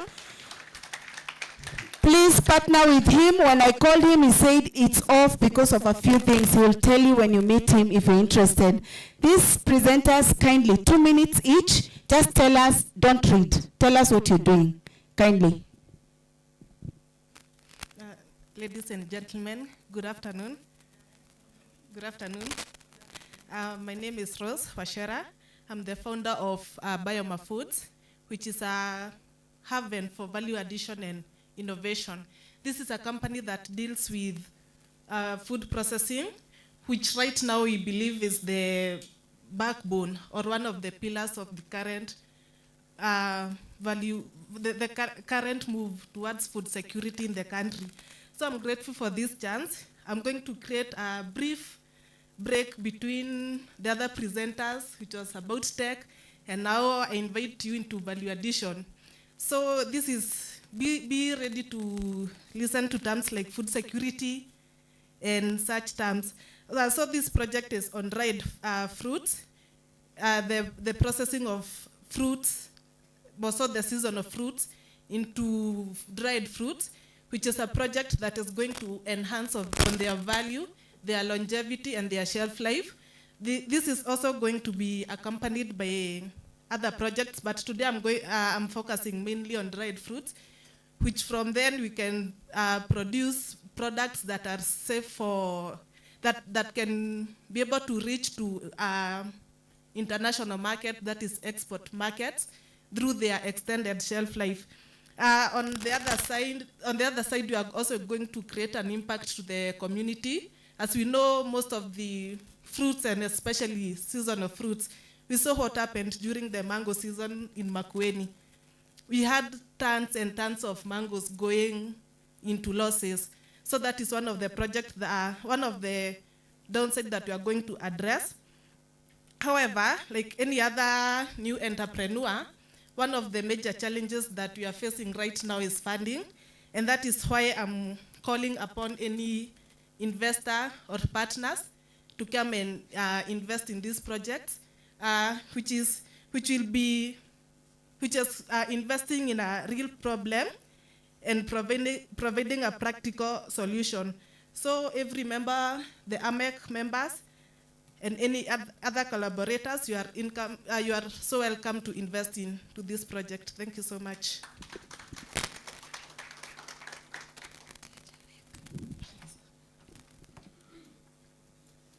Good afternoon. My name is Margaret Nduta, a food scientist and a founder of Tavid Foods, I'm mostly passionate about food innovation and development, and especially in the utilization of the underutilized foods, which are locally available. Over 90% of snacks in Kenya are unhealthy, yet there is a increase of consumer demand for more healthier options. So as Tavid Foods, we are addressing this gap by producing bamboo-enriched cookies made from locally sourced bamboo.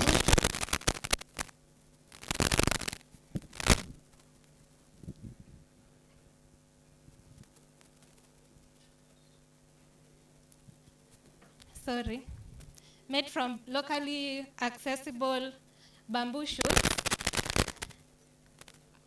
which are rich in fiber, essential nutrients, and minerals.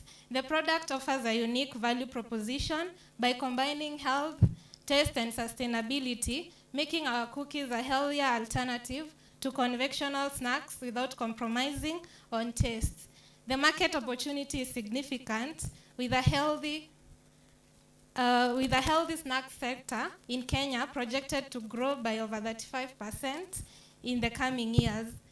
While bamboo cookies are our entry product, our long-term strategy is to develop a full line of bamboo-enriched functional foods, for example, yogurt and healthy snacks. We are therefore inviting investors and potential partners to scale our bamboo-based line, helping in market penetration and distribution, as well as supporting the innovation. Thank you.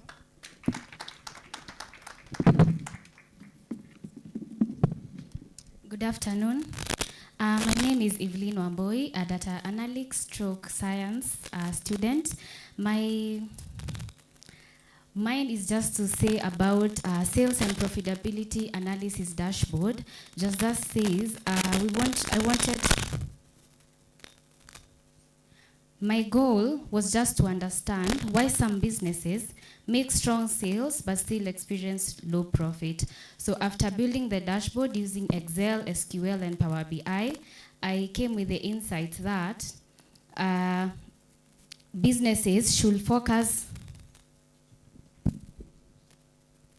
My insights were that with the data I used, that the sales increased over time, meaning that the business also grew over time, and also high discounts also reduce profitability in a business, and also different classes of shipping also direct and affected sales differently, and also different regions and also customers contributed to more profit or either losses to the company. And to answer the problem, if this analysis can solve the problem in a business, it is a yes, because it addresses all real business problem. That is what drives sales and profitability, and many businesses generate high sales but struggle with low profit because of pricing, discount levels, or operational costs. And to implement it, you need to work with the finance department, the sales department to get this data, and to also have a perfect dashboard. So my final thing is, using data analysis, businesses can make can be better and understand performance trends and make better decisions that improve sales and profit. Thank you. Thank you so much. I know it's been fast because of our time, but I want to invite one last person. I know I had promised more time for David Kariuki come over. David is working with one of my colleagues who is abroad doing his studies. It's a project that has taken 7 years.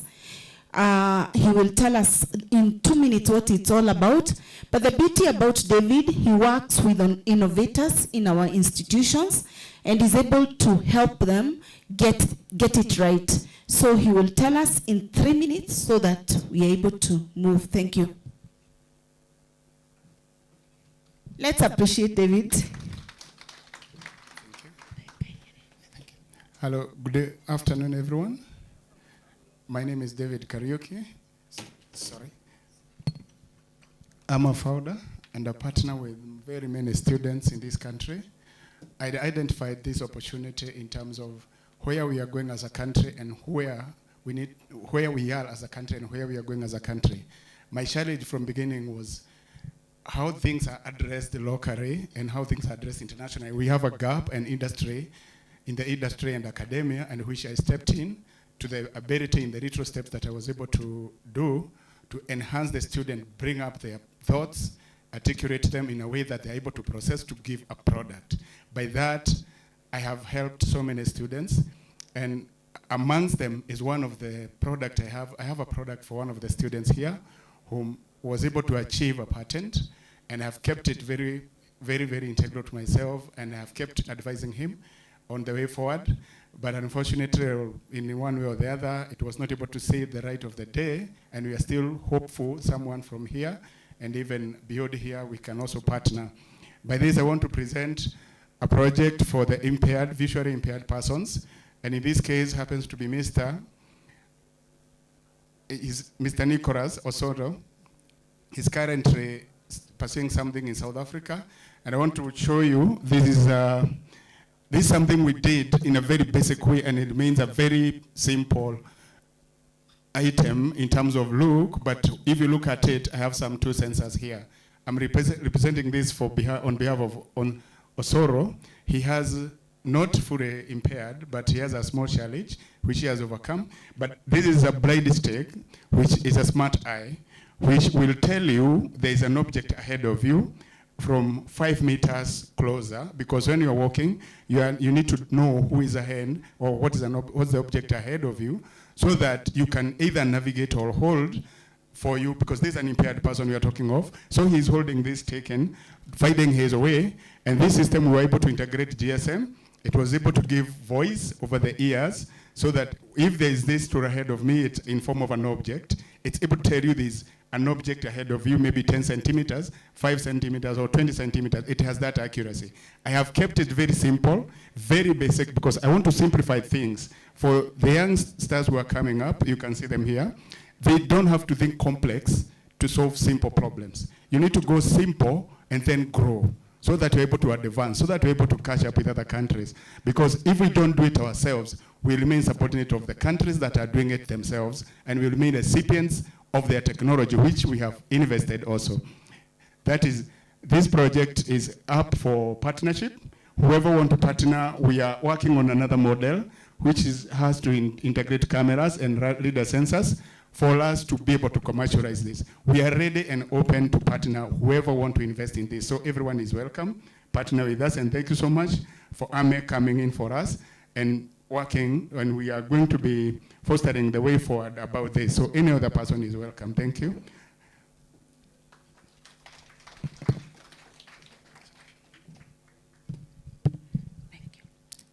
Thank you, David. David has a lot of innovations himself. He has done. Kindly engage him, and I believe you'll be able to get something. Look at what you can be able to, work for whatever your ideas are, whatever you believe in. If it's there, please partner. Today, then, we will not invite questions. We'll invite the CEOs and the investors to go to our students and see how to partner. If you want to support in any way, this is welcome, and this is a beginner. And this is the first time we're doing this. We promise next year we'll involve other countries, and we'll go wider, and we'll structure it in a better way, so that we can even do before you come, so that you're able to know what to expect, and then we'll be able to set it up in a decent way. Allow us to do this, and forgive us if we didn't do it to your best way, because it is the beginning. And you can see our students, the way they're coming up.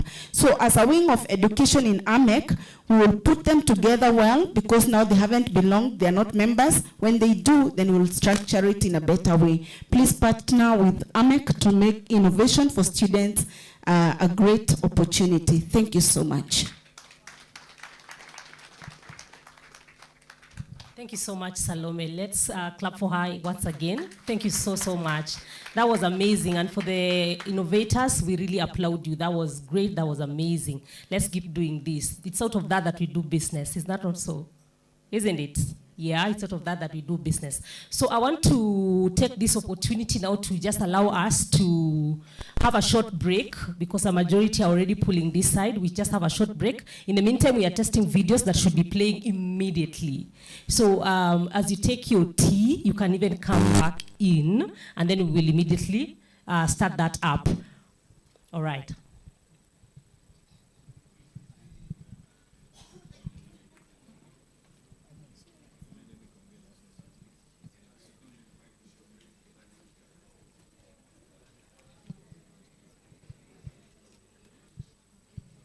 T.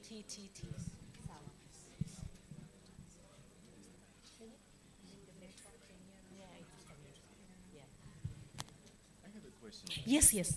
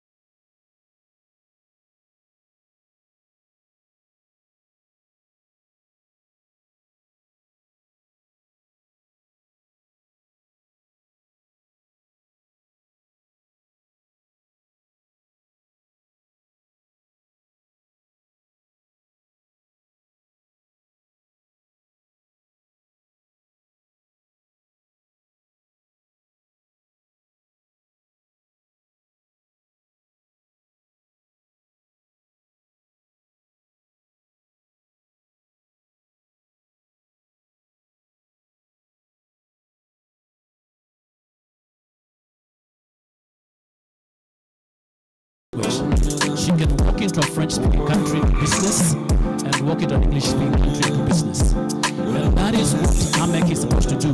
Present you, if, for example, my work, what I do is training and if today I want to go to a country who speaks French, we'll be able to provide services for international interpretation through the conference, and we facilitate you in doing business with people that speak other languages. So that is something that we do so that at the end of the day, you are not limited in your own way of doing business because of that. I know AI has been coming up, but before AI can really master what people say in interpretation, we still have. As a matter of fact, we know now it is the level where it is able to do interpretation in real time.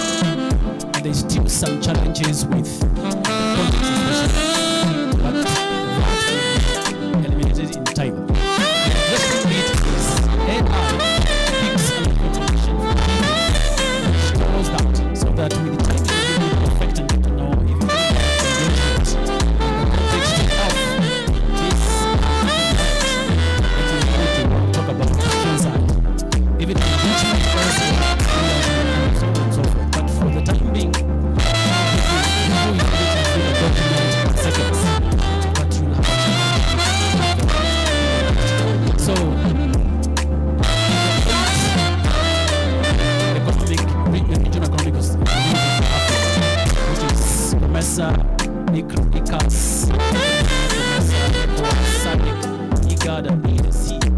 In all these countries, AMEC should be able to facilitate you to do business because of language. So I'm excited I have somebody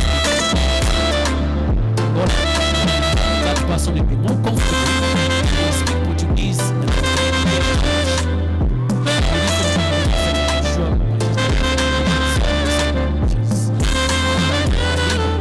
so we are not limited. We are capacity to provide a platform where you can do business. So let me the profile of the person online so that we can do this presentation. Before we done that, we listen to, we watch a video from him. So this is Dr. Marcel.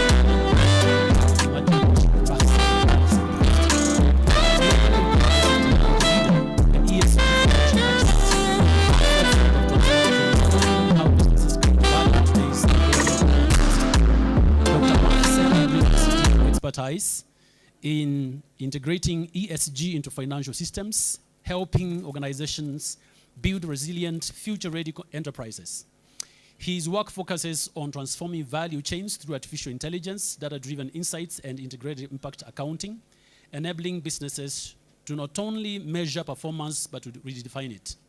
He is based in Dubai. He operates at the intersection of finance, sustainability, and innovation, advising on how organizations can align profitability with purpose while navigating global challenges such as climate risk, regulatory shifts, and stakeholder expectations. So without much ado, I would like to pass the mic or the floor to Dr. Marcel, who will take it away from here. I think we listen first of all to his video and then he comes on board. Is that so? Thank you. Thank you.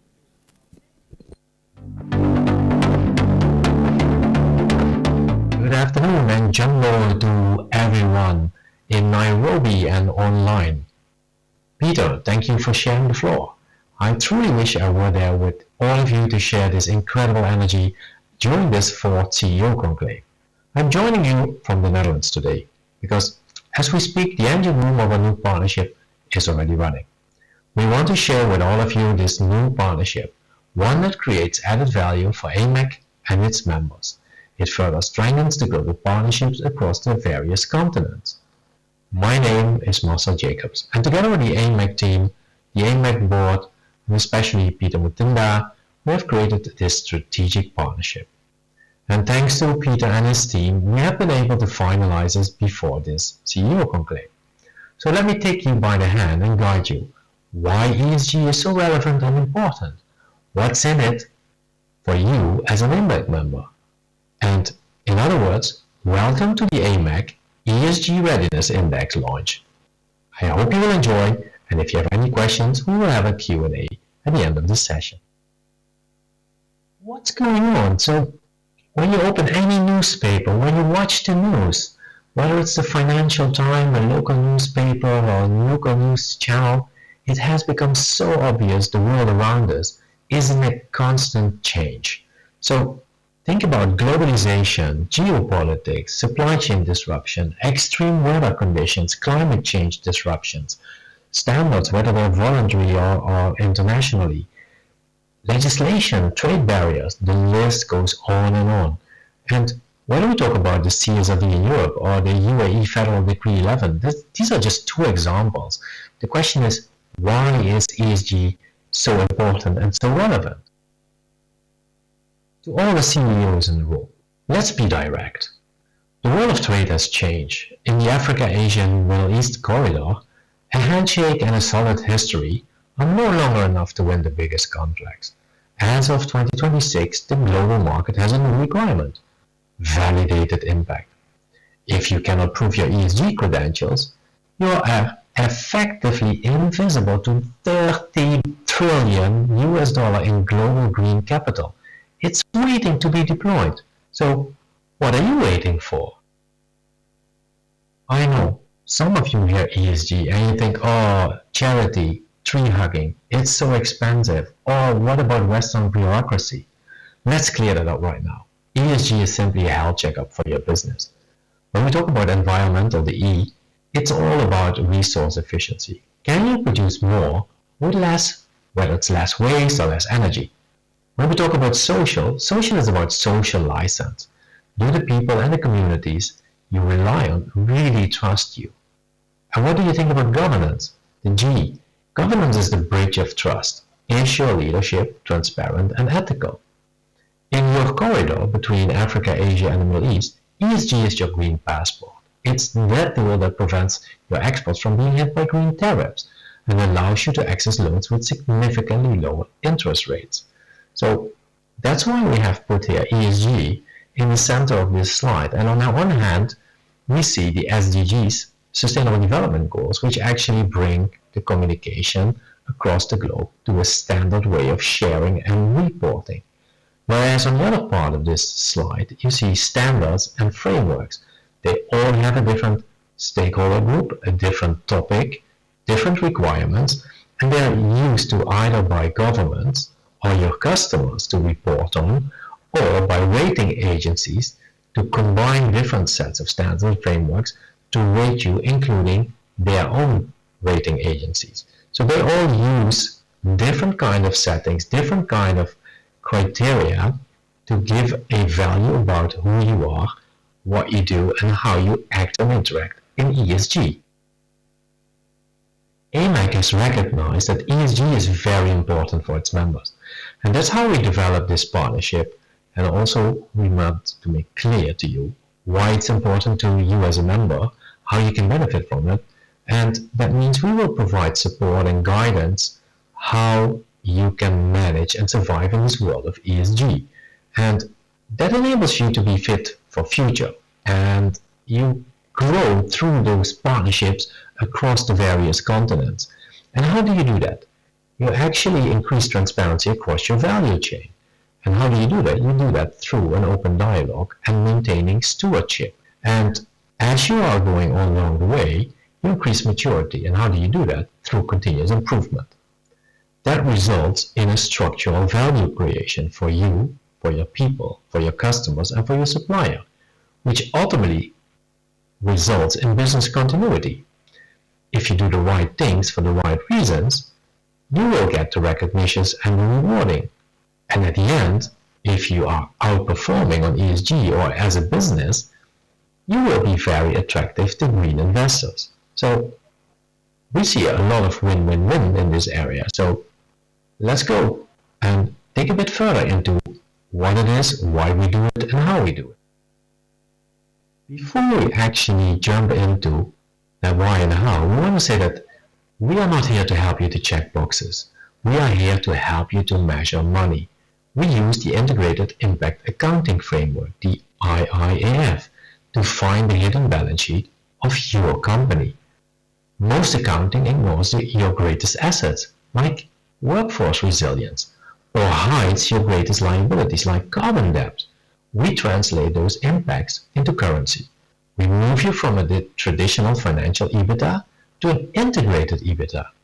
This is how we prove to a sovereign wealth fund, for example, in Dubai, or a bank in Nairobi, that your company is a risk-adjusted, high-yield investment. And as you can see here on the waterfall, we have that gray barrier, which is the EBITDA of a company, and we see the increase and decrease in impacts, but ultimately, what you actually notice is that this company is 22% undervalued. I have a question. Do you know how much percent your company is actually undervalued? Or would you like to know how much it is? Wait, we'll come back to that.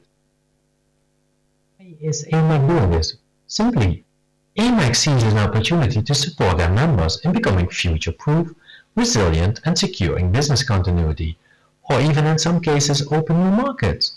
So think about market access. You avoid green tariffs in Europe or in the Middle East, and you attract new customers.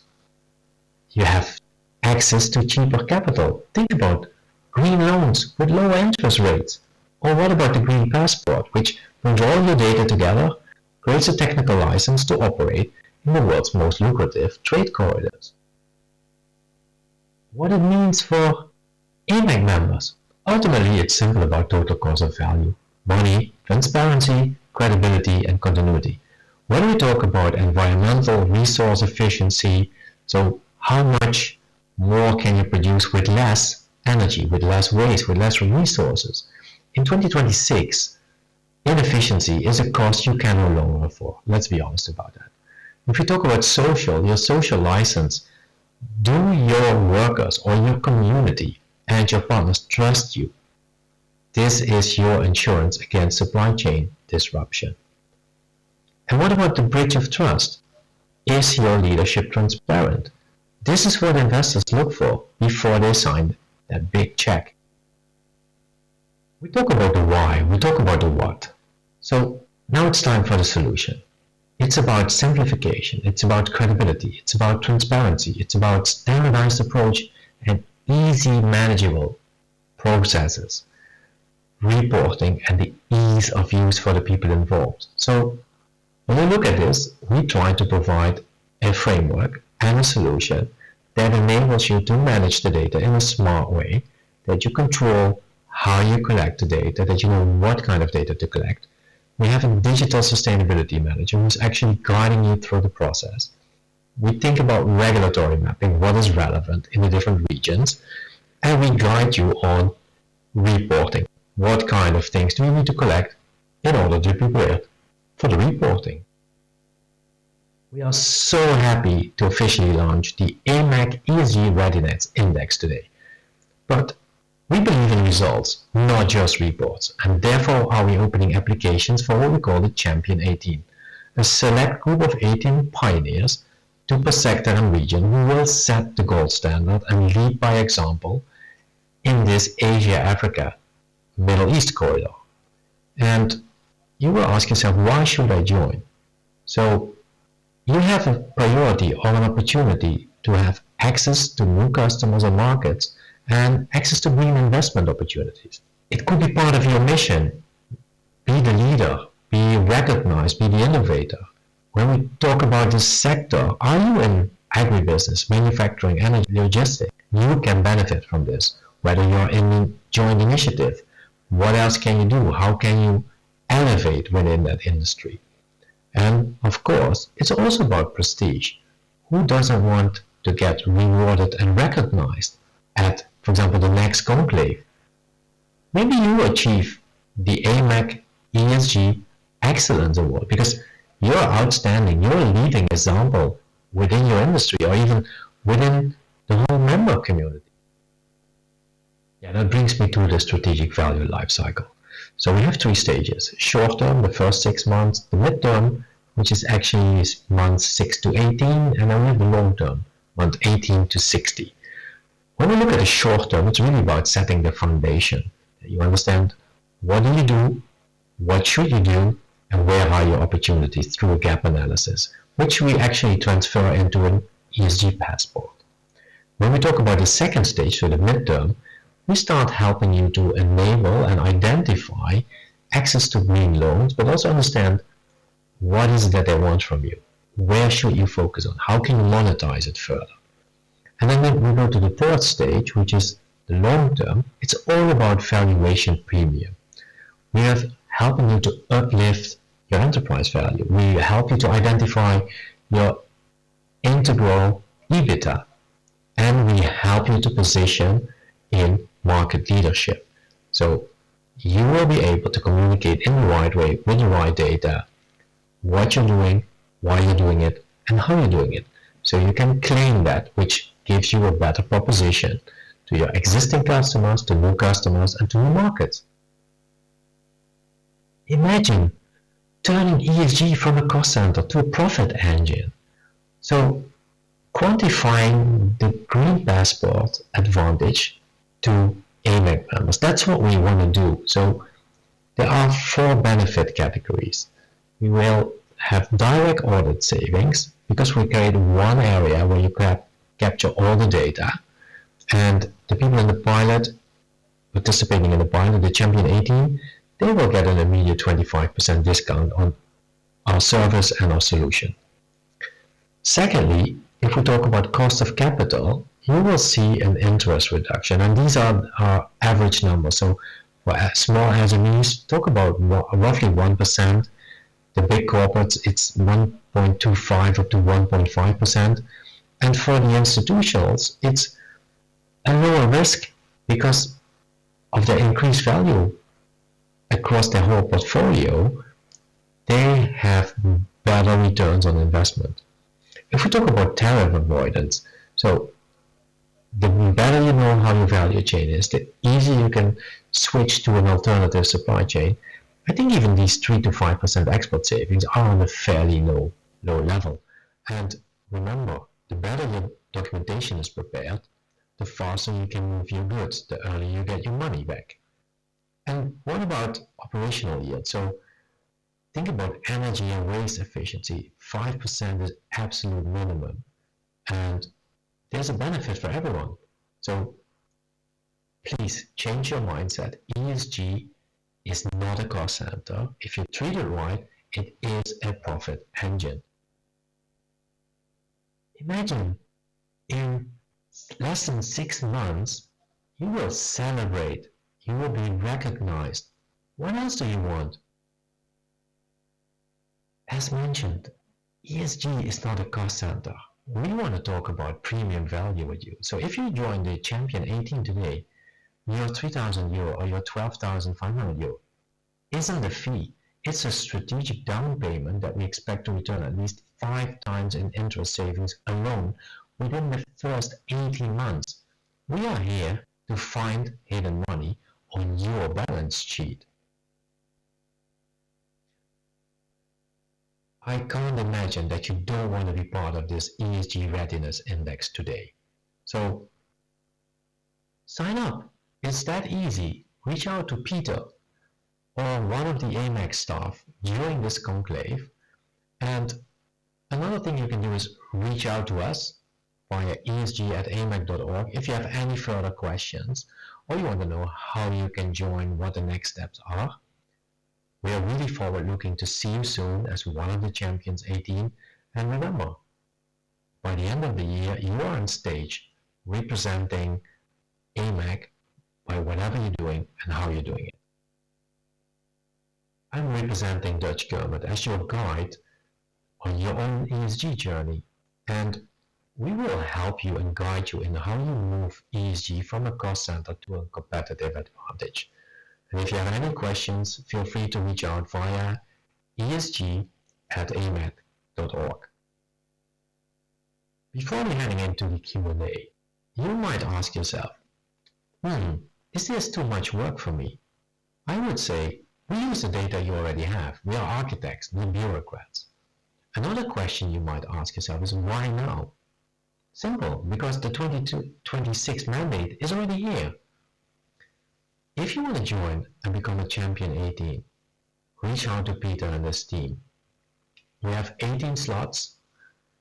Get in touch and turn your impact into your most bankable asset.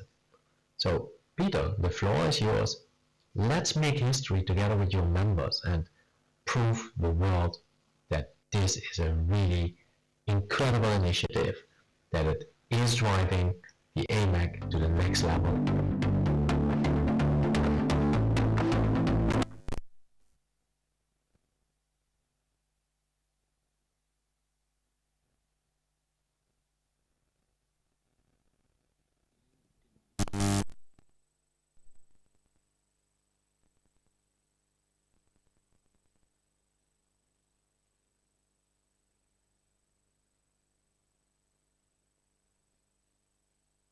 Hello.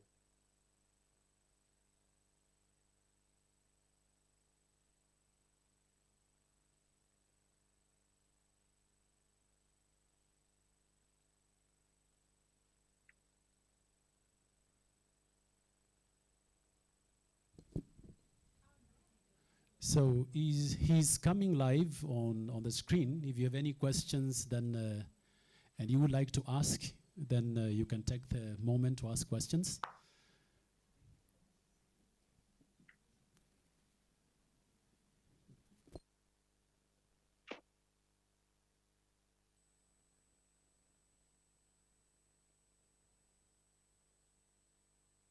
Any questions for him?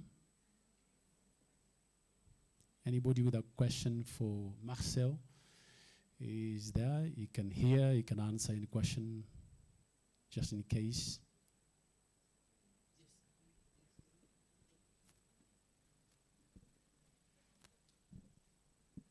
No questions?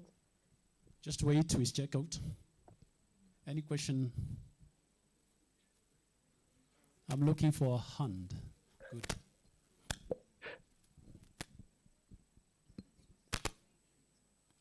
Hi, my name is Marinilla. Company is J&K Emerald. I'm an exporter in agricultural industry. So my main area of focus will be market access. We have so many platforms that offer market access, giving us all sorts of datas and all. So what's the level of your accuracy in the kind of data collection that you have, and how do you go about the market access bit? How will I benefit as an exporter in this particular platform? That's one. Two, apart from market access, is it possible for us to get sort of market forecast just to understand the dynamics of the market in different regions, be it in Europe, UAE, Asian markets, name it? And are we limited to one specific industry, or we are open to different industries? If I'm interested in minerals or agricultural products, name it. Yeah. I hope you can hear me, Marinelli, it was? Yeah, I can. Okay, so first of all, let me thank you for the question. And it's not a platform that provides you direct market access. What the platform actually does, it collects information from you, from your partners in the value chain, and it creates transparency. And we only use data that you already have. So we use a lot of AI to collect information, and by doing that, we can give you a certain rating. So based on the rating, we can give you directions on what you need to improve and where you can improve, so you get better options, either to attract investments from better, more green-oriented investors, or you can lower the risk for an investor because you have a better outlook and a better forecasting. That's the first thing. Secondly, if we look to the increase in the number of legislations and standards, what we want to do is we want to enable you to have faster response to all these kind of requests. So if you get a customer request, why should you set up a separate system? So the idea is that we bring all the data together in one place, that you can reply to multiple requests using one single source of truth. That should provide you more access to different markets because you can respond faster to any customer, respond to a compliance response, to a standard response. That is the whole purpose of this exercise. So it is not that we have a platform for different markets. What we do is we try to enhance your credibility and your transparency beyond just the financial and the logistics. I hope that clarifies your answer a bit, or your question, sorry. All right, thank you for that response. In that regard, how best then can I vet or verify some of these buyers? Is it possible to do that through this platform? Yeah, so if we purely look to ESG data, so we talk about environmental, social data, there will be situations that we need to have on-site checks. You know, if we only go for uploaded information, there's a risk that there is falsified documents. And we will be limited by understanding what has been uploaded. So we will build in checks to make sure that we have credibility, and we will work with local partners who will do the site visit. It's not the idea that we extend extreme tough audits, but from a credibility point of view, we need to have some physical checks what's going on. And that's not a PO box that is sending us the information, which is generated by AI. You know, in the worst case, that could happen. So that it will have different levels, and it's a growth model. So to keep the cost low, we initially start with just sharing information, learning with each other, growing with each other. And of course, it's always the accountability and responsibility of the company who provides the data. I hope that Thank you. I see you nodding, so thank you. Thank you. Thanks for the question.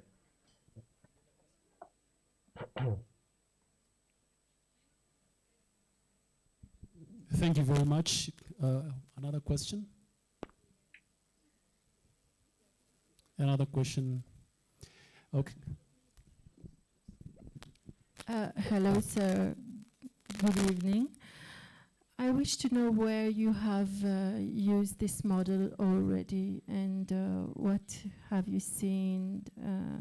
How are the people accepting it, and perhaps the period of time for us to see transformation or changes that you do refer to. Thank you. Yeah, so I've developed a model about 8 years ago, and what we did is that was at the time when I worked at Royal Philips, we stopped auditing our suppliers. So the whole idea and the whole purpose behind this methodology is to respect every company has its own sustainability agenda, its own sustainability maturity, and measure the progress of an individual company or an individual value chain. So I have implemented that at Royal Philips, I've been doing that at Philip Morris and some other customers. The more advanced model, which is the financial valuation, that's the next level. And that's what we're testing in the last 12 months. So we're finalizing that. We're testing that currently on listed companies, but we have seen that with the right data, we can also do that on larger SMEs so that they can become more attractive for smaller investors. So if we look to institutional investors and even family offices, they are in general looking not only from a risk perspective, but also for forward looking. And the model that we have enables them to quantify and justify what is the predictive undervaluation of a company. And that also enables the different value chain partners to focus on the right things, driving their business and securing business continuity, and be attractive for investors. I hope that answers your question.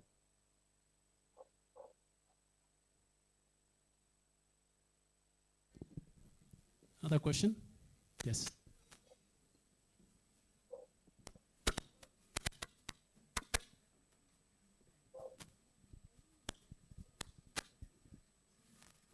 Thank you very much, Dr. Marcel.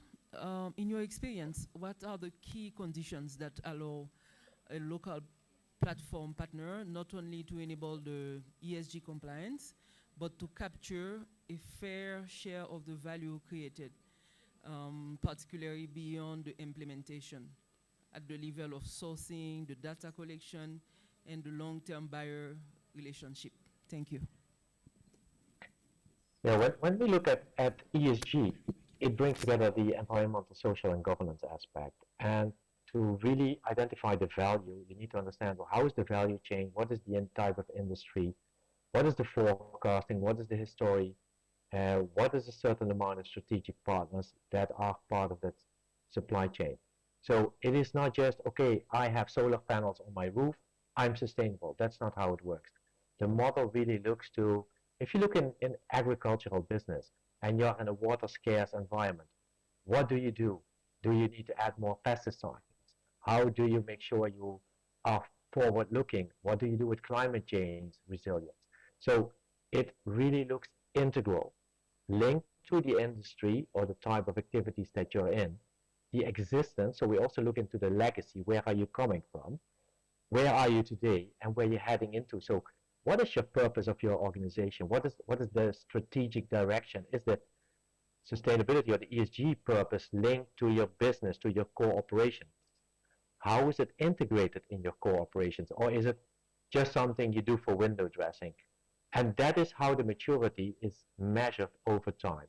So to be honest, it's very difficult for a company to score 100% because this is a continuous development and it's not something that stands still. If we look to the disruptions by the Ukraine war, if we look to what's going on in the Middle East, those disruptions, how can we predict that? And it's something it's almost unpredictable, but the question is, how fast can you change your supply chain? How fast can you switch to another supply chain model? It's all about being resilient. And I think in one of the earlier speeches that was said, it's how fast can you switch and collaborate with your partners to secure your business. That's all linked to innovation and sustainability, and that comes together. So the better you integrate ESG into your core operations, in your strategic direction, the more value it will bring. And then it moves really away from a cost center, and it is generating the profit you're looking for. I hope that answers your question.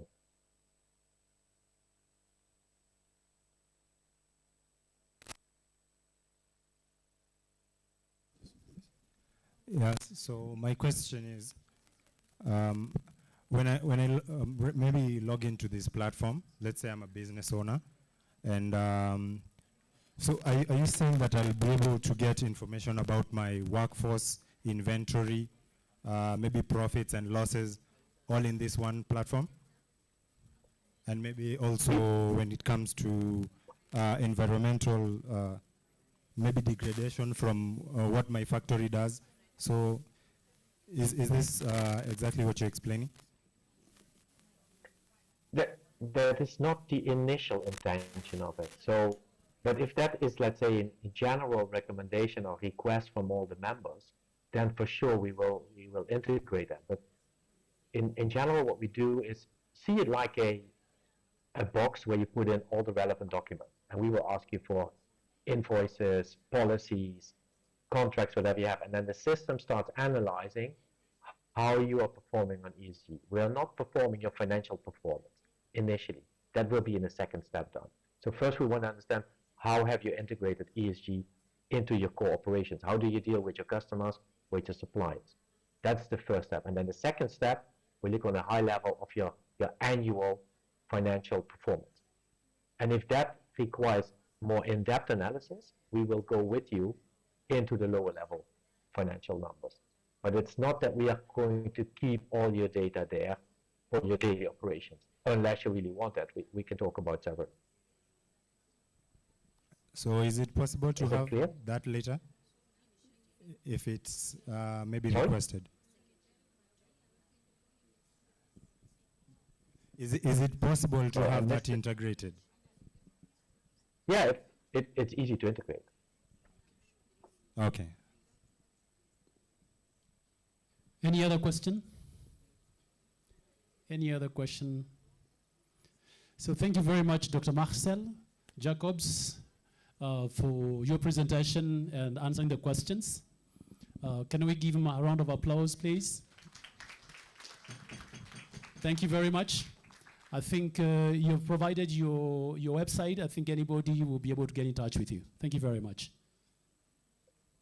You're welcome, and have a great afternoon and early evening to enjoy. Thank you. I'm really sad that I could not be there. You're welcome. We look forward to seeing you another time when you're able to come physically. Of course, thank you. All right. So, ladies and gentlemen, all protocols observed, I would like us to do a small activity. If you can allow me, I would like us to count from 1 to 15, all of us at the same time. Just 1, 2, all the way to 15, please. It's an energizer. So let's see how far we're able to do. 1 up to 15, 1 to go. To get together. 1, 2, let's go.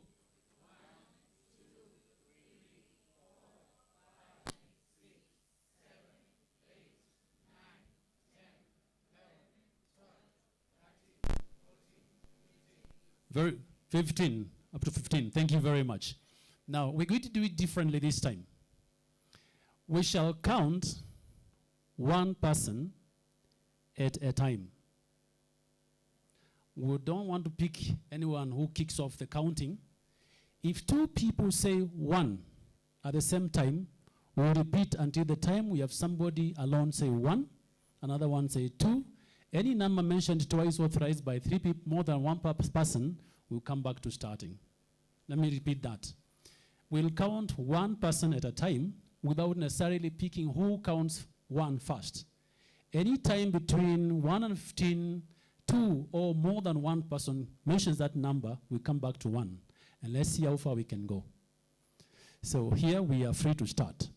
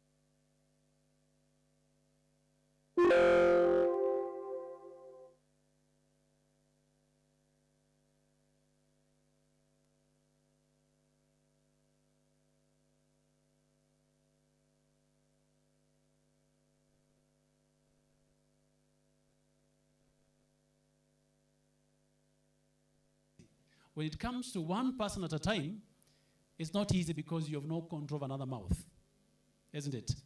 And the other thing is, many a time, we think alike at the same time. I'm sure you know about social intelligence, where your brain is able to connect to another brain within the same vicinity, and you go to somebody and you ask them, there's something about you, why do you look so familiar? You talk, realize nothing at all, you don't know each other, but you can't explain why there is that connection. Anybody who can confirm that? Social intelligence. Yes. I'm sure even when you came in here, even today I saw someone, I was asking, why do you look so familiar? And we talked, we looked for anywhere we would have met. There was no connection. But I can't rule out the fact that I feel like I know this person. All right. So before we go to the next presenter, we have our sponsors at the back there. So let me just, when I mention one, please, let's have the people in that booth maybe lift up their hands or clap so that later you can go to these people and talk to them. Afrobarometer, where are you? Afrobarometer, where are you seated? They're not in the room? They left. Anyway, because they're part of our sponsors, let me read what they do. They're a research organization. They conduct public attitude surveys. They give informed problem solving based on data collected and analyzed. Building capacity is their area for survey research and quantitative analysis. They build partnerships of ecosystems actors to disseminate data and analysis, and are specialized in studies for audiences based on need. I think they did their presentation in the morning. They'll still be there tomorrow, so you can still go to their booth and then engage with them. Then there is Avocap Asset Managers. Where are they? Please, clap so that people get to know where you are. No, them. Clap. Very good. You can hear their representatives are there. They provide bespoke investment solutions to redefine how wealth is protected and grown in a sustainable manner. That is achieved through money market, fixed income funds, equity funds, and multi-asset dollar funds. So if that is an area that is you're interested in, visit that booth, get to know them. And one of the things about networking, it goes beyond exchange of cards or even exchange of numbers, isn't it? If you exchange numbers and you don't follow up, there was no networking at all. Yes or yes? We were doing an activity the other day in a meeting, and we asked ourselves, how many numbers do you have on your phone? And people had more than 3,000 numbers. And we asked, how many of the people that are on your phone in the night with a challenge can you call and say, hey, I'm stuck in such and such a place. Can you bail me out? How many, for example, in your phone? That's a question you do. That means having those numbers is not necessarily having a relationship that can graduate to the next level. So once you've exchanged numbers, follow up. Find out where can you connect, and not just where can you connect. Really connect and follow through. I can't wait to hear what I can do in Beira, Douala, Cameroon, what I can do in is it St. Louis, in Mauritius? Yes, because I know, since Port Louis, yes. I know it was many years when I was there. But I'm interested in not just hearing somebody's from such and such country or such a place. I want to go there, eat what they eat, see what they do, and connect beyond that. Amani Link Staffing Company Limited. Are you there? Please just clap. It is them to clap so that they can draw your attention. You have an opportunity to clap for yourself. Very good. So Amani Link Staffing Company Limited are a healthcare recruitment and placement company based in Kenya. They serve international markets, improve livelihoods of the professionals who care for us in the hospitals. So if you want to connect with them, they're there. Follow up, find out what you can do together. Then we have got One Stop Career Agency. Thank you. Now let's do one thing, something. Let's clap for her. Thank you. Clap for yourself. Now, you know that very well, that you clapped better for her than yourself. Let's do that again. Clap for her. Thank you. Clap for yourself. You should always love yourself more than everybody else, because what you have is what you share. Is that so? I got a few yeses. At least there are people who agree with me. Then there is One Stop Career Agency. I think that's where we were.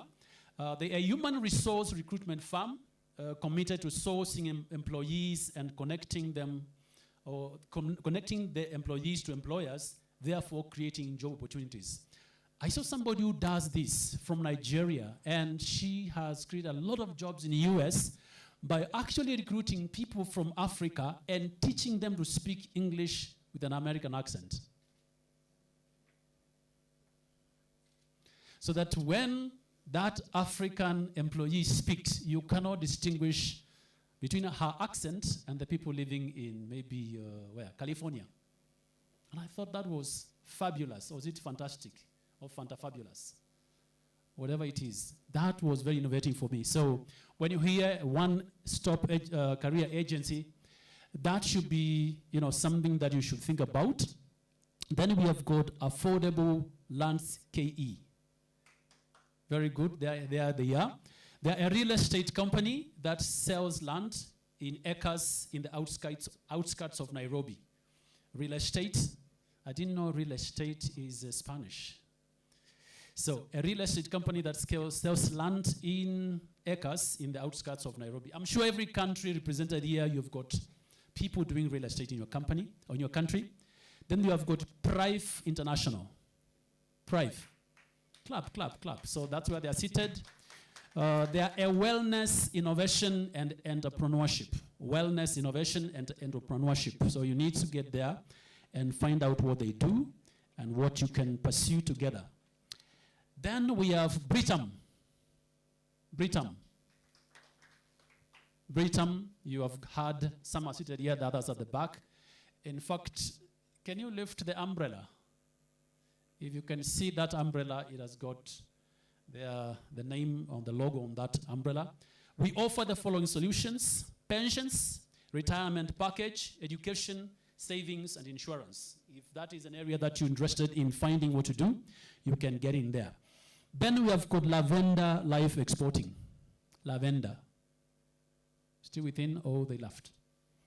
Anyway, so a member of Women in Business, they deal with leather, linen, and jewelry.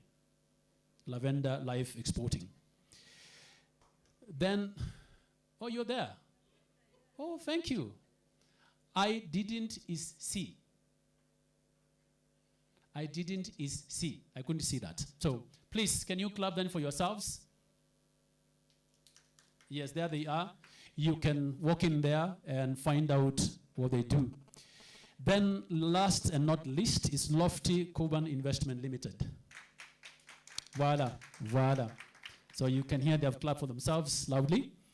They empower people to achieve financial freedom, and they make people rich and avoid poverty. That's a good statement.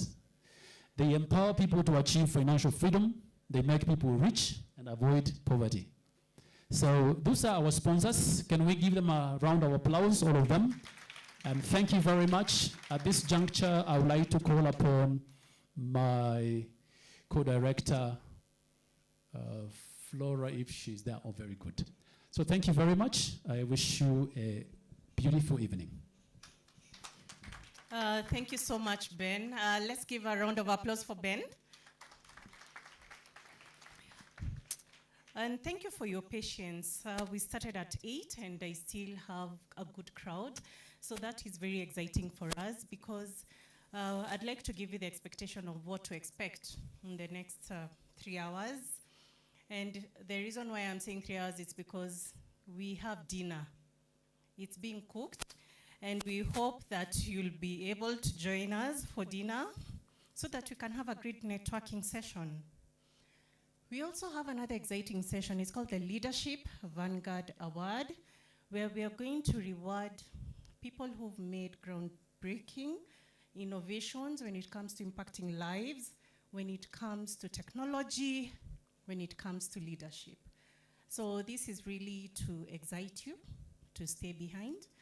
Have dinner with us so that we can network more, so that we can forge partnerships across continents.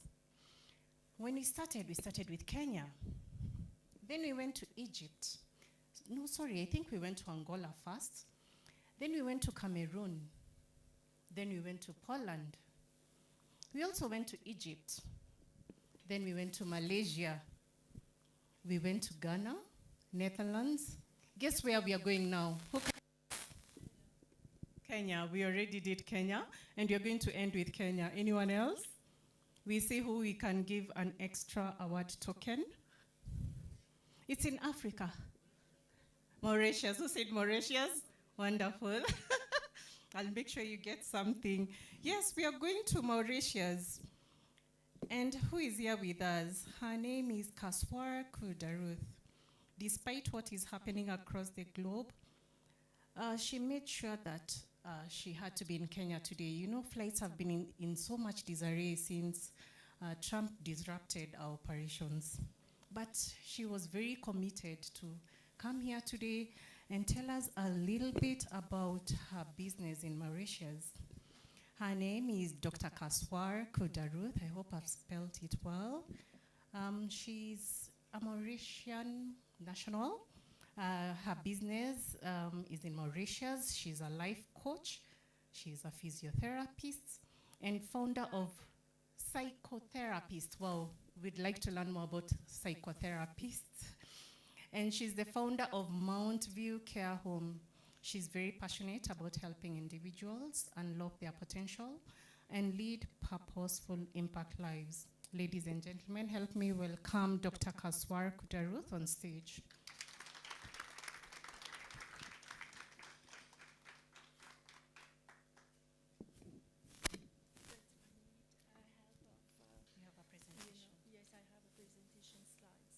Okay, we can play the presentation slide. Yeah. Thank you very much.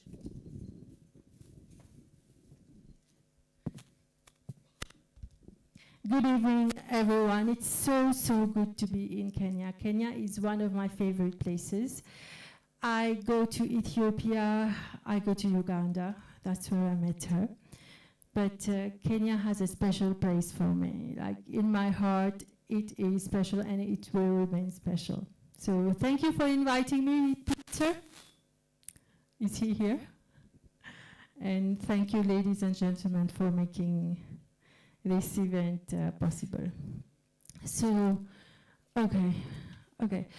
So yes, I am a life and business coach. I am an entrepreneur and author representing today One Planet Education Network, a company based in the US, a company that supports community development. I am also the director of a program for the empowerment of youth in agriculture and technological advancements.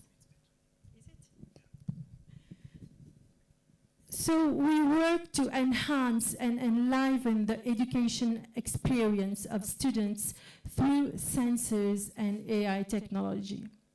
By that, I mean that we have started with pilot projects in places that are very remote, rural, disabled children were able to create sensors. I would really wish, Peter, if we could share that later on, the pilot projects where the children are able to assemble the sensors and use them. Yes? Thank you. So we find ways to empower existing communities with the latest information, remedial actions possible, programs, trainings, advanced equipment in the market. We will ensure that you have the latest technology at hand. No, yeah, okay, thank you. So usually I give an overview of the struggles in Africa. The struggles have been here for decades. Please, we want change. We want action. We don't just want documents. We don't just want theory. We want people to take action and to see what are the outcomes of their actions. So during the last decades, we see that availability and accessibility of data in Africa have been challenging and limited, very limited, despite governments have invested large amounts in infrastructure and technology, compromising developments in healthcare, environmental sustainability, and agriculture. We are still lagging behind.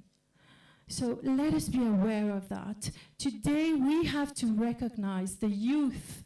Young people, please let us recognize the importance of data. Data collection is what will bring change to our communities, bring change to our lives, allow us to take actions, allow us to take actions that are adequate, on time, and for that place. We don't just want something that was used there and taken and replicated here without knowing what is happening in the baseline. We don't want that anymore. And I'm sure you will agree with me that a lot of that has been happening in Africa.